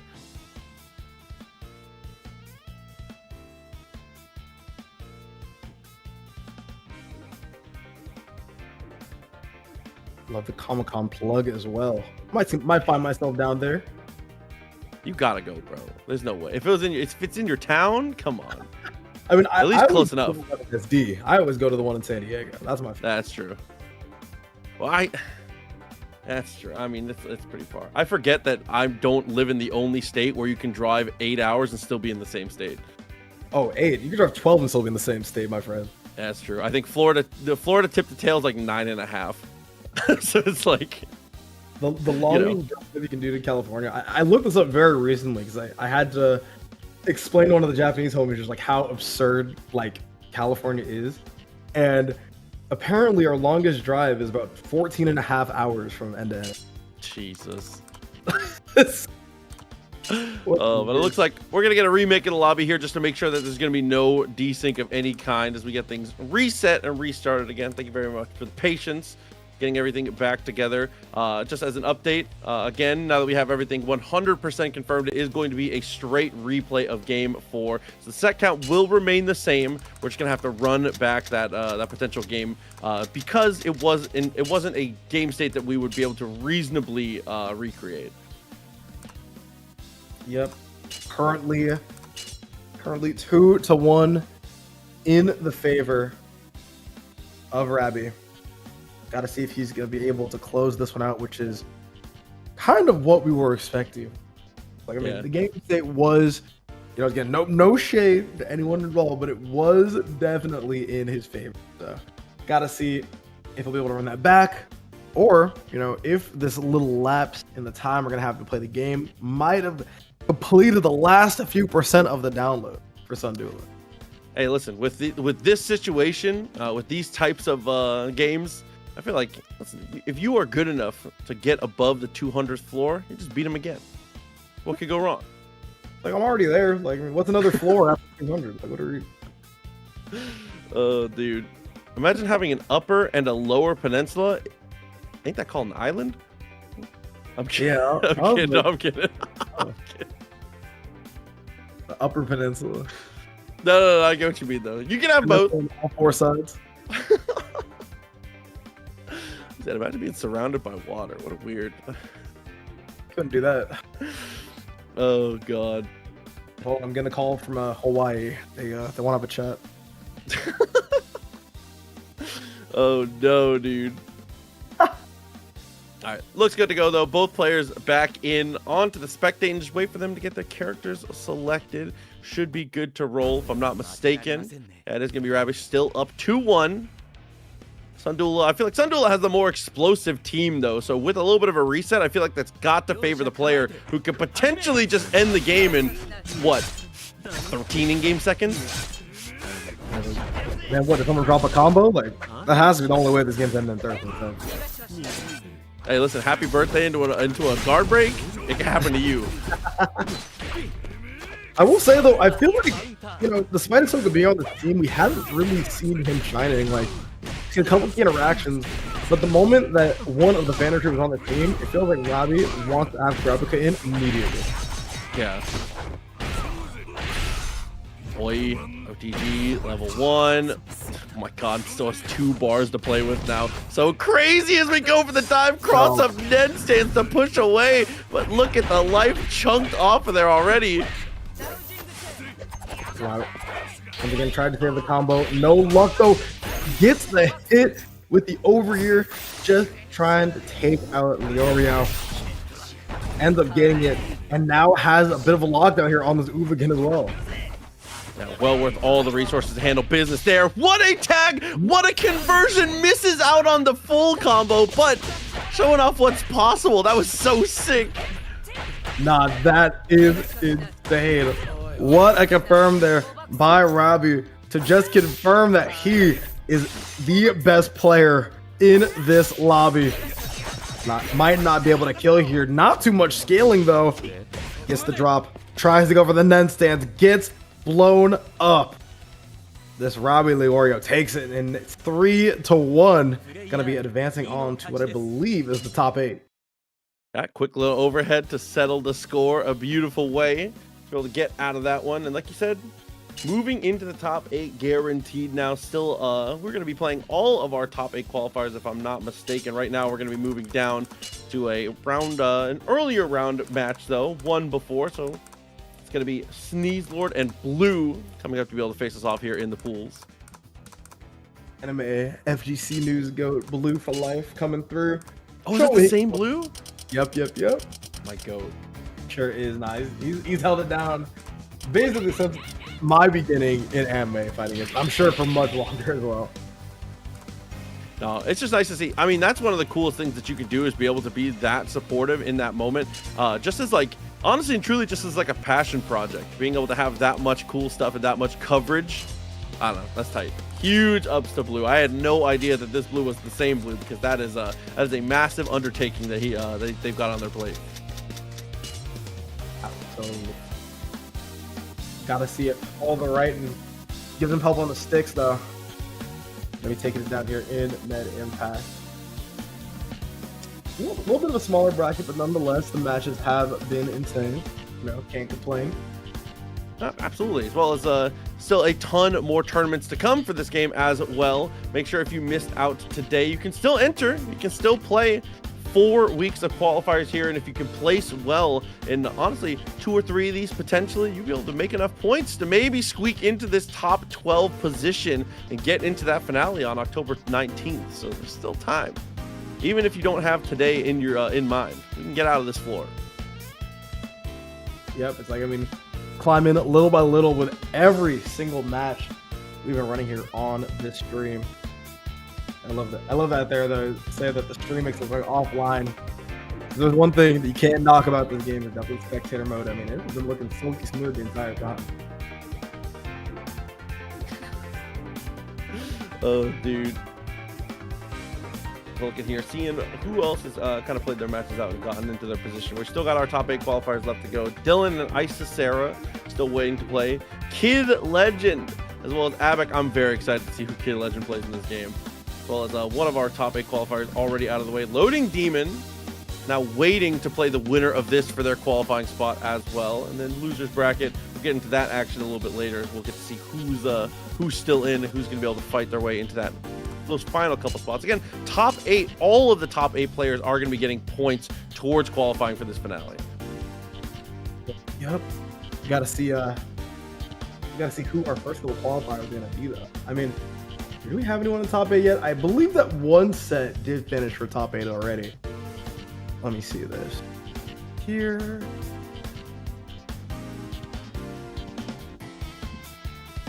Bracket. Yeah, there it is. Rabi already in the top 8.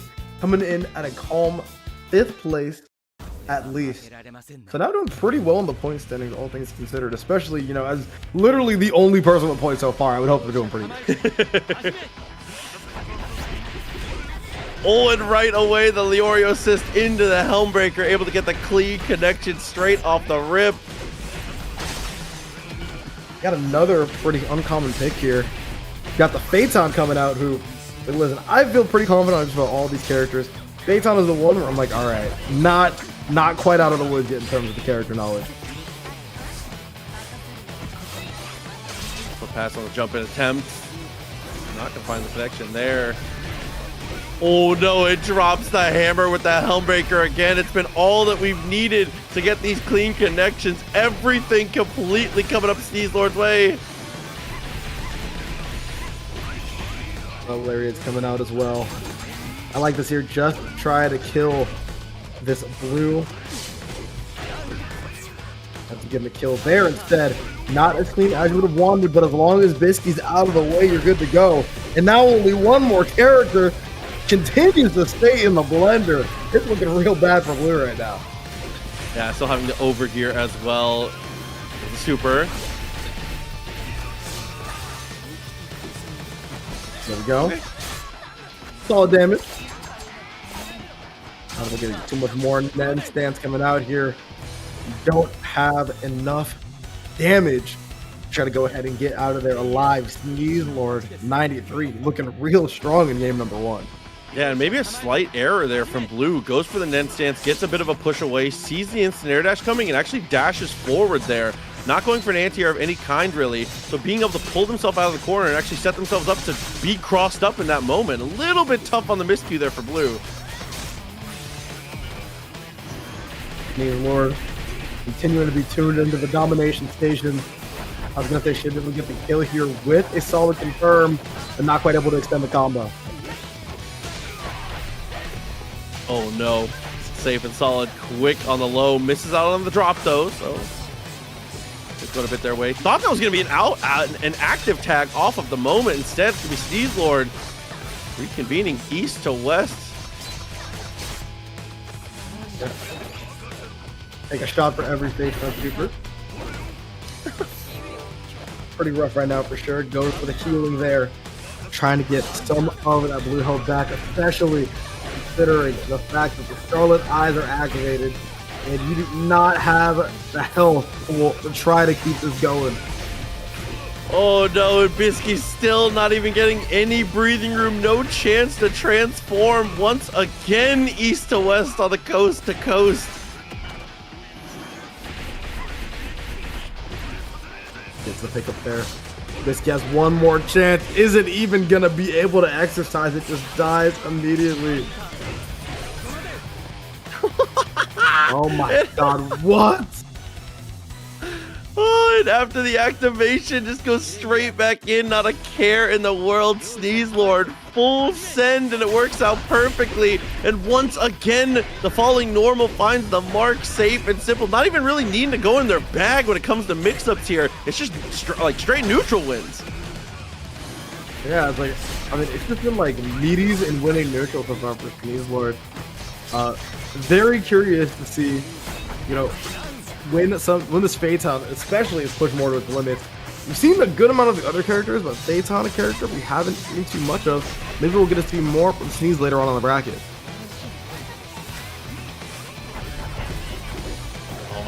A bit awkward after the dash there, and then stands to buy a touch of room. Not much life to play with here, as we are going to go for the swing and just straight to the HC.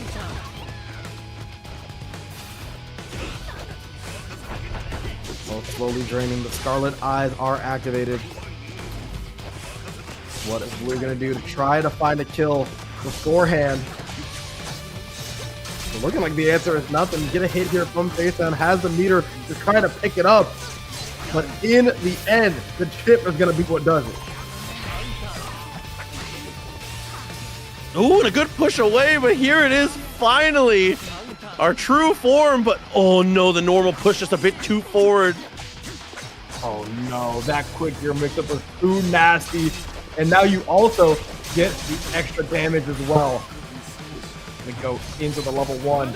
Should be more than enough to take it, and Sneeze Lord with the calm sweep to continue on into his own top 8 qualifier. Full control at every single stage, able to pretty easily answer a ton of those opportunities, and now has moved into that spot, has got to face off against Loading Demon in just a moment to be able to see if who is going to be able to get through the winner's side for them.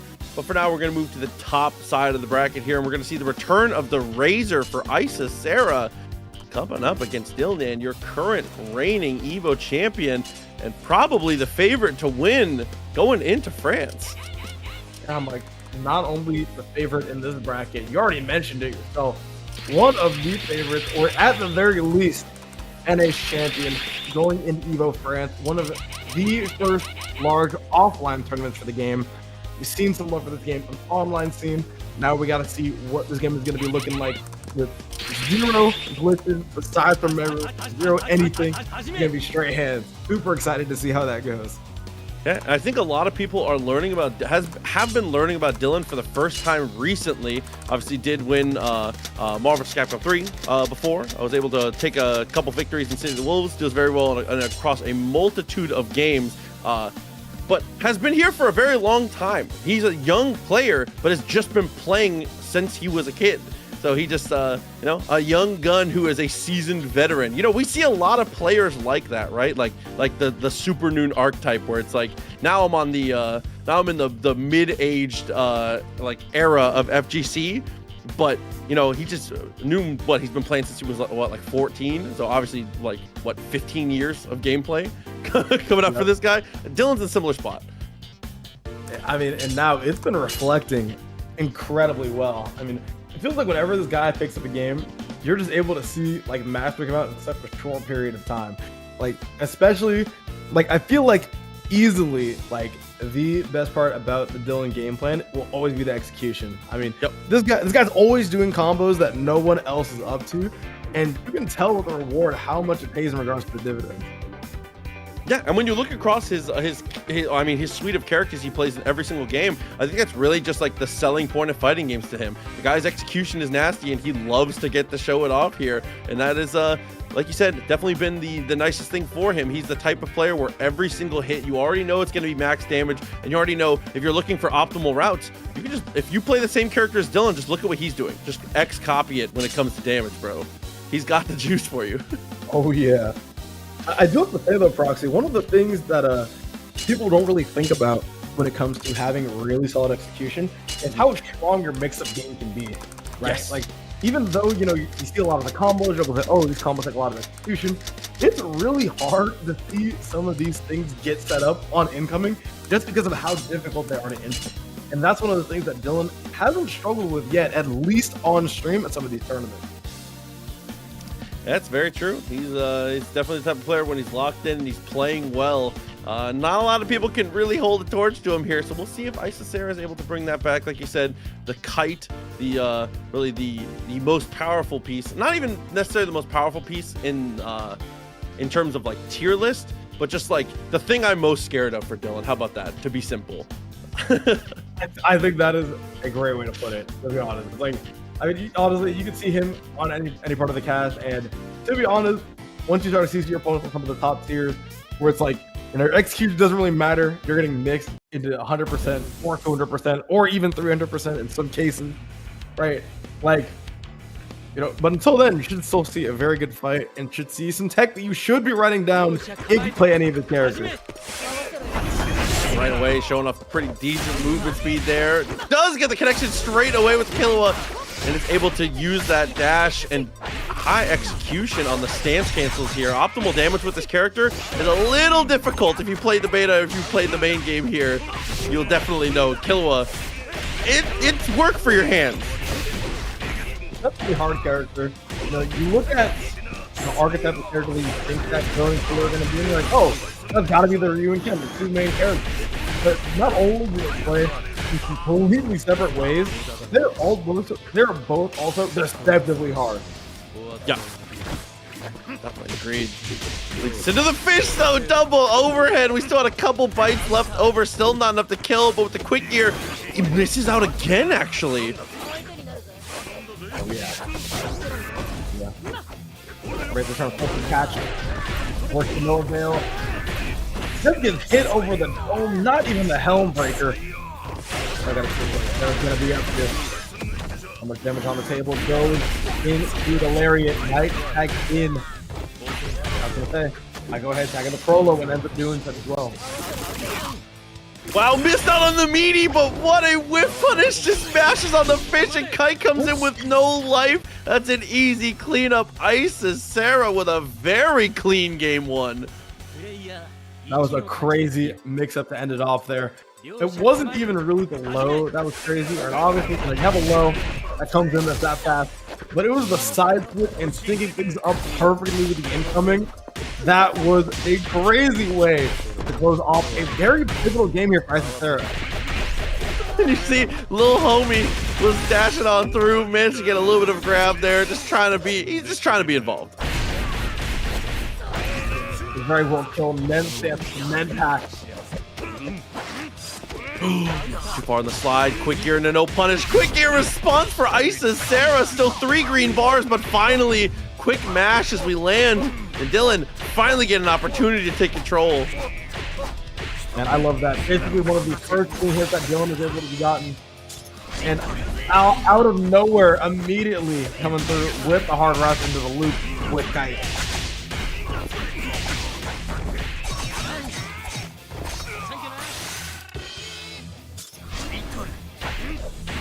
Comes in with the scythe, loops the knockdown a couple times, assist manages to escape, and right away the media assist completely dominates. Dylan finally back into a game that was looking all the time. Oh, and it's looking like control may be given right back to her. These are these OCG combos. It is looking real good. This could be a kill. Have so much meter to jump on this. Doesn't even need to spend more than 1 bar. Fishes pop up again, looks for the slide. Reversal super! Overgear from both players to save the day. The fishes are still out though. Oh, I thought for sure that was going to be a misconnection, but the hit stun on the air-to-air is incredible, and that's Isis Sarah putting another one down. Looking like the Evo champion is in trouble here, Proxy. Saw him able to be so dominant in that Arxis tournament. And now so far, as Sarah is able to protect his game plan.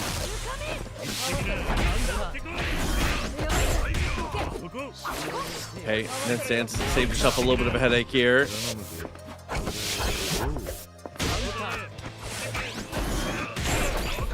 Brings it back down with the J8, and that is not the starter you want to see if you're Dylan. Okay. And the Godspeed. Slightly longer duration as well. Didn't get much off of it though, unfortunately. Even with the extended duration, seeing more use off of this quick gear than we ever saw from that Godspeed.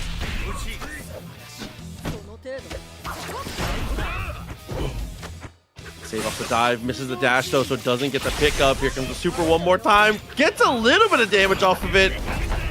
Well, gets the tag though. I like that. Able to switch into the Razor. Will we be seeing a tag here from Dylan? Might try to mix up. Oh, but it's not going to be the case. Wanted to get this Razor out of the way immediately, and now probably regretting that decision. But even more so regretting that drop there. Isis Sarah had a chance to take the lead once again, and it gets squandered.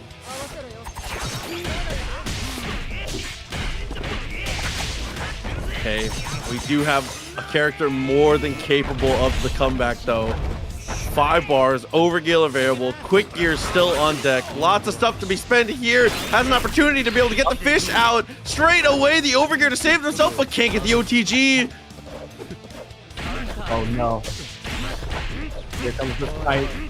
Essentially the signature character for Dylan and shows off why they're clean, calm, and collected, confirmed there to take the game, and all of a sudden the Evo champ is back in it. The reversal jab missed out, just went straight back to the dive kick. Great situation. Oh no, and we were able to actually get the block as well as the side swap.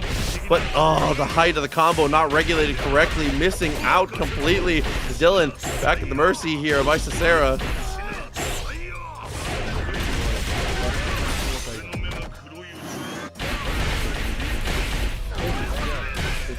So crazy.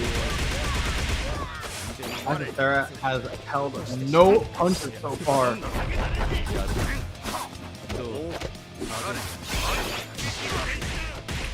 Oh my god, and right there with the active tag, quick gear, everything working out absolutely perfectly. Missing out the dropped combo though, and Dylan is going to be able to try and cash out. Misses the opportunity again. The regulation of the height on these combos has been the source of a lot of drops for Dylan. There we go. Comes out here for Cicera once again. Oh my gosh, once again, the drops are in such crucial spots. You can't even give Dylan an inch, or you're going to be in a world of hurt. Oh, sliced up with the DHC and the Leorio, doubles up on the roll here. And late tags, that was so disgusting. Killer should be able to kill here. Has more than enough meter. The scaling is going to make it so that he has to use one more though. Right now, no meter for Dylan. That's going to matter. He's going to be safe. Got Razor all on his own now. This is a really scary spot to be in. Full passing, got the kick. Very nice. Manages to convert it into the loops.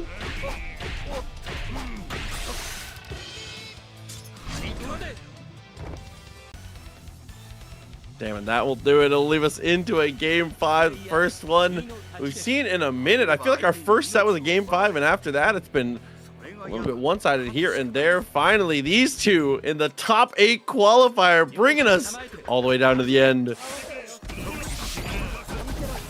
Comes all the way to a game 5. It was looking real good there before. And that's looking really good for Cicera now as well. Oh my goodness.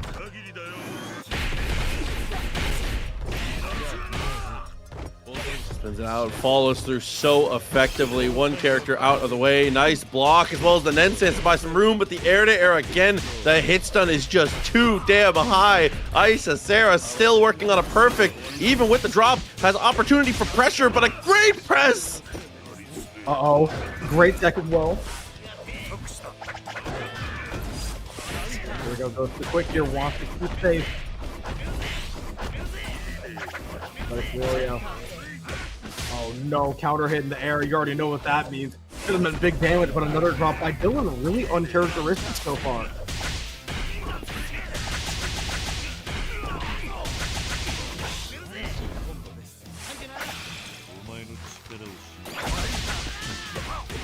Oh my god, they're just too active. The multi hitting heavy, working out well. Quick little jab reset, doesn't look intended, but for Dylan, good enough. Even with the drop though, this is all scary situation now. Overgear still available for Cicera.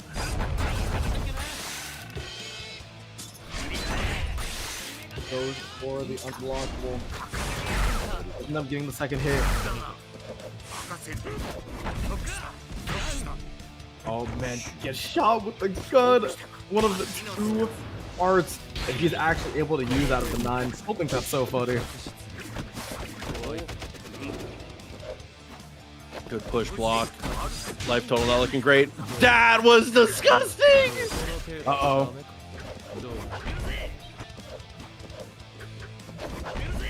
Jumping back and forth. We are down to the final character. Next hit might do it with a good enough starter, and that slide could be more than enough right now. No, not going to quite be enough. Even with the level 3, you still got to win one more interaction. A massively winning situation we're left in now. Got the OTG. Pushed us straight to the corner now. Has a meter, is going to spend it right away, and it is going to kill the Nenstate's attempt for Isis. Sarah can't quite build the room, and Dylan from the brink of despair is able to reclaim this. That was almost easily one of the biggest upsets of the tournament so far. And again, that's no shade to Isis Sarah. Isis Sarah has been playing an incredible brand of a net impact, but Dylan is just one of those players where you kind of just expect him to go in, studio everyone, and chill. But Isis Sarah already giving him a run for his money and showing you just the quality of player that we have here in this bracket so far. Absolutely, which is going to slide her down to the loser's side of the affair, but still not out of it yet. So we are going to have another top 8 winner side qualifier here again. It's going to be Abek, who we've already seen once before today, facing off against Kid Legend. And for anyone who does not know Kid Legend, one of the sons there. Let me give you some. I'm going to give you. You have accidentally unlocked Marvel Lorddom, okay? All right. Kid Legend is the son of Living Legend, who is who is a fantastic Marvel player, very, very strong. Also has his older brother, Young Legend, who so there's a family of fighting game savants between the three of them, all so incredible at their own crafts, and all play very different play styles too.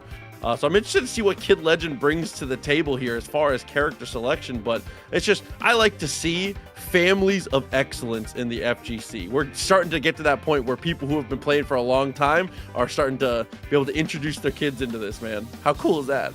No, absolutely. I mean, it is crazy that it's not only one kid. At this point, multiple kids all sharing a hobby with Pops. Like, that's such a beautiful thing to see, man. It just shows you how incredible that fighting games can be, and not only bringing people from different regions together, but even people within their own homes as well. No, definitely agree. Dude, they even have the uncle place too. Shouts Emreich, St. Valentine. Really? The goat, bro. It's a family of kill. Honestly and truly, if we're talking like crew battles, like, I don't know if there's a family that stacks up. I'm just saying. Nah, maybe you gotta have in there. Actually, not gonna lie, you could get a Sonic Fox and their brother in there to go ahead and OTV. True. Two character victory at least. I mean, I don't know. I kind of got him against any family. Give him like a week or so of prep time. Dude, the week of I respect it. Yeah, I'm like, listen, not right now. They're gonna cook right now, but you know, you give them a little bit of time to lock in, figure out what's up, then maybe it could be a different story. But we'll see. Like we said, Abek, player we've already seen once today, was able to take the victory 3-1 over Dan C. So definitely was able to already cement themselves as a threat on this one. Again, a winner side top 8 qualifier, and making it into the top 8 is the most important thing. Obviously, you would like to win, but being able to get those points to qualify for the later stages, for the finale later in October, is the most important thing about these 4 qualifiers we're going to be playing. Absolutely. Really curious to see what Kid Legend's going to be into. Using Living Legend's account as well. Too funny. That's UMBC 3. Hey, let's go, Legend. I respect that. Listen, I'll go stuff like honestly. I'm like, look, that's my goat, bro. I respect Legend. That's a beast for sure. Oh man, good to see you in the chat too, hanging out. You gotta support the young man. So let's see it. Is gonna be rocking. Okay, I mean, this is a strong team. Definitely expected to see here from Kid Legend. Abek coming back with that kite and that machi. A little more of the unique stuff to the table now. 100%. There we go though. Abek just electing to go ahead and shoot the poor kid. Now it's the fish. For the golden pools of his own. I couldn't quite get there. Goes for the quick gear. 2 good blocks in a row from Abek and a great tag as well. Situational defense playing extremely well on the heads up so far for Abek.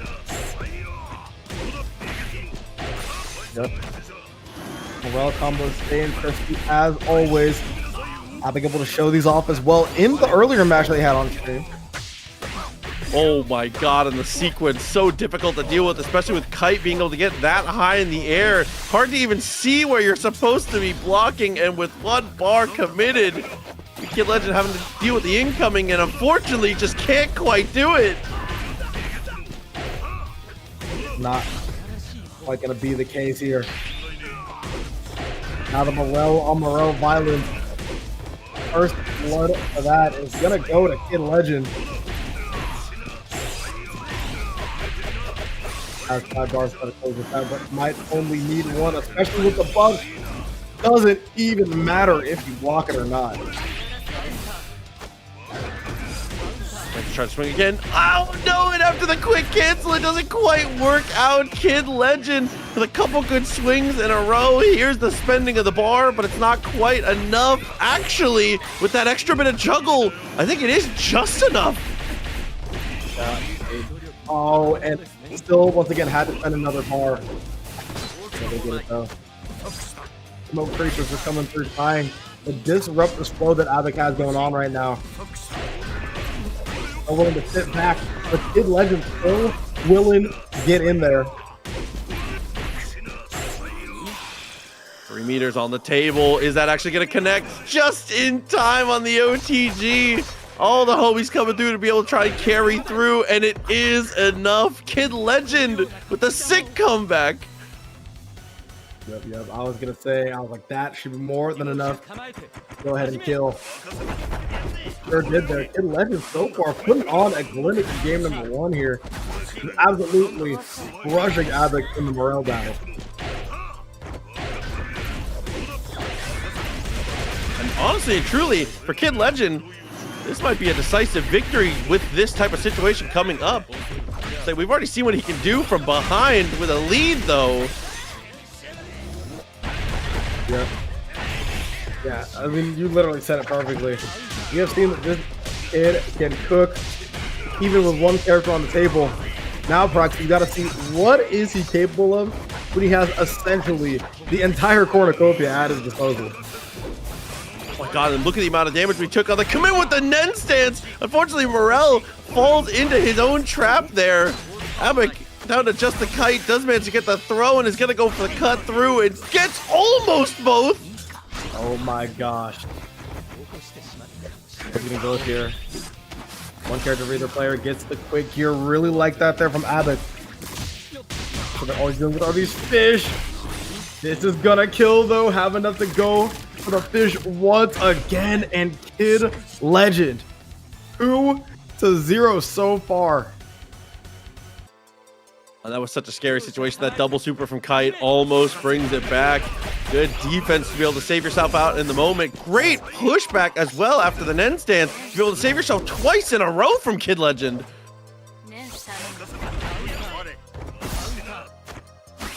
Ran right into that web.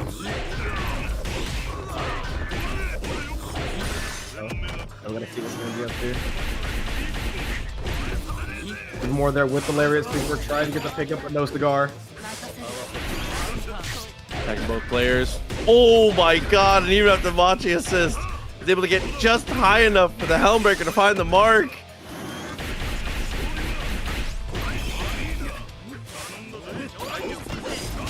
We're trying to get tricky, and now both of your characters are gonna pay. Morel is on the way out. Is for sure gonna go ahead and kill Kite as well. And now the Living Legend only has one more character to go. Oh my god, and the high-low ends up working out, pops the overgear, and just like this, Abic might be into the loser's bracket. It's looking like it's gonna be that way.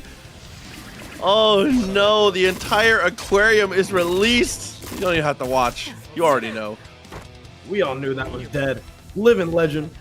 Sorry, excuse me. The son of Living Legend goes ahead, closes that one out. So I'm just saying Living Legend on the mic, but you know what? This time, kid's got to come through and do it to you instead. Put on a show and definitely made Dad proud, 100%. Absolutely. Again, huge shouts to the entire Legend family. Would love to get to see you guys be successful. God damn it, you're all so good. It's so sick to watch you all play. I'm so excited to see even more of it here. But that is going to be Kid Legend guaranteed into the top 8. Points secured for the week for him. Guaranteed at least 5th at this point. What a placement. Let's go. 100%. I mean, if you want to get started and getting that qualification spot going, that's where you want to be, right? It's like at least 3 points on the line. When first place is only getting, what, like 10 points? Like, you'll have a pretty good chance to keep it going, especially if you continue momentum into the next qualifying tournament. Absolutely, but this is going to move us again to another top 8 winners side qualifier here. Loading Demon facing off against Sneeze Lord. Sneeze Lord was in full control, facing off against Blue a little bit earlier on. It's definitely showing us one of the more dominant performances that we've gotten to see so far. So maybe we can keep that snowball rolling and potentially get into the into this later stage. A winner's side spot would be pretty nice. You don't want to be on the hot seat, especially not with Net Impact. This game is too volatile, bro. You don't put yourself in that position.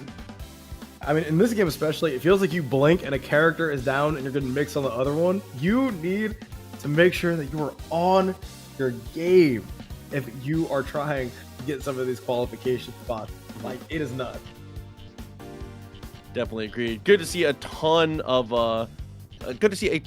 players that I'm familiar with in the chat as well, hanging out, watching. Make sure y'all enter next week as well if you're in North America. You gotta be tapped in. 4 weeks of qualifiers, a lot of cool stuff to be seen, as well as the finals later in October. I'm just trying to see as many people as I can get involved. 12 spots seems like a lot, but as these qualifiers go on and as the points start to come through, if you wait too long, you're gonna miss the train, brother. Yeah, you got to make sure that you're getting your points while they're hot, because otherwise it is going to be a very painful time to try to qualify. And as you know, I mean, this game incredibly explosive. I'm not going to say volatile. I'm not going to say inconsistent, but there are just some times when you blink and you're down in the loser side of the bracket. So you got to be really careful to get your points when you can. Absolutely agree. But it looks like we're just getting ourselves reset up, and potentially, setting up a new lobby as we get Loading Demon versus Sneeze Lord 93. There's the next two coming through. I'm about to become the Sneeze Lord. I've been fighting a sneeze for like 30 minutes, bro. I'm just, you know what I'm saying? That feeling of like, it's coming. Oh my God. You're just in hell for the next, like, however long it's going to take for it to come I've been fighting for my life. Oh, dude. Saw the beatdown I got from Dylan. That was game 5 though. That was real close. I was gonna say, you're saying beatdown. I said, Sarah, you were kind of cooking, and you got an opportunity to be able to get your get back. All right, you're in top 8. You got this. I wish my beatdowns looked like that. Make my life so much easier. Oh yeah, like I got washed. What it was? Yeah, like it was last hit. Like, I got washed. Like, I wish. Oh my gosh. But here we go. Looks like we're about ready. Both players in and connected. Loading Demon, Sneeze Lord. Our final winner side top 8 qualifier. Got a couple losers matches to be able to show you as well before we actually do squeak into this top 8 though. So plenty more action to come. And thank you again very much to everyone continuing to support not only TNS, but Hunter, as well as, just being able to be here and check things out. Definitely cool to get to see this many people hanging out and, supporting the game. Yep. Here we go. Gonna see more Sneeze Lord. I believe gonna be seeing the first instance of Loading Demon that's not in Twitch chat. Very excited.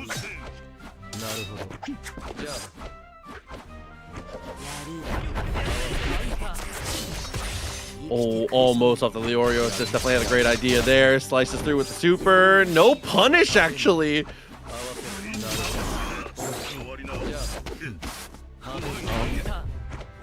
Menpack out, love that.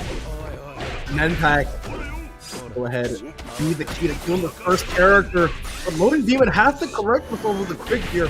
He's now trying to attack on any extra damage that he can on the enemy row.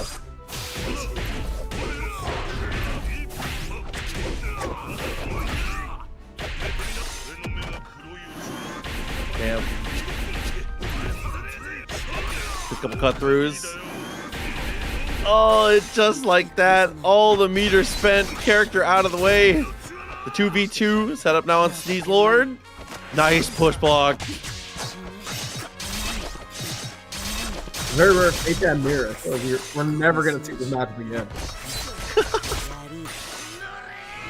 Honestly true. These look like Make a Wish when these two characters are on the screen at the same time.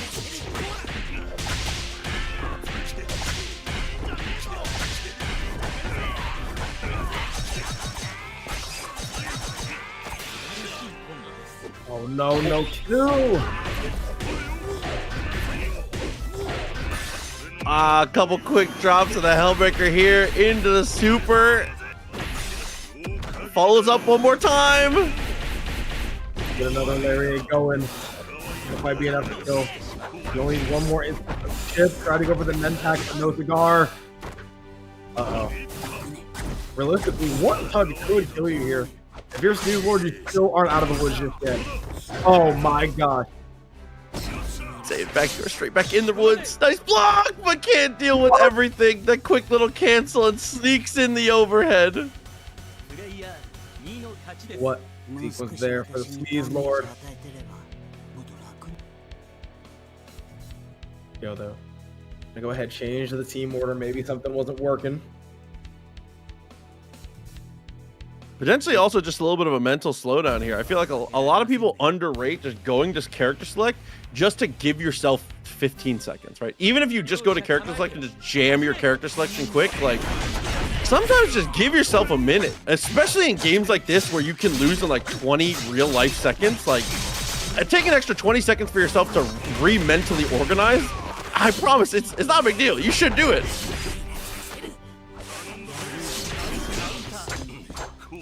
Morel coming through, and I gotta say though, this Morel Nemback has been putting in so much work as it continues to get an opening there for Sneeze Lord once again.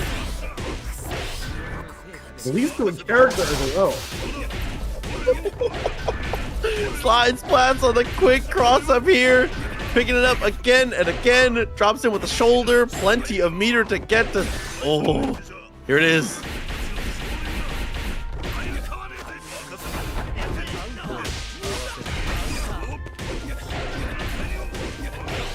Again, the Sneeze Lord Morel getting an opportunity.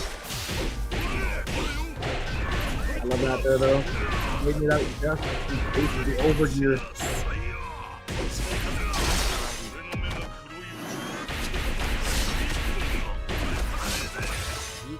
Sliced up with a double follow through. 1 meter spent. Nothing else to show for it here. Just dashes backwards. Full reset of the pressure. Yeah.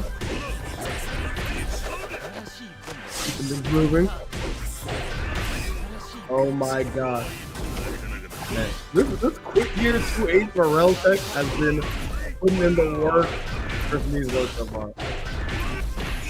Yeah, it's absolutely one of the most treacherous things to have to get through here as we're going to commit again. The Oreo, plenty of resources, overgear on both sides. Just going to wait things out. And right away is able to get the cut through after their own overgear is applied. They're getting kicked in the face there. Advancing in the game number 2. 2-0 so far though. Sneeze Lord looking very, very strong in his first set.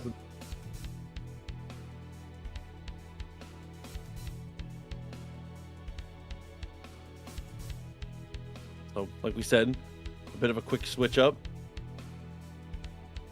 Reset the situation for yourself. A little bit of a slowdown. Kind of think about what you need to do. Sometimes, though, the mental slowdown can be to your detriment. Like, if you get beat up bad and you just, like, take a second to think about it, you're like, damn, I'm ass. Yeah. You gotta be careful with it. The internal thoughts start getting a bit too loud. You're like, oh no, like, what have I done? Oh, man.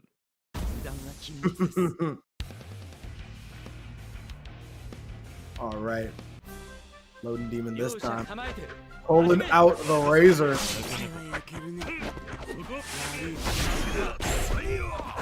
More razor in this tournament I feel like I have in the last like month. Actually, though. Look at the Nen stance. Manages to survive the mix-up layers. Goes for the tag, but little homie saves the day. Our strongest soldier. Gaotsu!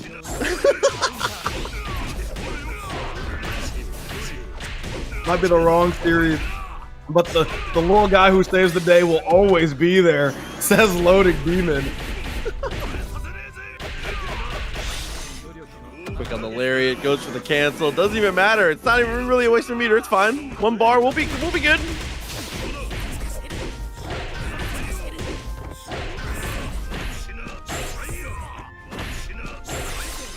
Oh. Once again, Loading Demon is looking like the download is absolutely complete. I mean, so far, over the Razor only took a scratch, and now all of a sudden, Loading Demon is looking to be in an incredible spot. Yeah, maybe this switch was all we really needed. For the step back. Oh no, drops the hammer. Here's the slice through once again. The DHC will get us back in a better position here with Leorio on point now. Uh-oh. I get fancy with the confirm, but he just go right into the meter dump. Now just take from the meter for Razor as well. Might not even let you use it though. Might just want to get another character in, and that's looking like what it's gonna be. K's off there as well. Speaking of getting paid, Sensei coming through with a $5 contribution to matcherino. My God, quick on the cross up, finds the connection again. Loading Demon, unfortunately here, been on the back foot now. Gonna go for the ejection, and that mix up has been pretty decent so far here, but Loading Demon is gonna delete the character. DHC into the fish, and actually have full control of the situation once again. Doesn't have overgear. Oh no. Oh, you do not want to go for risky moves like that, especially when Sneaselord can be punishing you. Sacrifices a Crollo. Now has to fight against the last legs of this Loading Demon Razor and ends up taking it. 3-0 sweep coming out here. And now you're going to see Sneaselord. Man. Oh, I liked that though. The switch actually looked great. I felt like Razor seemed to be the right choice here. So hopefully, if we're able to get a little bit more of that as we get through the losers bracket, potentially stick with it. Yeah. Looking like, speaking of the loser side of the bracket, going to be moving on to the losers side top 8 quals that we got going on. Who got us? Well, now we are going to see who Dancy's opponent is. But in the meantime, got Sundula and Quote about to hang out and figure out who is going to be moving on to that top 8, who is going to be getting their hands on some of these points. Yeah, bit at a time. We still got 2 matches to go before we're locked into this top 8, before we can start sorting out who's going to be coming home with which points. I do want to say again, thank you to everybody who has been contributing to that matcherino. !Matcherino in the chat if you want to pull it up, help us support the players, and be able to add even more into this weekly prize pool here, as well as just claim those codes. It's free money for the players. Why not? Yeah, it is quite literally free money. You don't even got to actually enter in your PayPal, enter in your credit card, none of that nonsense, right? Just go ahead and click the glam code button, and that's a free 25 cents. Like, I mean, listen, I know this economy, 25 cents doesn't do a lot, but think about it, if we got a lot of 25 cents, it's going to be real nice. It adds up. Listen, every piece counts, every little bit. Oh, dude. What that, like we said, losers side of the affair, still plenty of players to be able to come through in this one. I'm hoping as the week goes on, we get to see these players continue to roll through, because so far the matches have actually been ridiculous. I don't know. We still have too much to play for me to call a match of the night for myself so far, but I will say Dylan versus Isisera was kind of sick. That was sick. I was gonna say that was probably my favorite set at the moment. We still have a ton more net impact to play. I mean, we still have an entire top 8. We still have to even get to that top 8 in the first place. Like, and we still have 2 more matches to decide how we fill out that portion of the bracket. So we have a ton of extreme time left to go. Super excited to see how everyone is going to be getting involved. It looks like players have their characters selected and are about ready to go. Sundula and Quat, we've seen them both already once before. making it back to this spot now. One match away from guaranteed points and the potential to get yourself above that 200th floor. But here we go. This team on the left was the menace that we saw in the earlier stages. I say honestly and truly, probably like one of the most prototypical teams to be able to activate the big man himself. Oh yeah, honestly, just this team in general was very good. Like when we were talking about Ubagin, but in reality, he was definitely enabled by these two characters, especially for that.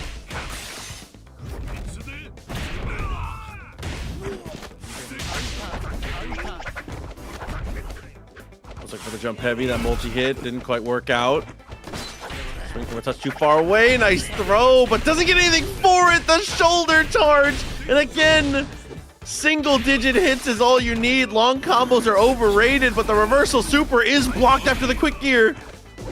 What? I love that. Just sends the ejection attack. Ends up working out here. Sun Dueler trying to get his get back though, and his fish feel the exact same way.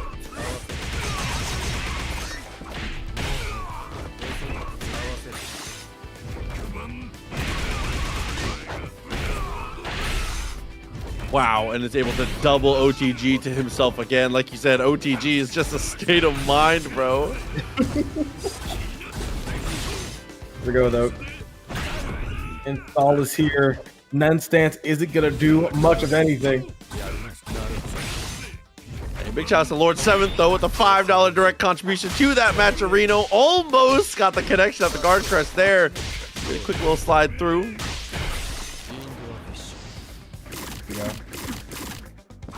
Fishing, but keep it indoors. All right. More heavy kicks. And even more fists on this side. I don't know why I said heavy kicks. There's only 3 buttons in this game. That's a heavy ass kick though, dog. So I listen. Yeah. I respect.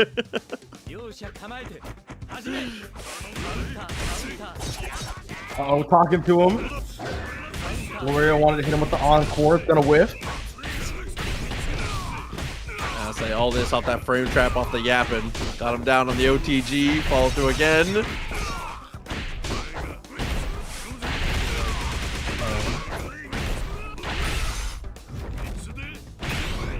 There we go. Just goes ahead. Get the punch.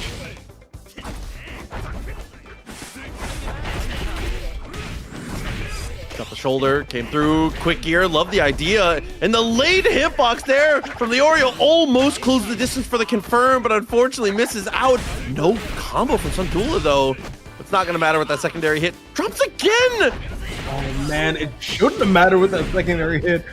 Is what you should be saying, but regardless, the drop was gonna even up the game state once again.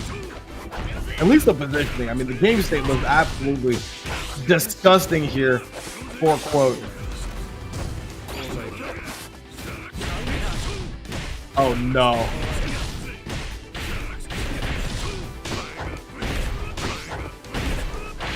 I was gonna ask Ross, do you think this kills a no meter, but elects to go for the level 3 instead. Just wants to make absolutely sure that this is gonna be the end. Scary situation. Oh, I thought it was going to be a scary situation. After a quick gear, though, got to be brave for mother. Love the idea. Misses out. Still has plenty of bar, but back to neutral is a little bit scary.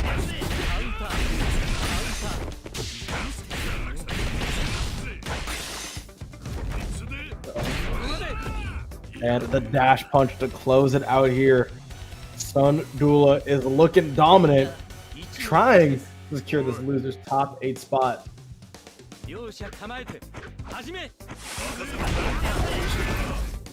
Yeah, in air-to-air territory, not where you want to be. Man, swinging crazy pipe. Gets the connection, though. Counter hit into the corner here.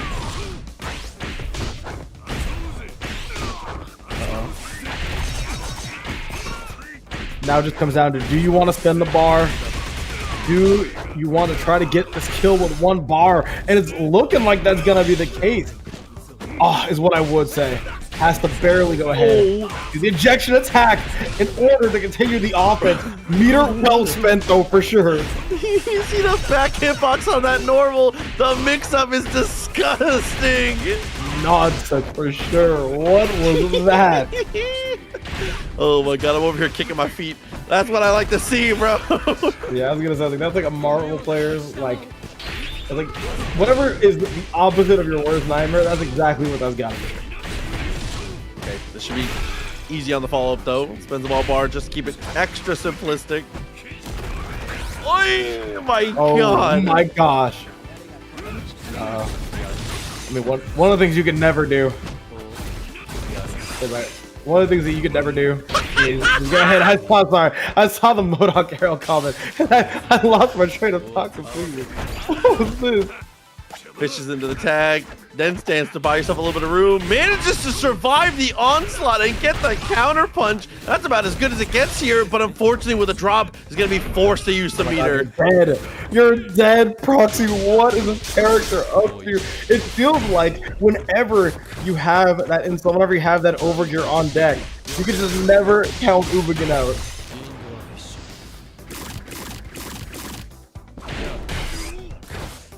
Bites with a quick gear, ends up getting the drop. Reversal timing puts us against the wall. Decent recovery, but unfortunately it can't save us forever. Sundula with 3 straight to qualify themselves into the top 8 via the loser side of the bracket. Yep, the stage is just about set here. With that win and with that continuation from Sundula, we are now looking at one more slot before we get into a fully flushed out top 8. And it's going to be, again, 2 players that we've seen come through once again. Loading Demon facing off against Dan C. Loading Demon, honestly and truly, in the later stages of that set, switched over to the same team as Isisera, actually, rocking the Razor. And I would love to see that be what we come out with here, because that felt like a strong... I don't even necessarily know if it was they felt more comfortable, but it looked better. The results were there. Yeah, no, I can definitely agree. Like, I will say, though, I think that comfortability in this game doesn't really come too easy. I almost said doesn't exist, but you can definitely be comfortable, especially when you're the one who's on the offensive. Didn't seem to be the case there in the earlier sets, so very curious to see how it's going to play out here later in the bracket, being a bit more warmed up and getting a bit better of a read on some of the other players you got to compete with. Listen, one thing I will say to you is that comfortability with your own characters and your own game plan probably does exist, but there's no such thing as being comfortable when the things that are happening on these screens could happen to you. You got to be on your toes 100%. So honestly, the sentiment, I'm right there with you, bro. It's a dangerous world out there. It can happen to you. Yeah, like, it is a scary time for sure. Right, got to keep things going here. Looking like the teams are set, and we are ready to keep things rocking. Fancy Loading Demon, the final stage of this, leading us into our, like you said, finished off top 8 bracket now. 1 spot remains. The literal singular last point has yet to be claimed, and it is going to be claimed here in this set here, Dancy and Loading Demon. All right. Just waiting for on. Looks like, oh, it just waits on the spectator automatically. Okay. Yeah. One problem for me as a person is that I have really bad eyes. So when there's like a pop-up like that, I'm like, oh, what could that possibly be? It's just, sorry, I've forgotten to read. Here we go. Top 8 qualifier once again to the loser side of the bracket. You've got to survive off of this one here, and right away, the clean opening, something you're going to see every single game from Dan C, and for good reason. It is a hell of a way to start the match. I love that. Going into the fish immediately. So far paying off, though. Dan C having a grand old time, it seems. First hit here for Loading Demon seems to be a big one, though. Trollo combos are going to come out. Might be seeing some fish as well. Drop the hammer a couple times in a row. Here's the follow through. Loading Demon looking strong. Is going to go for the ejection. And then stances out, wants to keep this Leorio alive, but Loading Demon has other plans. Yeah, where do you think you're going, kid? Settle down, straight away, gets the connection again. She's gonna go for the switch art, not going to go for anything too crazy. Just secure the kill. Oh.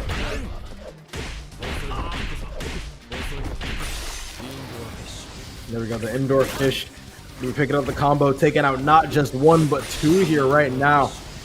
Throwing out the fish once again.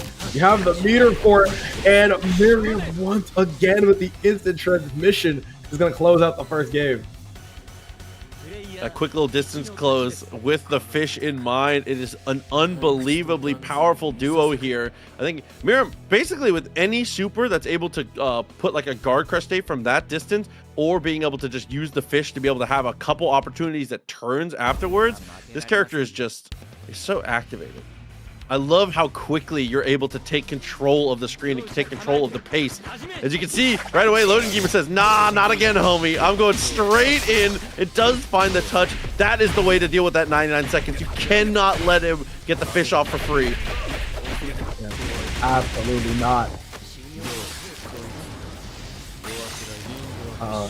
Fish on fish action. Gaming. Just chomping at each other. It's like, who has it? You just see. I think the answer is nobody.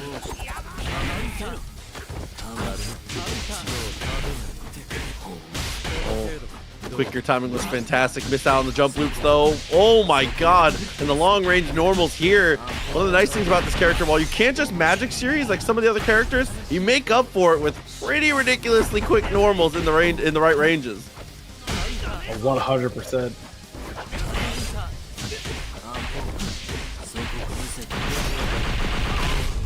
Uh-oh. Oh my gosh, and the arrow throw to go along with it.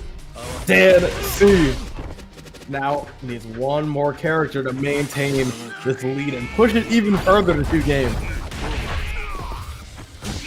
Oh no, good block on layer 1, but unfortunately there's never just one layer. TNS once again gonna try and set it up here. It's gonna be super with the tag. Wow. Perfect timing on the defensive choices though. Loading Demon to try and fight back into this one here. Does block the overgear. Wow, but will it really matter?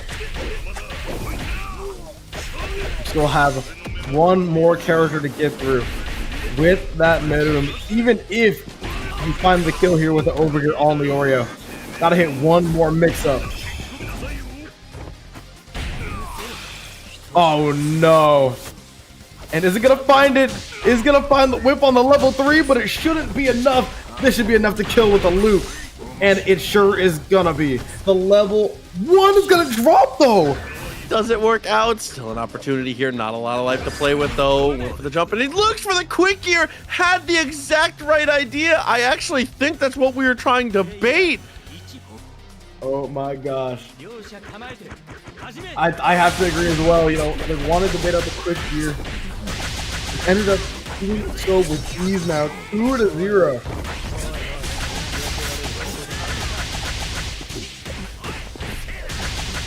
My god, the jump heavies time and time again.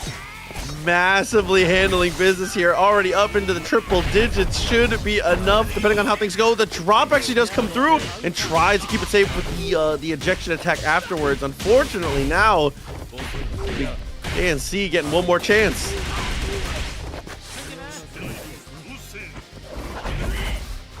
Oh. The rear players all sharing the same brain cell right now.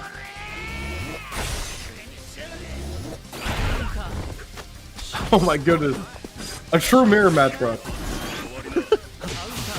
Everything's the exact same on both sides, except for one of the first clean hits of the sequence going to be going to Loading Demon.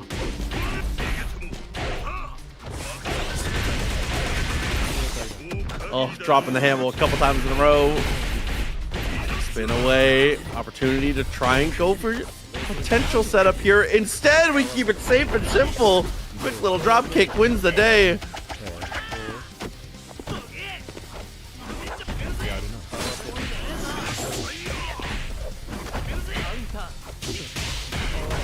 There we go. Once again, has more than enough resources, but just tried to go for the level 3. Doesn't want to burn the overgear just yet, which I could respect. especially when you have 2 more characters in the back end for loading demon.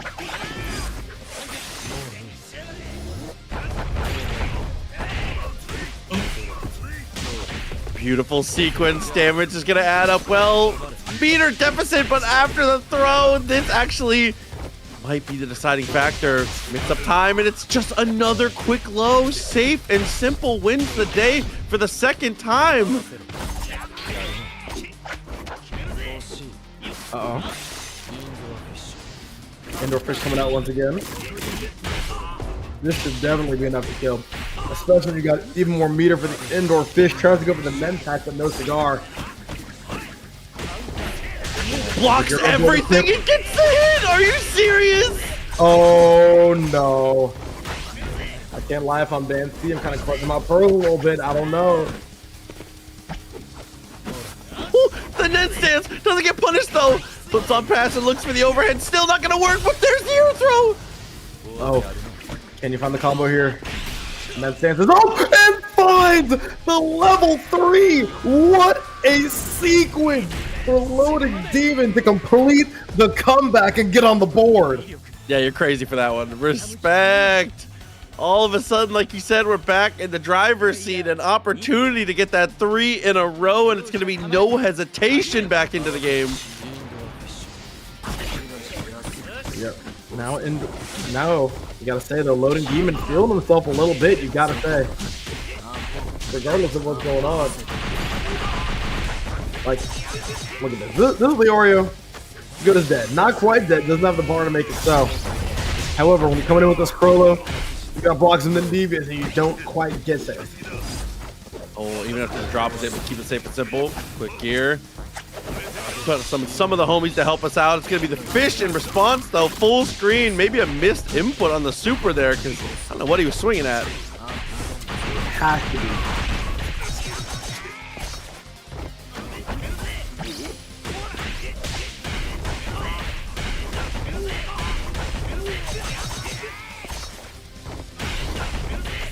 There we go. I was gonna say, gotta see if Dan is able to close this one out. Not quite. And of course, oh, it's just a pure 50-50 there after the tag. Managing to use that assist into the super so effectively time and time again. You continue into the corner, has plenty of meters, gonna back off for the fishes. Now gonna make Morel deal with it instead. Just the impact he was looking for. We're gonna get just some more fish to the face.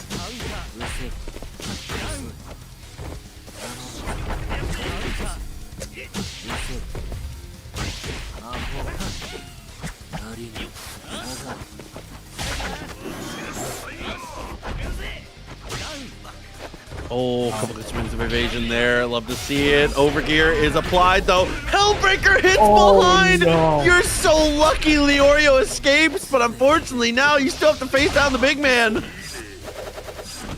I was gonna say, I was like, the only saving grace to that round is that Leorio fell out. But now is gonna be dead right on after. Even though you have the full resources here for Dan, is it gonna be enough? And it might not be. Sees the fish and lets it rip, says they can't hurt me if I'm in a cinematic. Let's go. Oh my goodness. And then right after, the legs are exposed, taking the finished loading demon, continuing to roll the snowball. Oh, I mean, we're looking like we are in reverse sweep territory. Dancy, you gotta be real careful because you are right now on the back foot for the first time in the set since the round even started. A scary spot to be in here. Character changes potentially being considered, maybe just a mental slowdown. Either way, all the way down to the grandest of finales here in this final top 8 qualifier.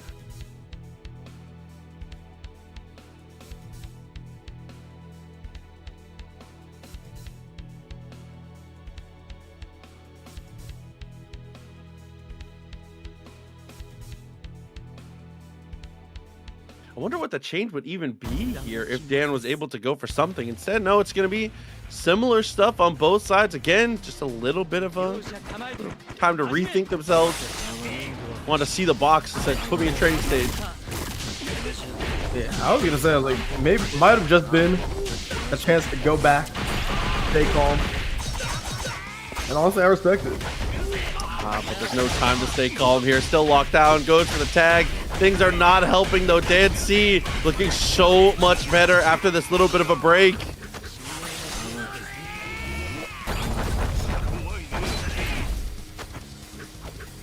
Uh-oh.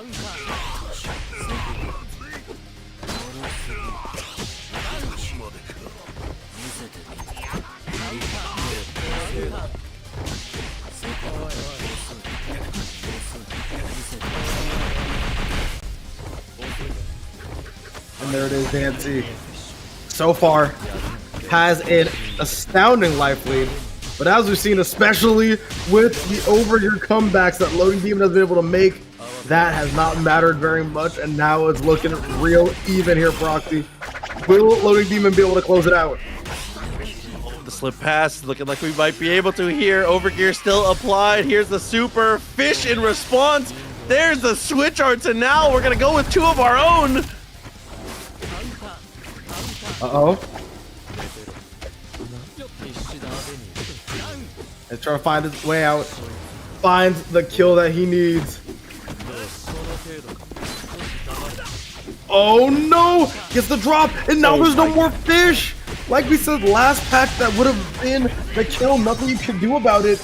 But now, Loading Demon is going to get one more chance at greatness. Finds the drop and gets clipped by the JL.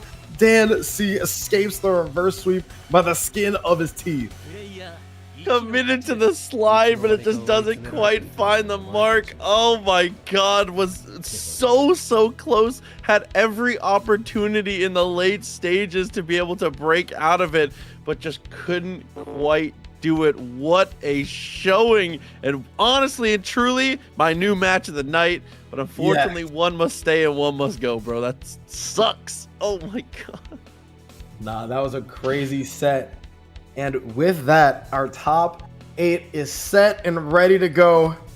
We have all our players in. We have all of our players ready to fight. But for now, we're going to throw it over to a real quick break. And then after that, going to get right on in to this top 8. We'll catch you guys in a bit.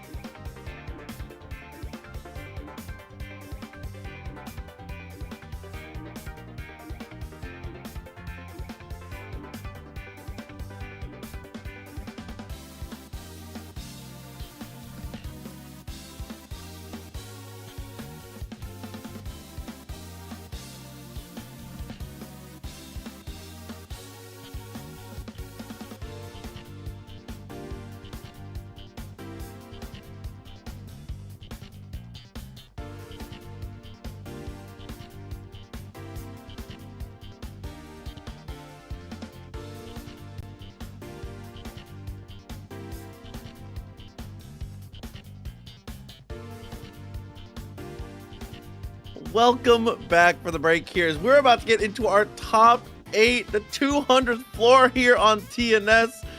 Cannot wait to get to see what happens with our players here. My name is Proxy. Avian still on the other side as we've been guiding you through, and like I said, down to what is the final 8 are players who have already gotten some points for themselves, bro.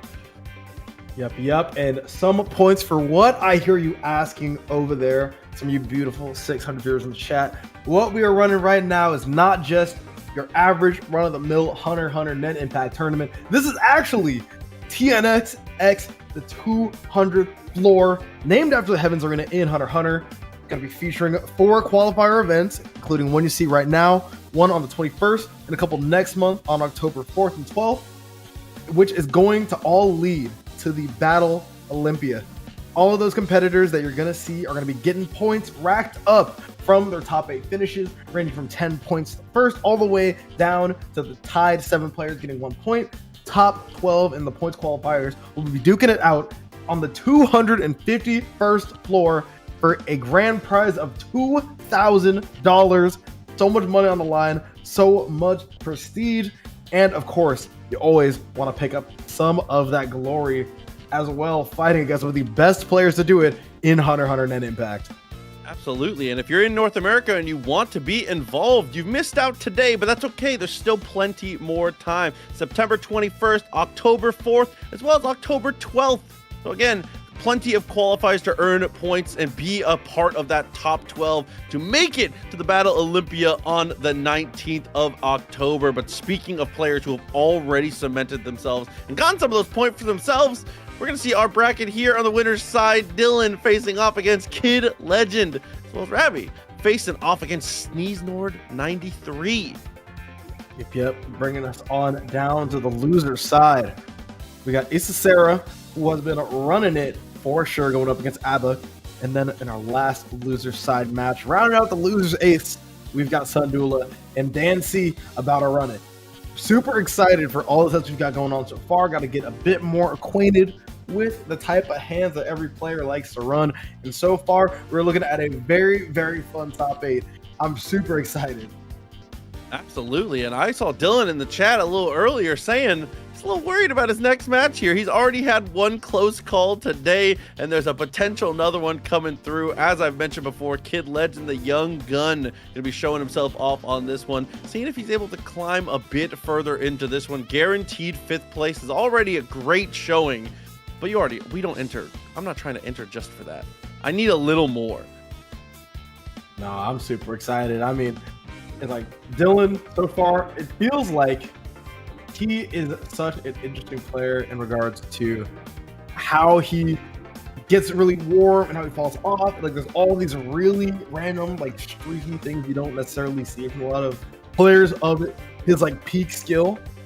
And, you know, we kind of saw it there against Isasera, right? It's like went into some pretty bad slumps, especially at the beginning. Was able to pull it back after calming down a little bit, was finally able to take it. So really excited to see how this goes on to continue, especially now that we are a bit further in the bracket and some matches have been played.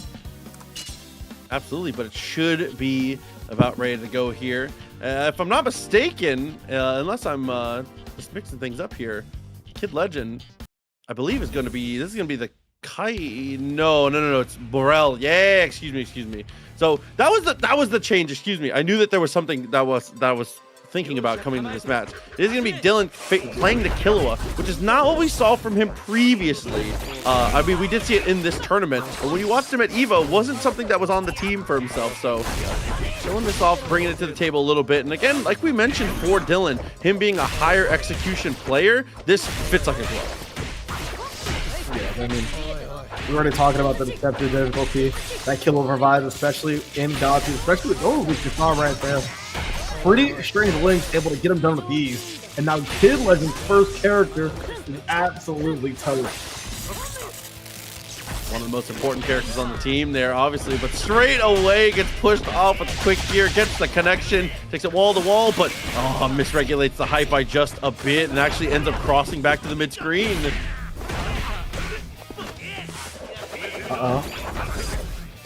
we go, get him a tag on the other side there. Trying to space Dylan out with some of these really weird, really large Morel normals, I should say. Oh my god, but that's the Morel Classic. Gets the connection quick gear to be able to cut through. Level 3 activated immediately. Yeah, I respect it. I want to get this Leorio out here just as well.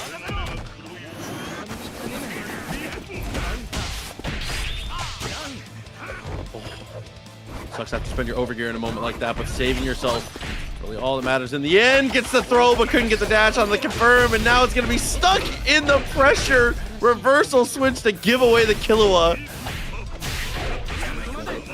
That's not what you want. If you're Dylan, you had such a strong lead. It's like, and even then, like, it could just get all taken away at a moment's notice. Kid Legend, such a good job and such strong composure for such a young man, right? No, seriously. You see again, dude. The new classic. Send him full screen with a home run swing, a quick gear into a tag. Take your damage where you can. Nuts. I mean, it's like if I was getting put in the blender, like Dylan was in that first round, like this set would already be over. But Kid Legend so far has been able to bring this all the way back and now looks beyond comfortable here in the second game. Oh no, but there it is. A couple more to get into the level 3 territory now. And there it is.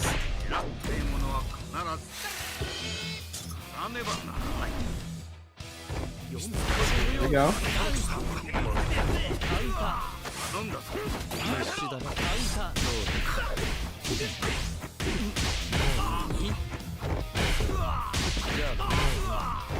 Happy birthday slices through, Kite dies. Things getting a bit worse. It's gonna be the level 3. Has the extra bar if we're gonna need it, but I'm not so sure it's even gonna be in the conversation. A quick death. This Killua once again is gonna have to come out and do heavy work. There's the super, but gets pushed out immediately. Oh no. Oh, rare drop by Dylan. Shouldn't be dropping it this time. Sees an end stance, not gonna get caught by the impact this time. Quick here once again. That's the third impact in 3 buttons so far.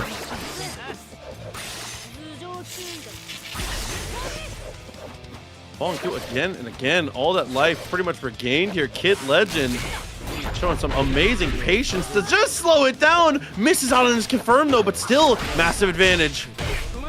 And massive advantage turns into a victory. Oh my gosh. Once again, we see Kid Legend able to just dissect this defense from Dylan, and honestly, even better, playing really good defense himself. Like, we're seeing a lot of really interesting defensive interactions you don't really see all that often, and have been navigating them with ease, dude.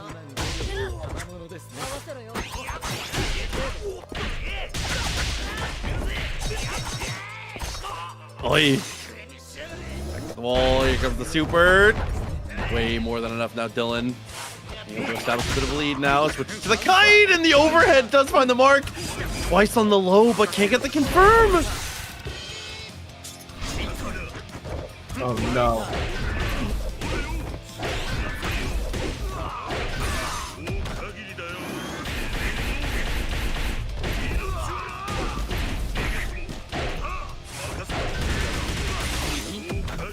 There we go. Oh my goodness gracious. This has been a murder for the last 20 seconds for Kid Legend. Oh no, that's not what you want! All your momentum stifled by the overgear. And that's how quick it can turn on its head. As you said, things were looking completely over. What a hell of a turnaround and a quick uppercut from the ground. Is Dylan. We've already seen Dylan once when he gets pushed to the edge make the reverse 3-0. Is it gonna happen again? That we will have to see.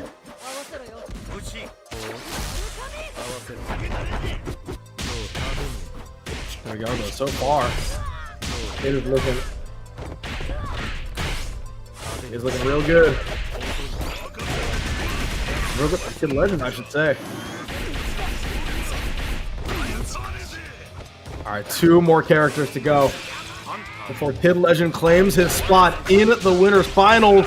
But we have seen this kite do much more work than what's laid out in front of him. Look at the life bar, bro. Like, come on, straight away, quick execution. Incredible way to start this off for Dylan. We go for the tag, but a good push. Unfortunately, the push doesn't give us enough room. The slide gets the punish, and it's Dylan still on the offense now. Now, I do have to say, like, Proxy, I don't think that people recognize how hard those loops get once you get towards the later half of it. It is nuts, and Dylan just makes it look simple. Oh no! We're not gonna get to see any more of them potentially here. Kid Legend, 2 touches away, a massive dropped combo, tries to go for an interrupt of some kind and is gonna wake up with the fishes. Oh man. Looking like gonna be sleeping with him too. Go there, gets caught by the fishes once again. You're not able to continue. Gotta fight this. Crollo gets clipped. Doesn't have any meter. Not gonna quite be able to kill. Dylan is allowed one more chance. Gets the mem pack. Get quick gear by Gillen. Now a quick gear by Kid Legend should be enough to take it. And just as Pops has called, the kid has taken down the Evo champ. Listen, guaranteed top 3 now. The climb continues for Kid Legend. A hell of a victory. Put himself in the best possible spot. King of the Hills. Looking down at everybody else. We'll see who his opponent is going to be. But Kid Legend, man, I'm so damn impressed with how much better this guy gets every single time. It's like a living legend in the chat was saying. He plays multiple games and has, at the age that he's at, has already gotten medals at majors across games before. Like, he's like that. Yeah, it's like, I mean, when you really do think about it, it's like he's already gotten legends at this young age. We've seen him win TNS for Marvel at this young age, and I mean, I feel like that's one is especially impressive. He's like, what, 12 years old? He's like, listen, you got to correct yourself. That's so another year of fighting game longevity and still putting belt to ass. It is crazy work, and I'm really excited to see where this kid goes. I mean, he's already approaching the summit. Like, it just comes down to how long it's going to take for him to get there. Definitely cool to get to see for sure, but you know, Kid Legend will get an opportunity to write a little more of his legend as we get a bit further into the bracket there. As I said, guaranteed top 3 now, so a ton of points to show for it here. Is going to be walking away with at least 6 points when it comes to qualifying for that Battle Olympia in the end, which is really truly winning today, getting a little bit of prize money and having that glory of being the victor today on the 200th floor is cool. But that's not what we're here for, bro. We're trying to get to those 2 bands at the end of the tunnel. Yep, it's like, I mean, listen, it's good to win it now, and honestly, I feel like winning this tournament right now is going to do more for the confidence than it is for the qualification. I mean, obviously, if you win, get the 10 points, you are sitting in an incredible spot. You're basically only going to get, I think that you pretty much auto-qualify if you win with it. It's like, I'm trying to think about the points combinations in my head, and I honestly have since our break of how you can lose if you win one of these, right? But at the end of the day, like, even if you're qualified, it does so much better for you in the confidence department because you said, all right, some of the best players in this game in NA, I can already take down, and I've proven that I'm able to take down. That's true. Honestly and truly, I think you're right. I think if you win one of these, you're going to be like just on the cusp at minimum. So if you can get like a victory plus like any top 8 spot, you should be able to. You might not be the top seed, but you're going to be at the dance, which is really all that matters. If you're good enough to win this once on the finals day when it comes to that Battle Olympia, you'll be able to take it all home. 100%. And now that just gets so much more pronounced when you look at the fact that you basically only have one more match to go, or you are at the penultimate prize at least of this bracket, a calm 8 points minimum. Once again, solidifying your spot in the rankings. You might only need to get a couple more tournament performances in order to truly remain qualified and clinch that spot. But regardless, you know, it's like you're sitting pretty right now. You know, it's like at this point you just got to finish it out, finish your plate, secure those 10 points. gonna move us though. Again, winners semi-finals on the other side of the affair. It is gonna be Rabbi versus Sneeze Lord.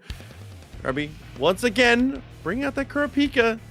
It's something we haven't gotten to see as often, I feel like. I mean, as far as neutral control goes, the character really hasn't had to do too much. It's been able to find little touches and be able to be tagged in to loop those supers for the damage. But for the most part here, it's been a lot of this. Been a lot of Nen stance, been a lot of trying to get out as quick as we can so that we're not draining our life too quickly, because those Scarlet Eyes are always going to be out, bro. Yep, it's like, I mean, just looking at the team, you are literally only going to have one character who they're not against. I mean, look at that. The health is already on the way out. Imagine here trying to recover some of that gray life, taking out this Morel. Still have two characters in the back and a character who is essentially bleeding. Gotta see if Hisoka and Leorio can pick up some of the slack here. It's already a very good start here. Couple quick instances with the quick work, deal him out, but it's not going to work out. The wrong super potentially here, but with an overgear to be able to completely stifle the attempt to break out, Sneeze Lord is going to be trapped once again, even with the overgear of his own pop. Oh my god, and that is going to 100% kill this Kurapika, putting in the work so far. Now we see that Proxy not even needing to dive into the tank with the healing as well. Litter's like, listen, I'm gonna do my job. Get out, you can take one, and then I'm gonna come back in, finish the plate. And that game plan has been working so well for Rabbi all day. Continues to work here in this top 8.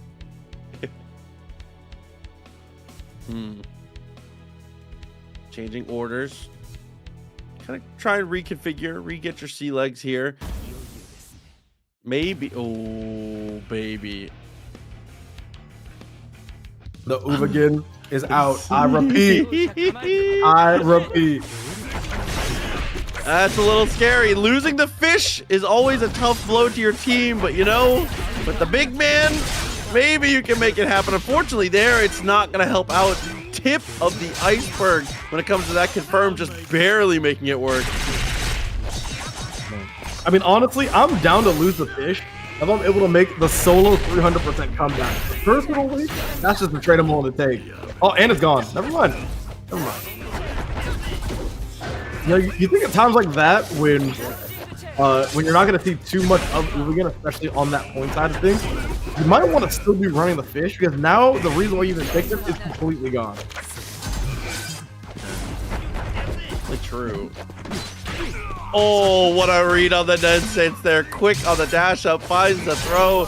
Gum is applied. Not even going to matter though. Kurapika going to go straight back into business here. And of course, finally going to get to see the full animation as we get into that level 3. There we go. That'll be the happy birthday off of the Ned pack. This goes to show you the violence of this game. It's like, listen, you got hit by one of the system mechanics, and both of your characters are dead, and now it's effectively all tied up. And the quick cross up, the overgear immediately. Sneeze Lord showing off the conversions about as best you can. A quick drop is going to immediately spend the super to try and keep himself safe. Uh-oh. Gotta go for the Ned pack. 2-piece combo is all you need. No biscuit. No drink, it ain't even a combo. Oh my god. So many crazy situations to have to deal with there. Straight up the DP, armors through the assist attempt. There's the clean touch. Yeah.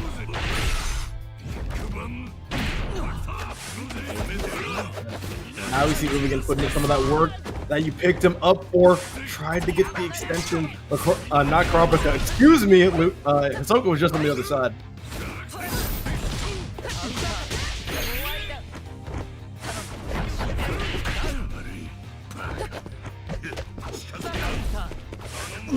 Okay, nothing to convert it. Leorio saves us a bit of a headache there, but causes a bit of headache on the other side. That triple sizable assist, just too clutch in the moment. Sneeze Lord, though, we've seen this happen before. We've seen this exact scenario once again. Quick gear into the overgear. There's the connection. Wow. Oh my gosh. I love the exact same sound like coming up with the Ned pack. Sneeze Lord takes it. Like I said, I feel like the Oreo players all day, Proxy, have had the exact same thought for the exact same option at the exact same time. I say it. Listen, sometimes, especially in those moments, the shared brain cell, it just comes out. There's nothing you can do. You know it's it. You know what's up. Like, bro. Precise though. Here we go. Should be able to loop through off of that. Yeah, that'll do it. Oh, 100%. And if it won't, then guess what? We're gonna switch you right on out. Oh no. Okay, not quite gonna kill. Oh my gosh, yes it is. Oh, just drops it. I honestly had a lot less faith. Goes for the Ned pack there.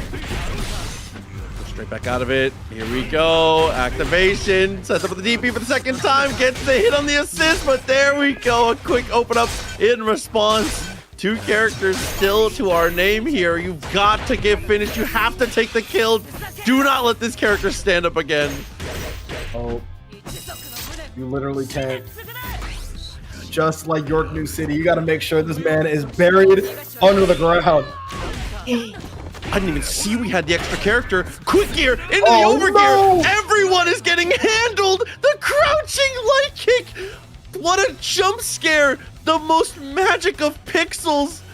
I saw the animation killed. It even made the noise, but I didn't even recognize that it didn't say KO. There was still 1 character left. I was so caught up on trying to make the anime reference. I didn't even notice that Moreau was gonna come through and rock everyone. Like, dude, he still had both gears off the ready and was like, all right, I'm just gonna go ahead and kill you. Like, you're just gonna die. And I'm like, oh, all right, well, this sounds good, man. Like, sounds like you got this all under control. The KO not coming out, at least on the side. I'm so lost. That was too funny. Hey, listen, a quick answer, a quick save. I do want to remind everyone, though, that the matcherino is still open. So !matcherino in the chat if you'd like to be able to open it up, be able to get those coupon codes claimed for us here, get extra prize money into the prize pool, as well as be able to do direct contributions. So a lot of different ways to get involved and help the prize pool grow for these players. Again, !matcherino in the chat if you'd like to do that for yourself. In fact, let me get in here and claim my code. I feel like I haven't done that yet. Let me just double check. So I might have to go handle business myself. Yeah, I'm like, I might have been slacking today. I'm not gonna yeah, lie. I was gonna say, I was like, if you like, you wake up, you know you got something to do, and you're like, man, gotta make sure I knock that out real quick before I continue on with my day. And while these players are sitting here waiting for Dan C, gotta go ahead and claim this last code here. Hey, big shouts to the homie, by the way, TNS Southpaw, coming through with the sub. Appreciate you as always, my boy. We playing later. We're playing later. We talk about it. You better do your homework. Here we go. Yeah, I saw see someone in here like, oh, EMP Obama's like, hope you didn't get spoiled. Like, I don't know, is Hunter is pretty old, no? Like, I feel like if you want to watch that show, you're tapped in already. Like, I don't know.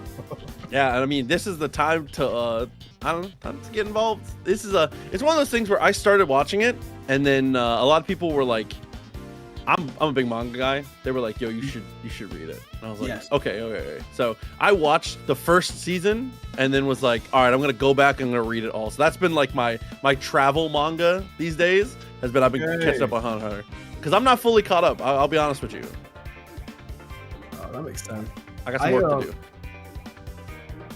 I don't know. I haven't read manga in a minute though. I feel like that's like something I really got to tap back into. Like, I feel that. I always try to buy a Japanese volume so I can practice. And sometimes if I just am not finding like if I'm not finding like a full like series like the first couple like of a manga, then I'm like, all right, I'm just not gonna read it. I'll just read it some other day. Oh man. Go ending in sight. Hey, listen, man. I'll take what I can get. Oh yeah. I'll take what I can get. As long as the story's good, as long as I can stay engaged, really, that's all I need. Some good action here and there. I'm easy to please. No, that's not me, to be honest, but especially you know, it's like, especially when I think about like Yu Yu Hakusho, that was my that was my goat, bro. It just is so sad that it's just so sad that that man has just never decided to finish any of the stories he's written. He starts out with like legitimate like masterpieces of works, and then he's just like, all right, well, I'm just not gonna finish it. I'm good. Hey, listen, I believe we'll get there. I pray. Oh God.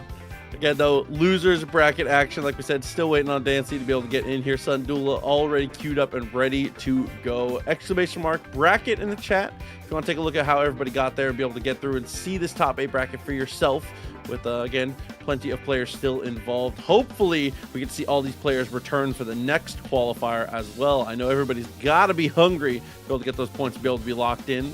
Battle Olympia on the horizon. Not that far off. What, just, it's like a little over a month, like a month and 6 days. Not too far.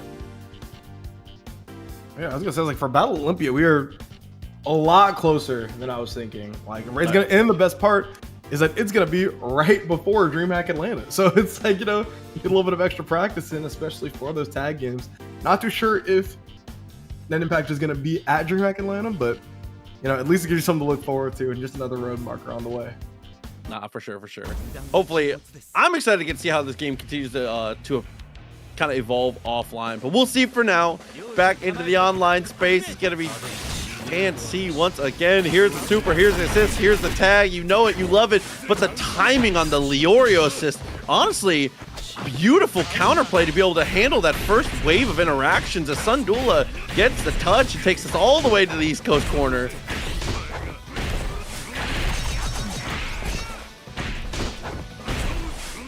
Sundula wasting literally no time because this Merum is good and dead.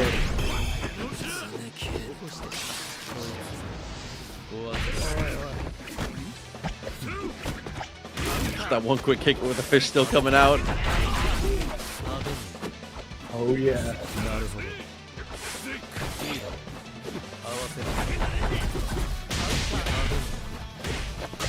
Here we go though.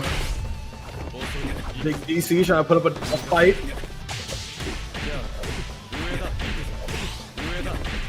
And so far though, this Frollo's able to give it. Touch too far away. Active switch is not going to help too much here as we completely avoid the seismos and gets the dive kick. Knew he had the assist behind him, so could play kind of fearless there. That's the stuff I like to see.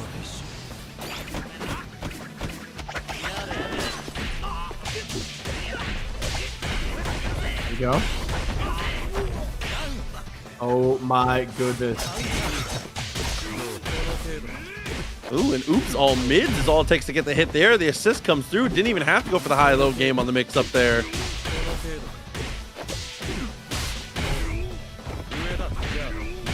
And this has been a massive comeback. DanC completely clutching up here, even with the wasted bar, is still in a super advantageous position. Crossed up and takes it back to the corner. Oh no. How in God's name do you manipulate them back to the left side? DanC, please. Showing full mastery over this incoming is so important. And DanC is able to showcase it right there. Takes the kill, lost his first character with some haste, and then takes the other 3 as revenge there.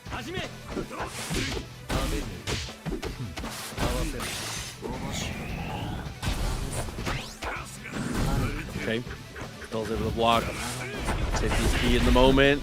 The Oreo comes out and does get the interruption. Actually stops the assist on the other side. It's straight through again. The counter poke is massive. DanC back on the offense, back in control, and still has the full team intact off the throw. Oh no. It's gonna be such a scary spot for Sundula once again. DanC usually showing off some sort of promise there, but this time DanC wants to stifle all hopes, even block the Sundula over here. Fish, a fight out of crime. Back into the wall one more time. 2 meters built up. Make it 3 to be able to spend in this later interaction now. But the overgear into the attempted offense. Sundula does manage to break out a bit. Uh-oh.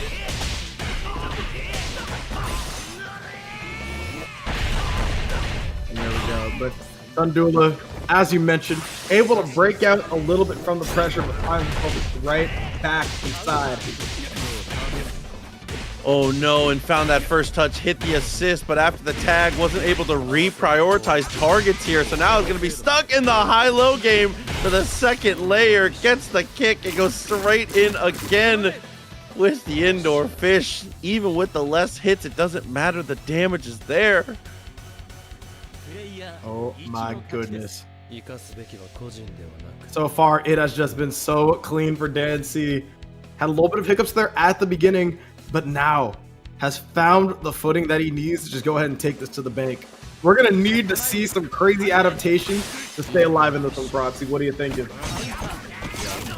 Now I'm thinking that's a pretty decent assist call to be able to save yourself, at least from the opening gambit. But Dan goes for the standard opening gambit, goes for the fish, doesn't actually call the assist and doesn't go for the tag. Instead, just waits and baits, which I definitely love the idea behind. Oh no.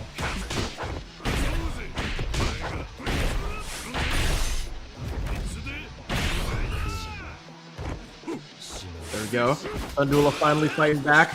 But however, we've seen this position before. Goes for the overgear just to try and block, and all of a sudden the 2-hit combo is going to be what kills you. Missed out for the teleport. And get a connection. There it is. Oh my god, a quick response, but unfortunately it's not going to get you too much. Has to use the pushback and takes a lot of damage for it. But the Leorio wins the day for Dan C. Oh no, well, you got to remember that these loops are going to continue the happy birthday. And so should these fists as well. Not going to quite be able to kill. One might kill the assist. Not quite. Both are sitting at very low health here. Sundula now is left with a very, very weakened Leorio to try to finish the job. And it's not going to be close as Dan C advances on with the clean sweep here, 3-0. Dan C showing it off. Showing off one of my favorite things in the game as a Leorio player myself is that when it comes to when you're in the first 4 or 5 hits of Leorio's combo, you can actually push any button and it will work. It's like if you find a Seismo and you're in single digit hits, like your routing actually doesn't matter, which is so sick. I like that everything picks up into everything. It's so simple. And so later into it, obviously you got to be a little more particular here, but at the beginning when you find that first Seismo, bro, you can press any button and it works. That's what I need. Yeah, it's like, listen, you can never go wrong with an attack that has about 4 digits of hit stuff. Like you never can. Oh man. With that though, a big victory is going to move us on to the next match in losers, which is going to be Isa Sarah and Abex. So Isa Sarah, who again has been the best representation of Razor maybe that I've seen from a North American player. Definitely up there. The Razor has been nice. Yeah, no, it has definitely been a treat to watch her cook. I definitely gotta say, with no bias involved, of course, definitely one of my favorites. Oh, went for the side of the web, easily interrupts, drops the combo, just misses out on the next layer, the next button in the combo.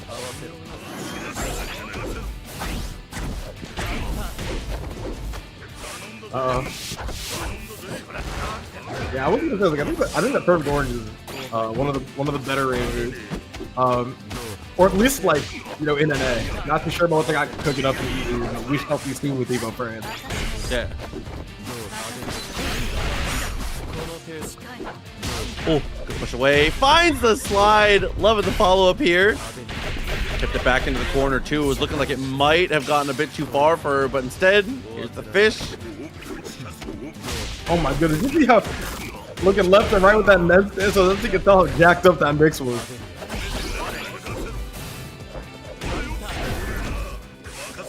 Oh man, I gotta say though, Isa Sarah is cooking right now. A monstrous livelihood of almost 2 full characters. Oh my god, and the sweep of the legs. That should do it. 2 meters and a dream. Looking real good. Making sure that the easy damage is not left off the table, and now you have one more incoming mix-up. Looks like it's going to be supplemented with those fish. What do you think you're pressing, Abba? Do you not realize what's on the screen right now? Issa Sarah takes that one for free.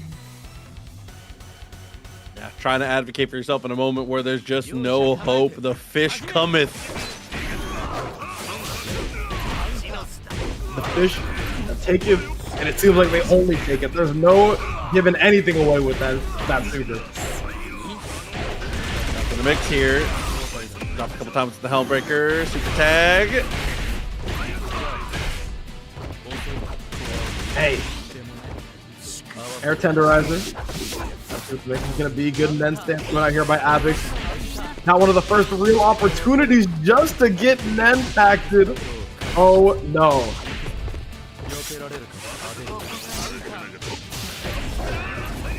Oh, way to advocate for your boy though. Issa Sarah used the Helmbreaker to actually stop the attempt. But there's the Lariat as you land. Quick little spin. He's gonna push to the wall now.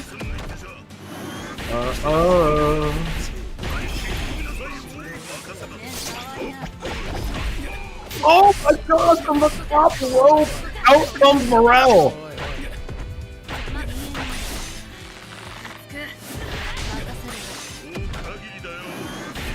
Was the one to start that job and is gonna be the one to finish it. Is what I would say if the quicker didn't come out from Issa Sarah to keep Krollo alive. Oh, the roll pass gets the throw. I love it. I love it. Quick couple bites and utilizes both assists to get back into Morel. Oh my gosh. I like to go to the fish. Pick him off the ground. Abba trying to find any sort of opening. Doesn't find it there. Only finds another game of a deficit between him and Issa Sarah. Just a little bit more each time. Things getting tougher and tougher here. Air throw off the rip is able to have the right read at 99 again and again, but there it is, dropping the hammer. We do get to the wall here. Abba, for the first time, we're really going to see what they do with the lead now. Yep.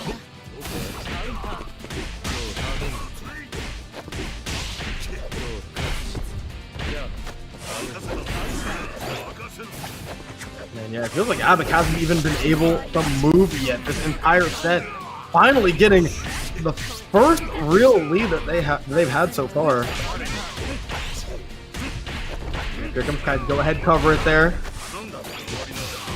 Get one more mix-up going on the side of Avik and lands it.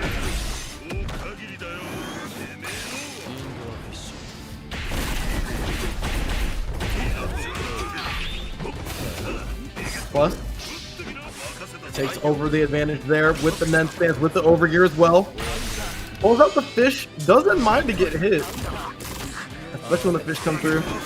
Make it so that you do not have much room to move or get an extension with that combo. Oh, and trying to drop the hammer there with the Helmbreaker. Looks for the air to air. Pushes back out. Again, a good save.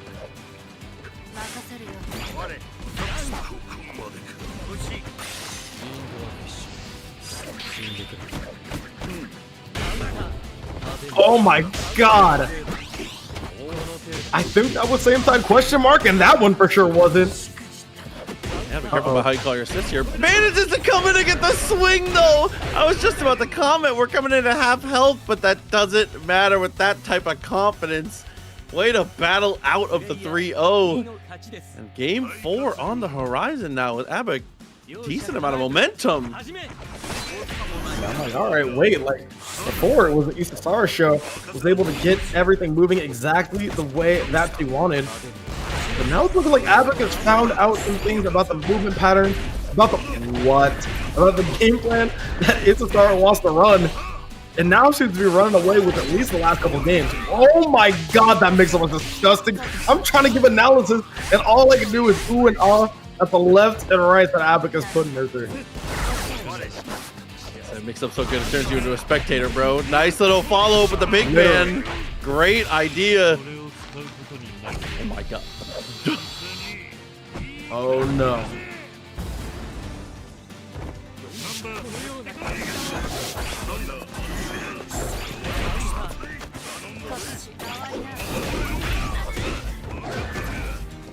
Oh my gosh. Pipe on pipe violence. Went for the air to air, but if I get it, again the similar situation, but we do get the answer. Here's the spin. Snap. Yep. Yep, snap into the razor.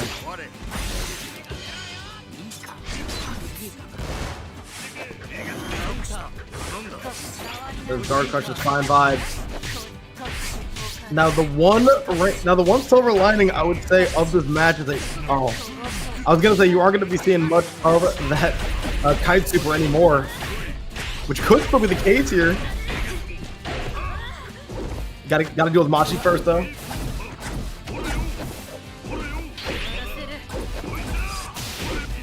Oh, the quick gear! What an adjustment there by Isasera.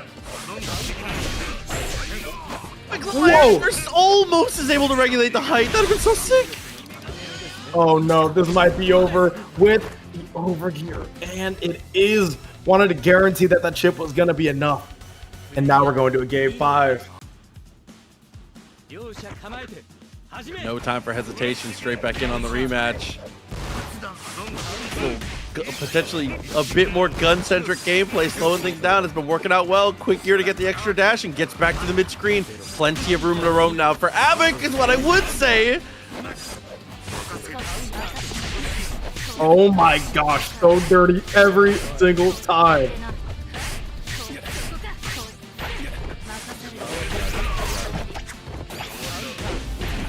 Oh, just a late time active switch. Mixed with the block of Isasera. And now Avic fighting a 2-0 deficit. Whoa. Hitting on both sides, left and right. The point to start trying to take out that assist. This is not going to quite be able to hit. Again on the Helmbreaker, but here it is. Both characters in the blender now. Avic, after this switch up. Oh my god, we're on the side. Help me! Monty put me down.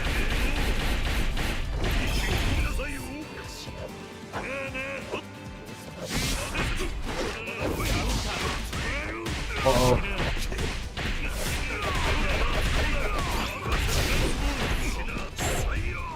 Depending on how the next interaction goes. Avic may have given the rope to Isasera. That she needs to become a cowgirl.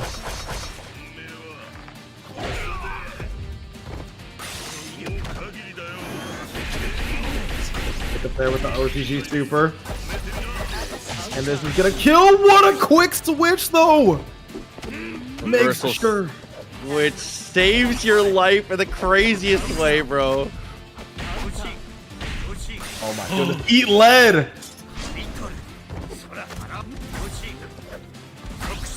How we close the distance now? Oh, that was really bad. Just an impact thrown, and that is what's gonna do it. Ends up getting caught out there and shot by this Avic kite. Reverse sweep coming through. And all of a sudden, gonna be moving on to your losers quarterfinals. Yeah, a massive save as we were. That Machi combo was actually. I'm interested to see. I always love stuff like that shows me the limits of where the game will like want you to go, because we had hit the point where the camera was like, no, big dog. This is not happening. The camera said you're gonna need to finish this without visual help. I can't help you no more. That's crazy. Oh my god. With that though, that moves us up in losers just a bit. I do want to give big shout outs again though. Sandula as well as Isasera, both making it into the top 8, both being able to secure some of those points. But unfortunately, you know, That's the way the cookie crumbles when it comes to this losers bracket action, and even more heartbreak potentially to come as Dylan and Dan C up again now. Dylan, obviously your reigning Evo champion, at least from Las Vegas, potentially in France as well, seeing how depending on how his trip goes. Yep. Won that free trip out there at Evo Vegas as well. Looking like we're gonna be running it right real soon here. They said, look, we want to waste no time. It's already 8 o'clock. At least over here on the West Coast. I couldn't even imagine what it is over there. Like 11 p.m. type of deal. Yeah, we're just past 11. Not too bad. It's still, the night is young. Listen, you got time Saturday. Oh, you're right. I don't got work. Didn't think about that one. All right, but all right. Like I said, on to this next one. Dylan bringing out that Killua, continuing to be pretty impressive here. Got to, again, you have to stop Dan C's opening gambit. You've got to stay aggressive with your positioning here. Cannot let it go for free. As you can see, right away, tried to go for it. Dylan's able to get the interrupt, get that first clean hit.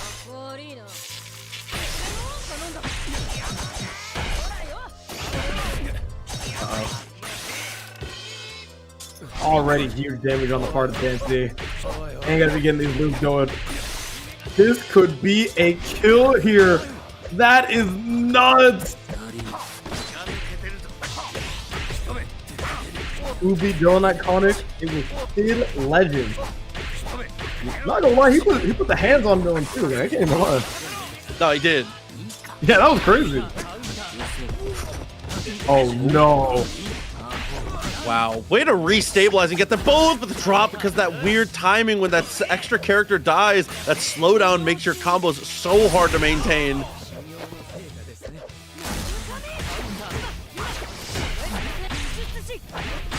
Dylan trying to pick up where he left off. Said, listen, the signature character gone, that's no big deal.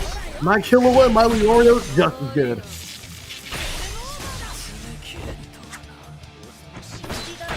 Which side looking like we're just gonna go for the throw. Okay, surely we don't have a TOD off throw. Surely not. With overgear? Oh hey, my listen, god, you know and 2 bar. And 2 bar. I was dead. Insanity. I mean, we were talking about it earlier. I mean, Dylan execution just so strong. Knowledge of routing is just so strong.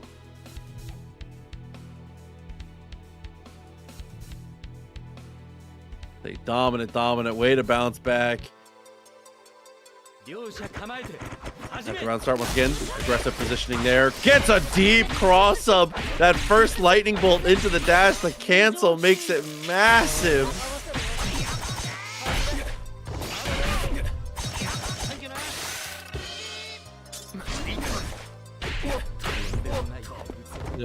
Lose to finish things off. I like that. That's going for the burst. Oh my. We're back to kicking. Back in the mix. Looks for the slide. Ooh, okay. Still getting a little bit of damage out. Has to spend a ton of bar to get out there, but gets out there nonetheless.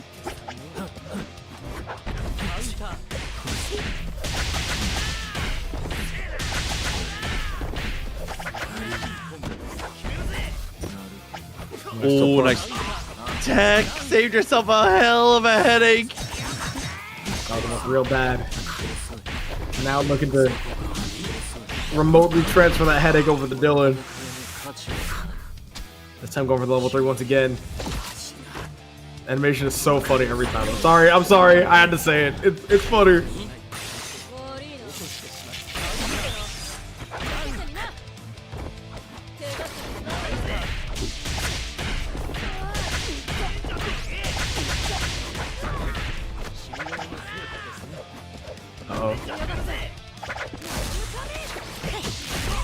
Oh my gosh! Bro. What? No, in proxy, you see that? He still had the confirm as well. After the switch art though, misses out, goes for the jab, just tries to double down. It actually whiffs all of the meters spent. We do survive somehow, but finally the air special saves our life. That was a hell of a scramble from both. I'm not gonna lie, if he got the quick gear out to prevent the chip damage and then ended up winning that, I would have ran around my house. I would have ran around my house. That was almost the most genius play I've seen in a fighting game for a minute.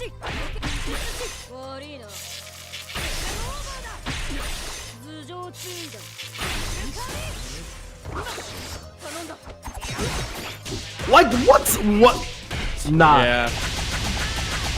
Guys, you can tell me what side that was on. I'll double the matcherino, bro. I'll double it. Oh, doubled up with the roll there and is able to keep us into the corner.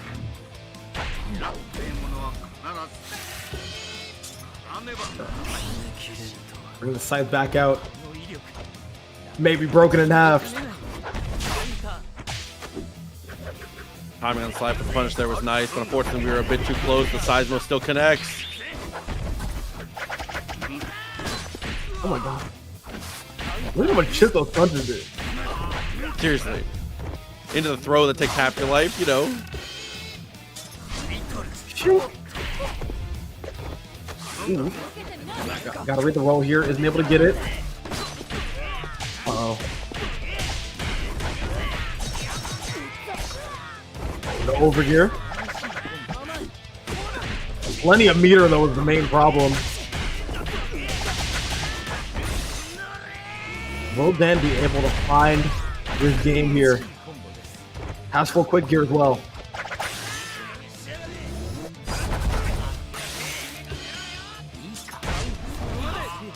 Oh my. What? Oh my god, and your life bar just goes like that. A quick cut through with the super. Sometimes I forget the damage gets that high in moments like that. Jesus Christ, bro. It's like, and even better, Dylan realizing, you know what? This is going to be really unsafe. I can either go into Killua, get a quick super out, or I could just kill you because the guard crush has 0 protection from other strikes immediately afterwards. You can go to the guard crush instead of unblockable situations. Sets one up literally on the fly. I do like Lariat God's advice on this one is, if they do some crazy frame kills, just hold forward. That's true high level tech, dude. I honestly and truly, that's like the old. That's the true classic in fighting games. Is that if my opponent does a knockdown into a very elaborate frame kill of some kind, the first time I always mash because I'm like, that's not real. You're faking it. You're whiffing for no reason. You didn't count the frames. I'm pressing. Nah, you're better than me. I think I hate getting counter hit more than like failing an exam. Like it actually hurts so much. Like I'm so serious. I'm about to hold the 7 mix up. Like I'm not holding the 7 layer like burrito mix up. I don't care. But I'm not getting counter hit. That's not happening. I respect that. Oh god. Again though, as a reminder, Fruity Feet is doing a good job of reminding us here, but I want to give it to you. Listen, you gotta have the verbal reminder as well. Matcherino still up. Exclamation mark Matcherino in the chat. Help us claim the codes. Help us do direct contributions. Whatever you can. Shout outs to Nick Bad for the 1 cent, my king. This guy won some money on Matcherino in a couple of our tournaments, and now he just blesses us 1 cent at a time with the money back to the prize pools. That's the goal. The definition of giving back to the community, man. Like, listen, if Jeff Bezos gives a homeless dude $1, like, it's still a contribution. It works. Hey, Nick Bad is changing the world 1 cent at a time. You love to see it, bro.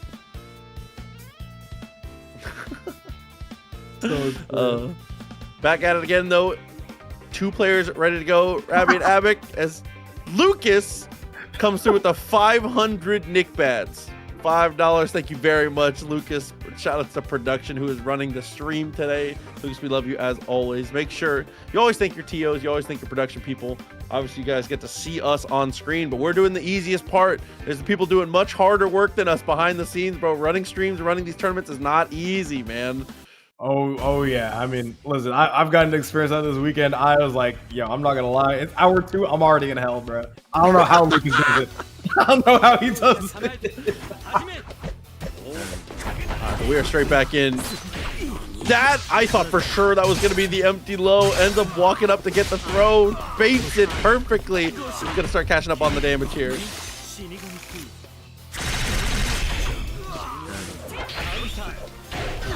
They're having coming through. Morel, happy birthday. One of the most potent in the game. I cry every single time, bro. Injection as well. We go straight in for the mix. Oh my god, what a buffer. The layers are disgusting. Oh my god.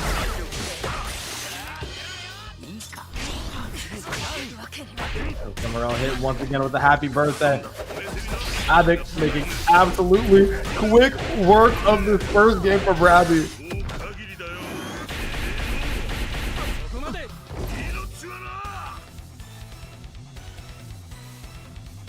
Yeah, I mean, a little Helmbreaker, 2 characters involved. You know how it goes. That was what, 40 in-game seconds?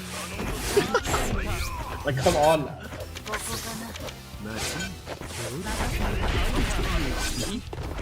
Diaphone saying, did anyone do the unblockable shit yet? Just a reminder that Dylan is in this bracket.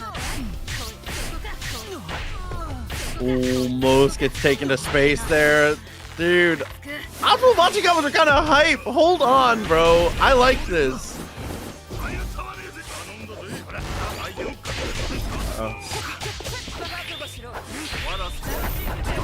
Overgear back out. Spin and attack this time. Has Overgear gonna add a little bit of extra damage.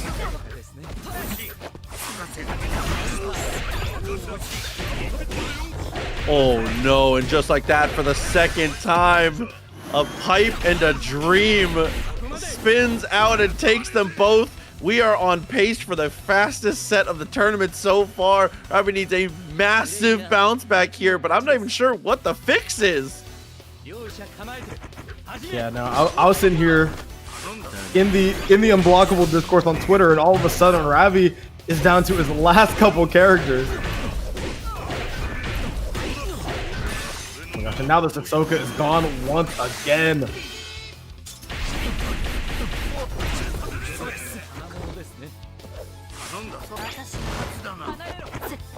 Oh, I thought we had something on the menu there that was about to be disgusting. Ends up getting to air though. Says, listen, nothing on the menu for you.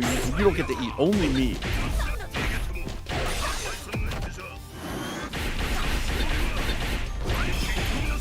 Oh my goodness. Doesn't block the overgear. Oh no, not a happy birthday. Luckily Machi falls out for Abik. Still has a chance to go for the clean sweep.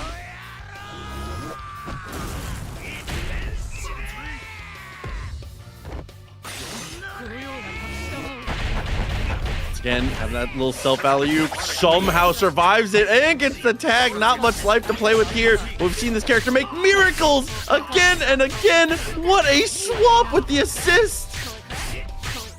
Crazy work here from Abik.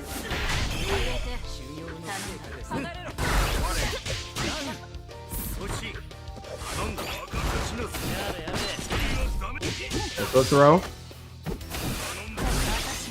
Set winning decision doesn't quite work out here, but with that, the super, the tag, and just stares at him. Abik, again, with one of the most dominant performances we've seen so far, is going to take the victory and seal it up. So now we have our top 4 set, and we are going to move up to the winners finals again to see if the young man can continue to blaze his own path. It's going to be Kid Legend once again to face off against the Sneeze Lord himself. Yep, Sneeze Lord 93 has been putting on a bit of a sleeper run in this bracket, I'd say. I only saw him on stream once or twice throughout the bracket, and then all of a sudden we look up and he's in winners finals now, secure the 3rd place finish, trying to go for a little bit more. So should be a really interesting set so far. Yeah, I agree. That's a weird thing, but I 100% agree. We have seen multiple times Sneeze Lord on stream and has looked good every time, but his run to winners finals has been very quiet. You know what I mean? Like, I 100% agree with you. Yeah, no, it is like you always get that though. I feel like, especially in some of these tournaments where there is a lot of action going on. I mean, think about it. We've probably streamed close to 100% of this bracket, right? So it's like we've been seeing a lot of players in and out, but you know, you don't really. It's kind of one of those things where with some players, you'll look up and you're like, all right, like you have kind of been going on a run. Like, why hasn't this been making more noise? Like, what's going on here? 100% agree. Sensei coming through with a 505 says the nickel bad donations. We gotta nip this in the bud. We're not doing nickel bads. I don't like this. It's not happening. We can't let it happen. Nick Matt can't have this. That's my go-to. They say you learn something new every day. I didn't know you could do 1 cent donations on matcherino. Like, I don't even know why they would allow that. If you do 1 cent and you don't already have money in your matcherino account, though, I think it's like 7 cents to do 1 cent. That would be a lot funnier if he didn't have the money in his account. He was just paying 7 cents for the bid. I think that'd be pretty good. Okay, well, let's see if Kid Legend can control the pace of what we're about to see, because this really, truly, the tank top has been everything. Oh, yeah. Hooligan probably the most represented, one of the lowest placing characters in the bracket so far. Nick Bad with the 5 cents. I'm not reading the comment, but I love you. Good with the ejection. Goes for the jump over, finds the hit, and again continuing to control pace so aggressively. Kid Legend, 3 green health bars still to show for it as we're continuing our run. This is looking crazy. Goes for the low. Now a little bit of armor to go along with it. These Lord finally get some go in this set.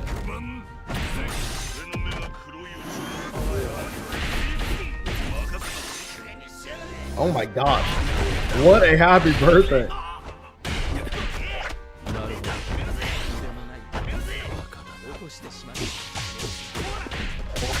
Big man comes in, but immediately gets opened up. If this kills, that would be huge, because Leorio is still gaining that great health back, but not going to be able to get all of it here. It's so unfortunate. It's going to come in at 50% now, and immediately with the super. Oh my gosh. All of a sudden, this comeback for the kid is looking more than possible. Until, that is what I would say. Oh, and again, that has been the story of this guy. Week in and week out, all throughout this tournament, has been dominating with the DP. The armor is just too much to handle. Oh my gosh, these Lord taking the first game.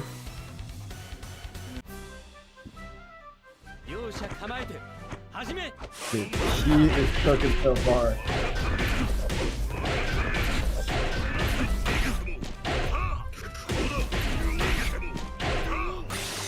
Okay, followed up beautifully. Super 1 gets the follow through. There's the snap. Bro, like the layers are just too much. Crossed himself up with how crazy it was. Here we go.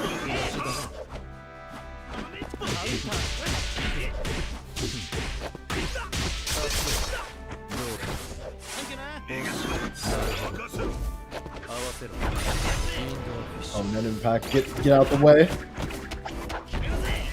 These are now on the back foot. Still has the same amount of characters, but that could be changing soon. Yeah, that's changing. Oh, it's changing right now, baby. Oh my gosh.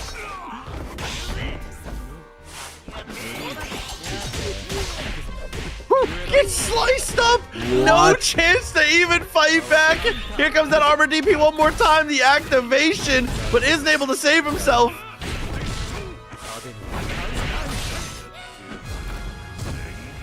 Uh-oh. Here it comes Uvagan. Oh, they might have caught a button.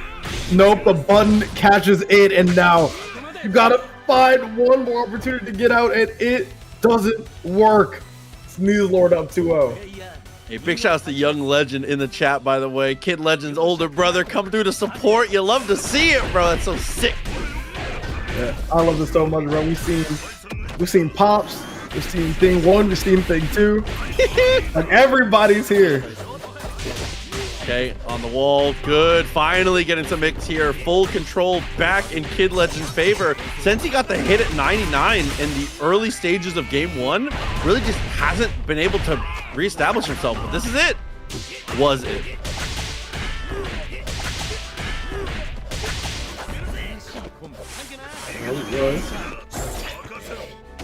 Could be present tense though. Kid Legend so far putting on a clinic here in these first couple games. Oh no. Happy birthday with the Larry Dismiss. Everyone's in this happy birthday. Look at that. Oh, the staggers on the hit stun too. Oh my god, you get the match. So much damage in that. Finally, it's gonna go in. But no, the Helmbreaker easily beaten by the Rising Knee. The armor is massive. Oh no. And the absolute worst part about all this is I was gonna say if the next character was coming in with basically no health. Oh my gosh, 4-hit combo, or they say 3-hit combo there. Must have dropped in the opening hit. Is all that's gonna take for Sneeze Lord. Gonna be seeing you in the grand finals. And quietly no longer, Sneeze Lord playing one of the most active and aggressive and high damage teams that we've seen throughout this bracket, is able to end that set so damn quickly, which moves us down to losers semis into my favorite portion of every bracket. Winner stays from here on out. This is where, listen, the board is set, the die is cast, and now it's what are you going to do about it? You know your path to victory. There's no more mystery. Yep. Like you literally are just going to be sitting down, waiting to see who emerges from the loser side of the bracket. Pretty much the only person who he hasn't seen and beaten yet on that side is Dylan, I believe. So if he gets one of those other 2 draws, already has the download.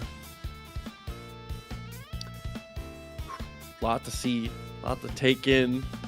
Abbott and Dylan. So this is going to be, when I say team kill lightly, our 2 kite players, unfortunately, having to run into each other on this one. Yep. Gotta see Dylan and Abbott. Gonna be duking it out to see who has the pleasure to take that grand final spot against the man, the myth, the legend, Mr. Sneeze Lord. We've got a long ways to go so far, I feel like. Yeah, absolutely. I do want to point out as well, though, for anybody that does not know, again, this is just a qualifier. So we do have 4 qualifiers total, obviously 1 happening now, so there's going to be 3 more in the future.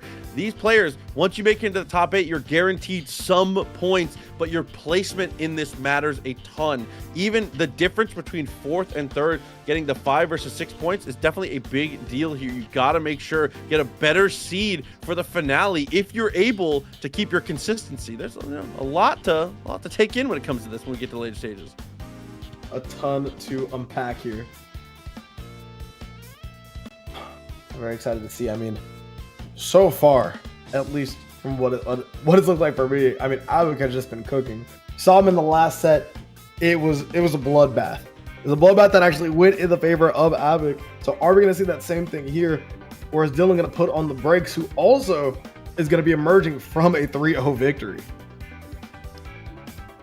Very true. A lot to take in, a lot to figure out here. But again, losers, semis, winner stays. A lot on the line here. The prize pool, the points, everything in between. I do want to give a huge shout out once again to everyone who's hanging out, watching, supporting Net Impact here on the TNS channel. The 200th floor, only 1 of 4.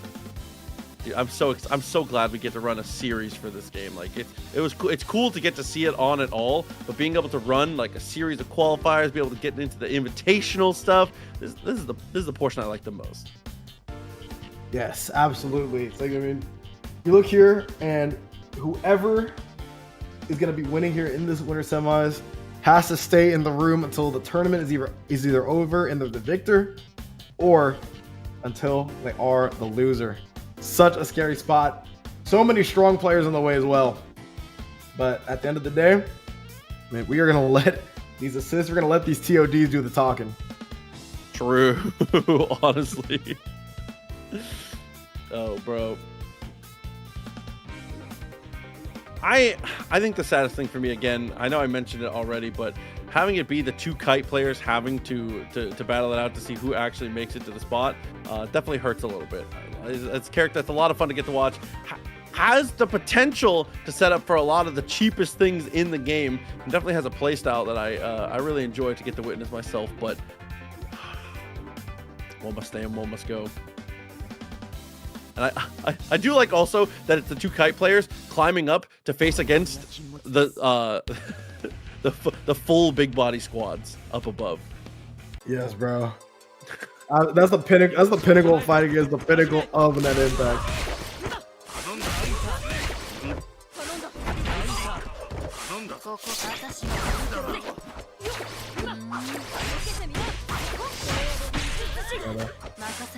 So far, Dylan off to a very hot start here. Machi can't get anything started. That trend up to this point. What a throw so far, and the instant overhead to go with it.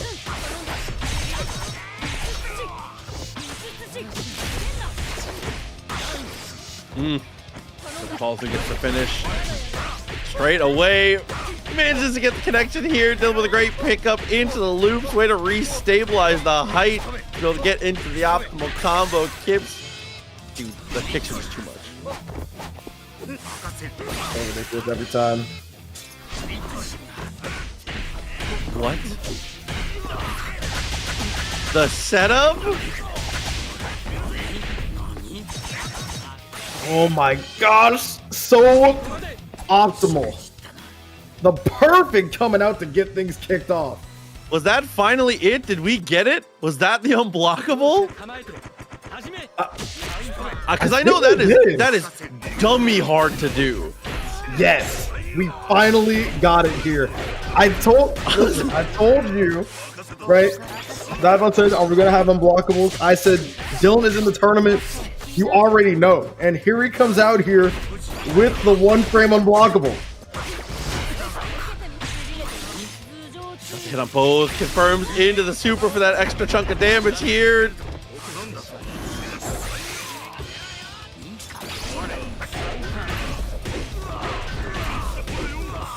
Uh-oh.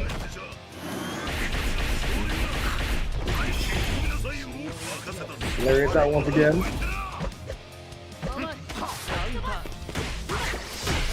Try to double up with the lights there. Sees the slide, confirms it to push through. Gonna break out of the pressure. One super, not enough. Yep. I just hear from Dylan just avoiding that morale super whenever he can. Knows how absurd things can get once it's on the screen. Oh my gosh, good armor to get on through it and block that hard to blockable. My god, gets the connection here. Yorio all by his lonesome. DP's through, but spins in response. I've got the reaction for your stuff, buddy. Yeah. This is looking real bad here for Dylan. And the nightmare finally comes to an end. But at what cost? The cost of the game loss. Yeah, if anything, the nightmare looking like it might just be beginning here. Whip for the jump in, gets caught by the lariat on the backside. Great block though, defense on 10. No system mechanics required, says I just have the know-how for it.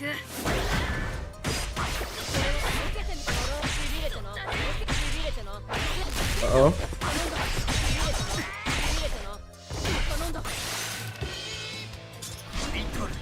Here we go.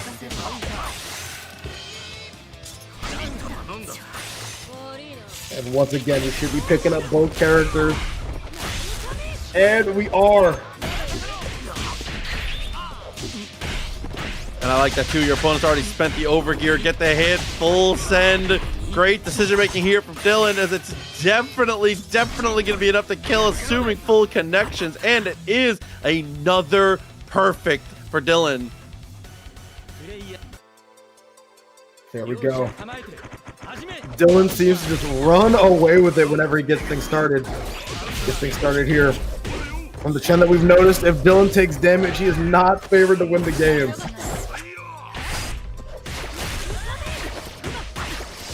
Ooh, side switch as well.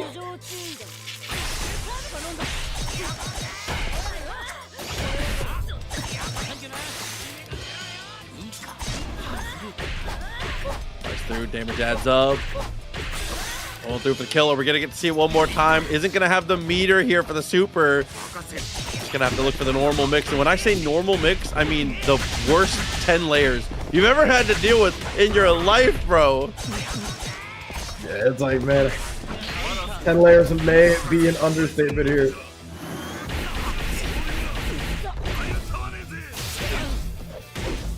There we go, though. Abo trying to get his get back. The overgear super gonna do so much damage. Not quite able to kill. Might be able to kill the OTG. Goes for the level 3 and gets me overgear as well. What a correction there from Dylan to try to mount this comeback.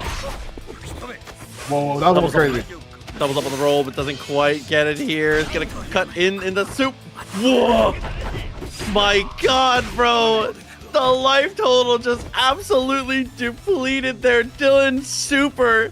Dude, what is that? 80%? Like, what? This character is crazy. And this player is even crazier. Are you kidding me? I absolutely love it. Super, super sick way to finish it there, as Dylan is going to take the victory and now is going to get himself up to be able to try and get his run back here. Dylan is climbing through the losers right now via Kid Legend, actually taking the victory on over him a little bit earlier in the bracket here. So, like you said, maybe a time to get your get back, potentially. Yep. I mean, see, you'd want to get your get back. However, it's like, this is going to be hard. I mean, the first time we watched these two play, it can't really attribute it to nerves. It just felt like Kid Legend had that number. Like, it wasn't a close, like, 3-2. It wasn't like, you know, like, oh, even like a 3-0, it was close, though. Every game that was won by Kid Legend was a wash. No, definitely agreed. It was a kind of a blow up in certain situations here, but Dylan looking much more centered here. Listen, if you're hitting one frame unblockables, then I know that you're locked in enough to be able to take the run back and take the victory here. Obviously, with that said, we're talking all this theory and all this matchup stuff when it comes to these two players. We still got the myth. We got the legend here in game. We got the myth waiting. Sneeze Lord. Still up there ready to win. Yep. Trying to get things going as well. Got Dylan staying on, got Kid Legend coming through.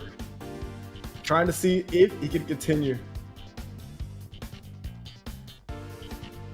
Big opportunity as we're going to get our characters set and the game on once again. Killua, truly, even in the games that Dylan did well in, Killua was not a factor in the last set. I will say that.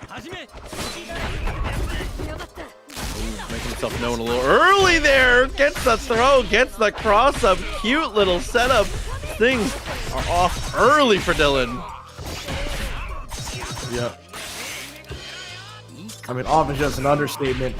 This is a character guaranteed to be dead. Oh, was what I would say if the combo continued, but as we've known from this Kid Legend Morel, you can't call it over until it's truly over.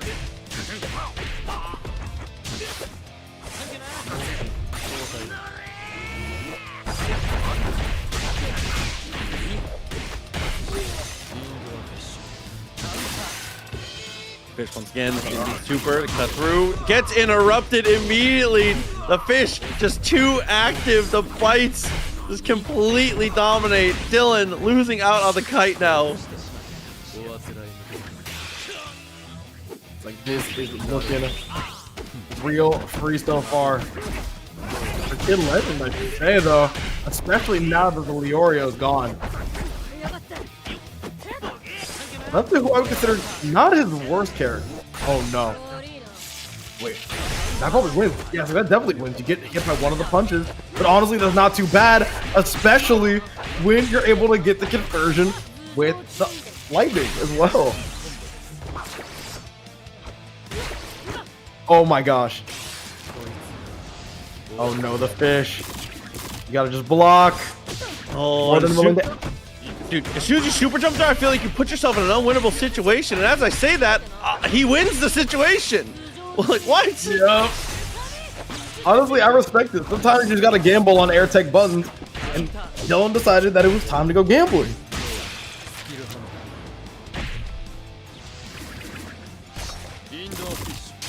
Oh my god. It's against TOS, but can't even show it. Fights it up. There it is. Kid Legend continuing to write the legend himself. 1-0. Dylan, again, punching from the ropes early.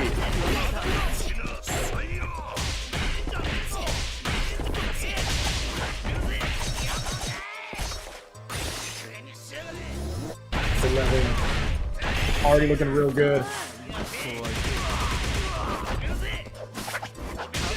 Can't get anything done so far.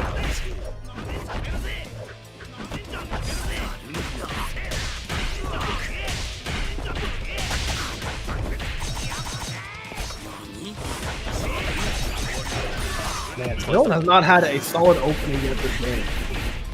Again, I really think it might just be we might need to switch the team order. Like I said, Kilo has not been a factor in the slightest. Like, did have that one big cross up in the early stages of the game one here, but for the most part, just hasn't been it. Height on point might be the fix.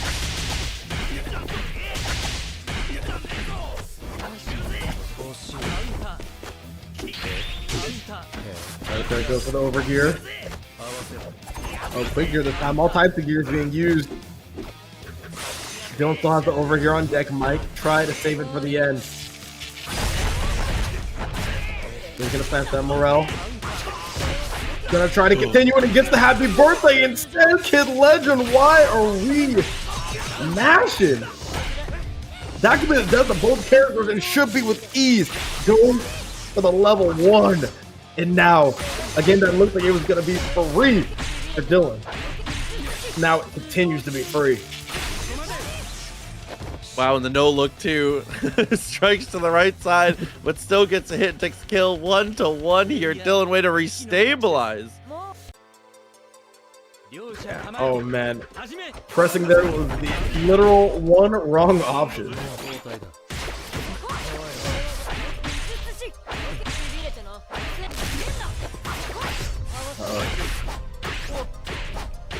Have to get Kite in there. Do his favorite combo.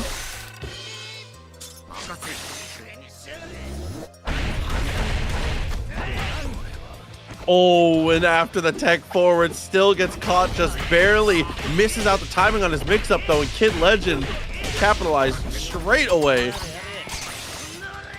Oh, able to get out of there. Don't mind eating a ton of shit damage. Gonna have to get the over here. Almost have the quick gear not available to Kid Legend. Go for the over gear, and it's gonna be wasted if Dylan can finish his combo as well. Goes for the mix-up. Oh my god. Quick gear following through, over gear finally running out. Here's the super, does get the hit, a little bit of damage. I'm blocking everything. Really good discipline out here from Dylan. Finally gets caught with the counter. And this is a dead Killua if Kid Legend chooses to spend the meter.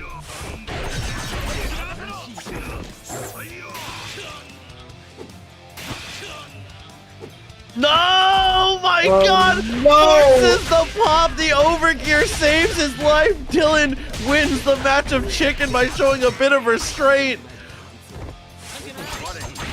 Nah. And that's gonna be the kill there. You gotta just take the hit there. Lariat got trying to go in there with the coaching. And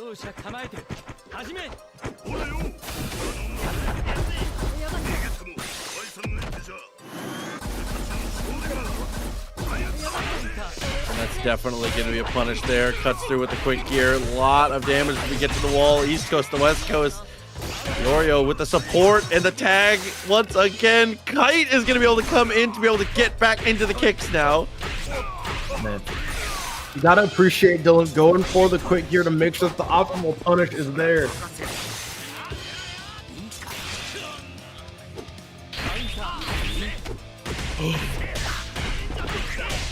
Oh my god, overgear from both. Kid Legend able to get the open up. Here comes the fish to try and take a bite out of both. Luckily, the assist falls out. Kite is going to get to live at least for a bit longer. There we go.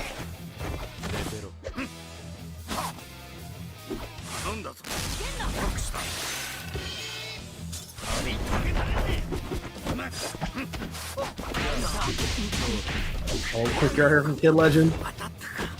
Trying to make sure he can push this over to a game 5. But the Killua here from Dylan has already proven dangerous. Might prove dangerous here once again.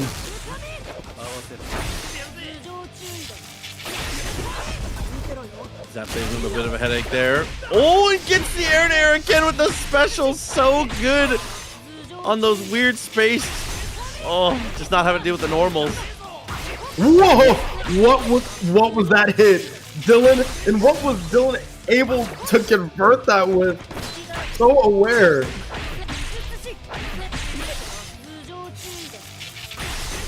And that might do it, honestly and truly. Kid Legend running out of steam here. Has some meter, but are you going to get a chance to spend it? Here's the fish. First opportunity. The jump. Oh no.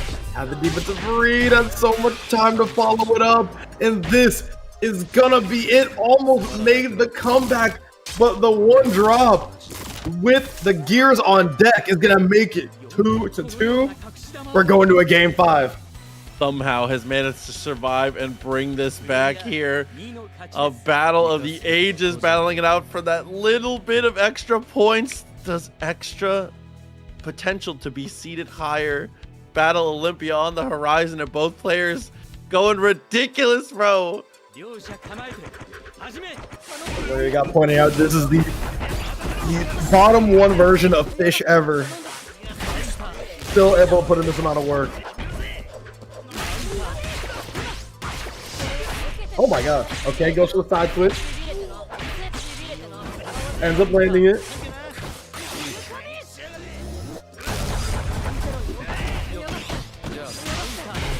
Oh my. Messed the resources, but it's well worth it. Tons of meter in the pocket now, and Killua should be dead. Oh, like there.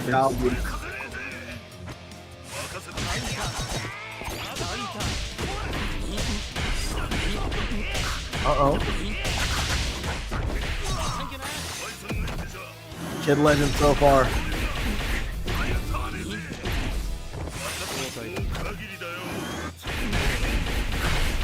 Wow, so cheap on the follow-up, just like that. That actually might do it. We have overgear.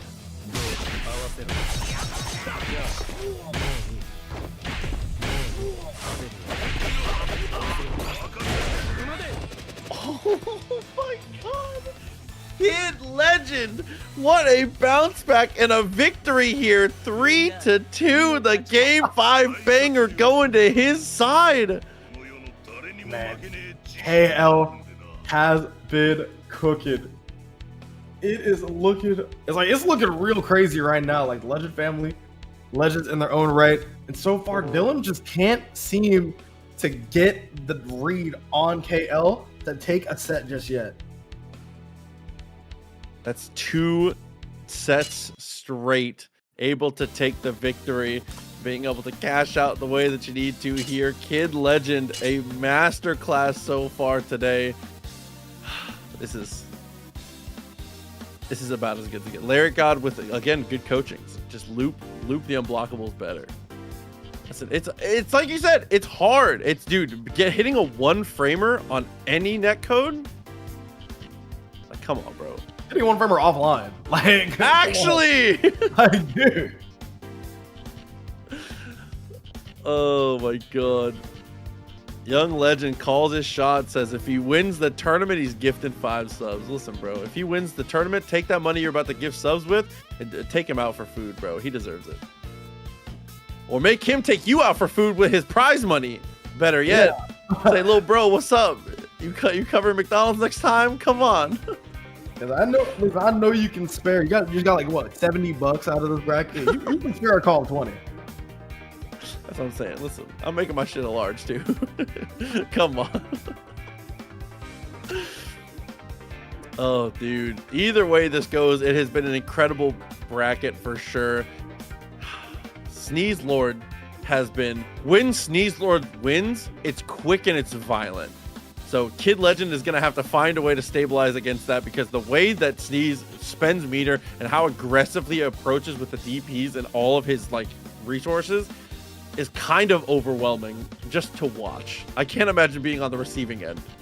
No, 100%. I mean, at least from over here in Save Commentary Land, like trying to stabilize the way that Sneeze Lord likes to play this game is like trying to stabilize like a crazy isotope of like uranium, man. You got about 2.5 seconds, and if you don't, then everything blows up. Like, it's so nuts.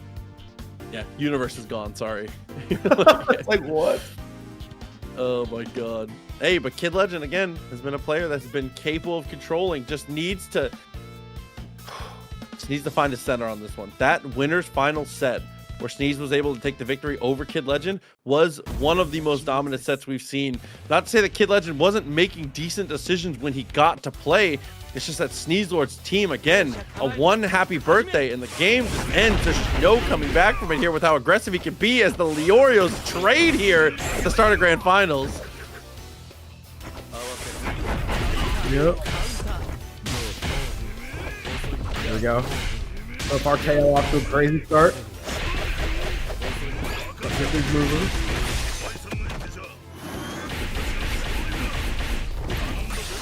Slice up with a lariat, DHC, couple seismos and a dream, just barely gets the kill. Use that extra meter too as we look for the cross up. It finds the hit with the slide.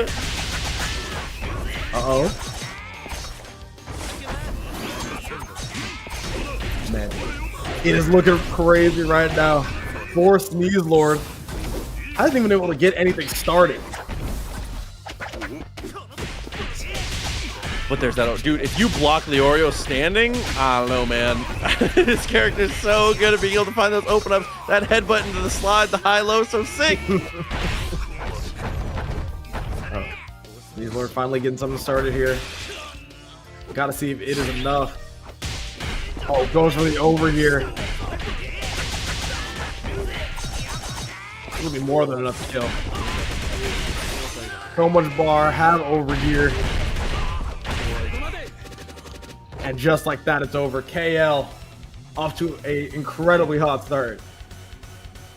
Yeah, and that, honestly and truly, the last set these two played was that in the opposite direction every single game. But there, oh no! Just like that, it's the DP finds the hit. We're so thankful that the assist manages to escape the Sneeze Lord. This is that momentum we were talking about. This is how the freight train gets rolling.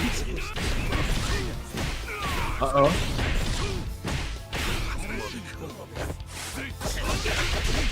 He ends up going for the cross up. And then stands to get the punish there. Heads the place for KO.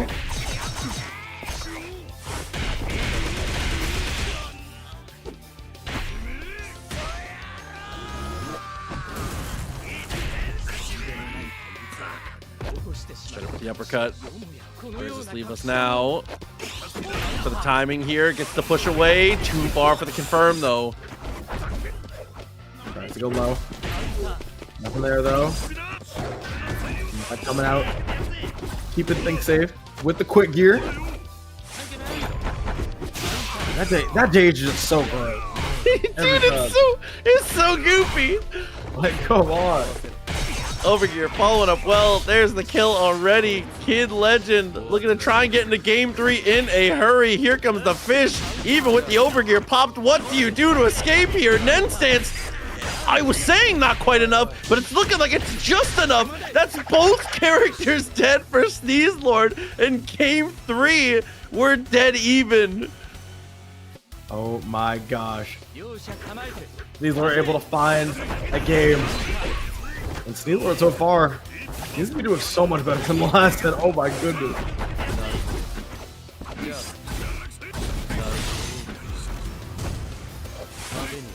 R&D running the first of 3. Both players just need 2 more to take the set.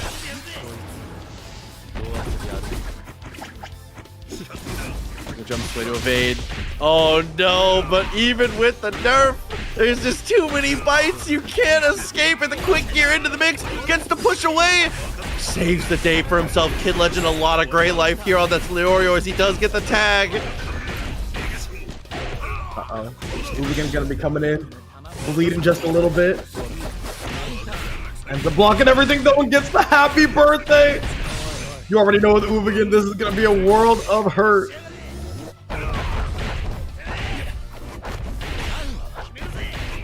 Oh, not gonna quite be able to kill. Oh, trying to get the extension there. That's gonna be coming in next. Goes for the invul assist, gets the counter hit.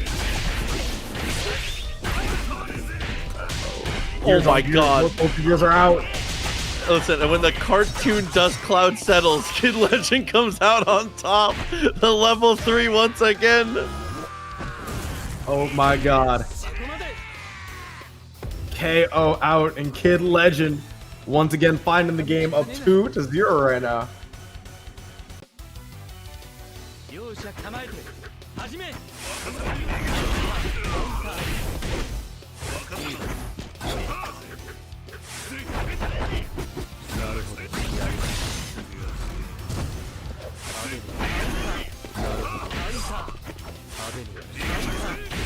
Oh. There's the uppercut. Right now, doing the opposite effect. Kid Legend continuing.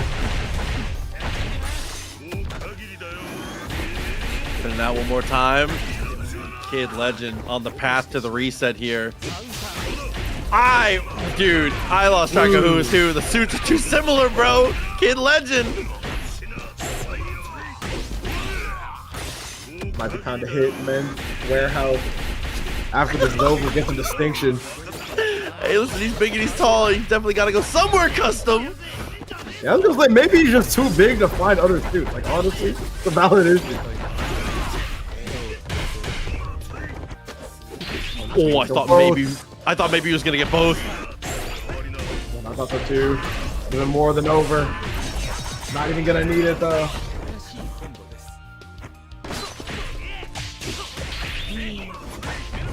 And just like that, with the throw on incoming, Kid Legend's gonna make him watch the movie for the level 3 one time, and we have a reset.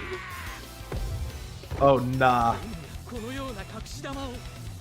But now it is a real first to 3. We only have, what is it, 2 more games? No, sorry, 3 more games to determine who's gonna be the winner. Potentially 5. But so far, Kid Legend has been on a tear. I might take it down to the wire here, but it's hard to tell. It's hard to see. Again, Sneezelord, when Sneezelord has been winning, these rounds have been going so fast. So Kid Legend being able to survive the initial onslaught, being able to start if you can make Sneezelord spend resources and not find touches, that's really good. In situations like this, it feels like they have to spend the meter, they have to spend the overgear. Something has to be spent every time. So if you can just weather the storm defensively just a little bit, when you get these opportunities where they don't have their resources there, it's easy pickings. Oh, an easy pickings indeed. Look at this here. Doesn't even get the happy birthday. Just wants to bring in the next character. Gets the kill. Wants to bring in the next character. After that, here comes Morel. And here goes Morel. It seems like not going to be able to get the kill. But going to be able to get real close on this next setup.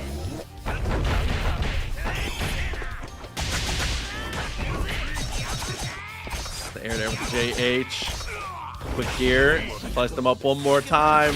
Big man comes in, over gear. Oh no, it's a massacre! Oh no. And just when Kid Legend was running away with it, all of a sudden, it is down to potentially an even scenario. Uvigan with overgear, still a one-touch character. Showing it off there. Quick gear doesn't find it. Doesn't find the quick gear, and Kid Legend finds the win. Sneeze with the generational drop, bro. You hate to see it. Kid Legend pops immediately, gets the kill. Oh god, and the cross up. Pulling the swap with the slide. It's disgusting. Kid Legend.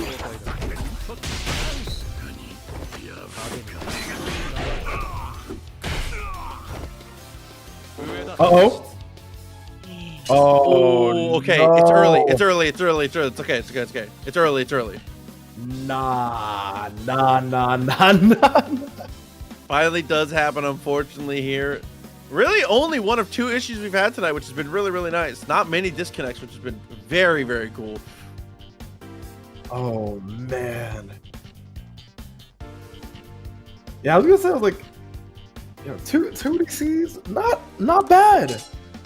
All things considered. Nah, not too much to have to deal with there. So last game, the situation was we did just have them replay. I'm gonna take a look and see what our TOs have decided for this one. It looks like, okay, so production has informed me we are just going to go straight for the replay. It was early enough into the game where both players don't mind. So we are just going to set it straight from the top. All right.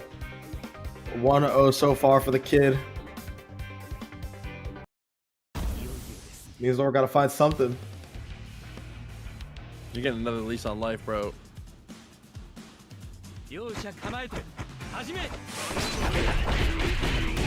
Wow, dude, the set piece, I love it. Gets the throw. Leorio easily picks up from there. It's going to be good damage, good meter build. And now, with the snap, ejection.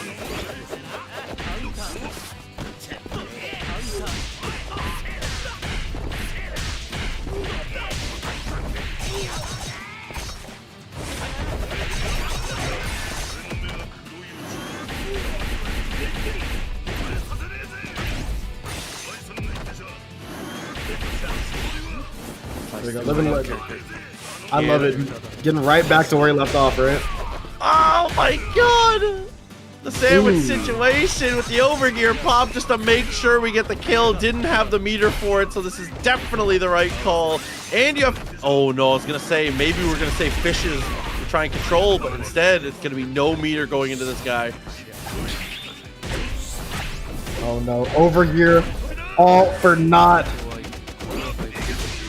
Looks like they may just win this bracket, and Low is going to get him one step closer, securing the second game in the reset with a perfect. What a dominating reset, now sitting on tournament point. Lord, a massive adjustment is required here. It looks like they're going to character select again. Sneezelord, I mean, I'm not even sure what your swap would be here. This is the team that Sneezelord has been able to, honestly, just steamrolled to grand finals. Truly was like every single round was quick. Ooh, man, yeah, I'm like, I don't even know where Sneezelord's supposed to go from here, because last set they played, like, they may be right, that may be the download being complete. But Sneezelord's finally getting a hit himself, has to end up saving himself with a quick gear. Oh my god. And after the spin, armors that hit as it passes by him, straight in with the cancel. 3 meters on deck. Super dead. Not even a question.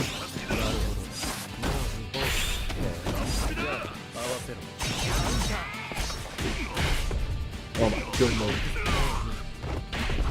I don't think I've seen Sneeze drop. I mean, sorry, complete a combo, not drop. One more character for Sneeze in the tournament. They're bringing him between 10 points and 8. The uppercut over to the other side. How far can you push this though? That's the question now. I mean, we got quick gear, we got 3 bars. You can get crazier on this next mix-up. Go for the fish.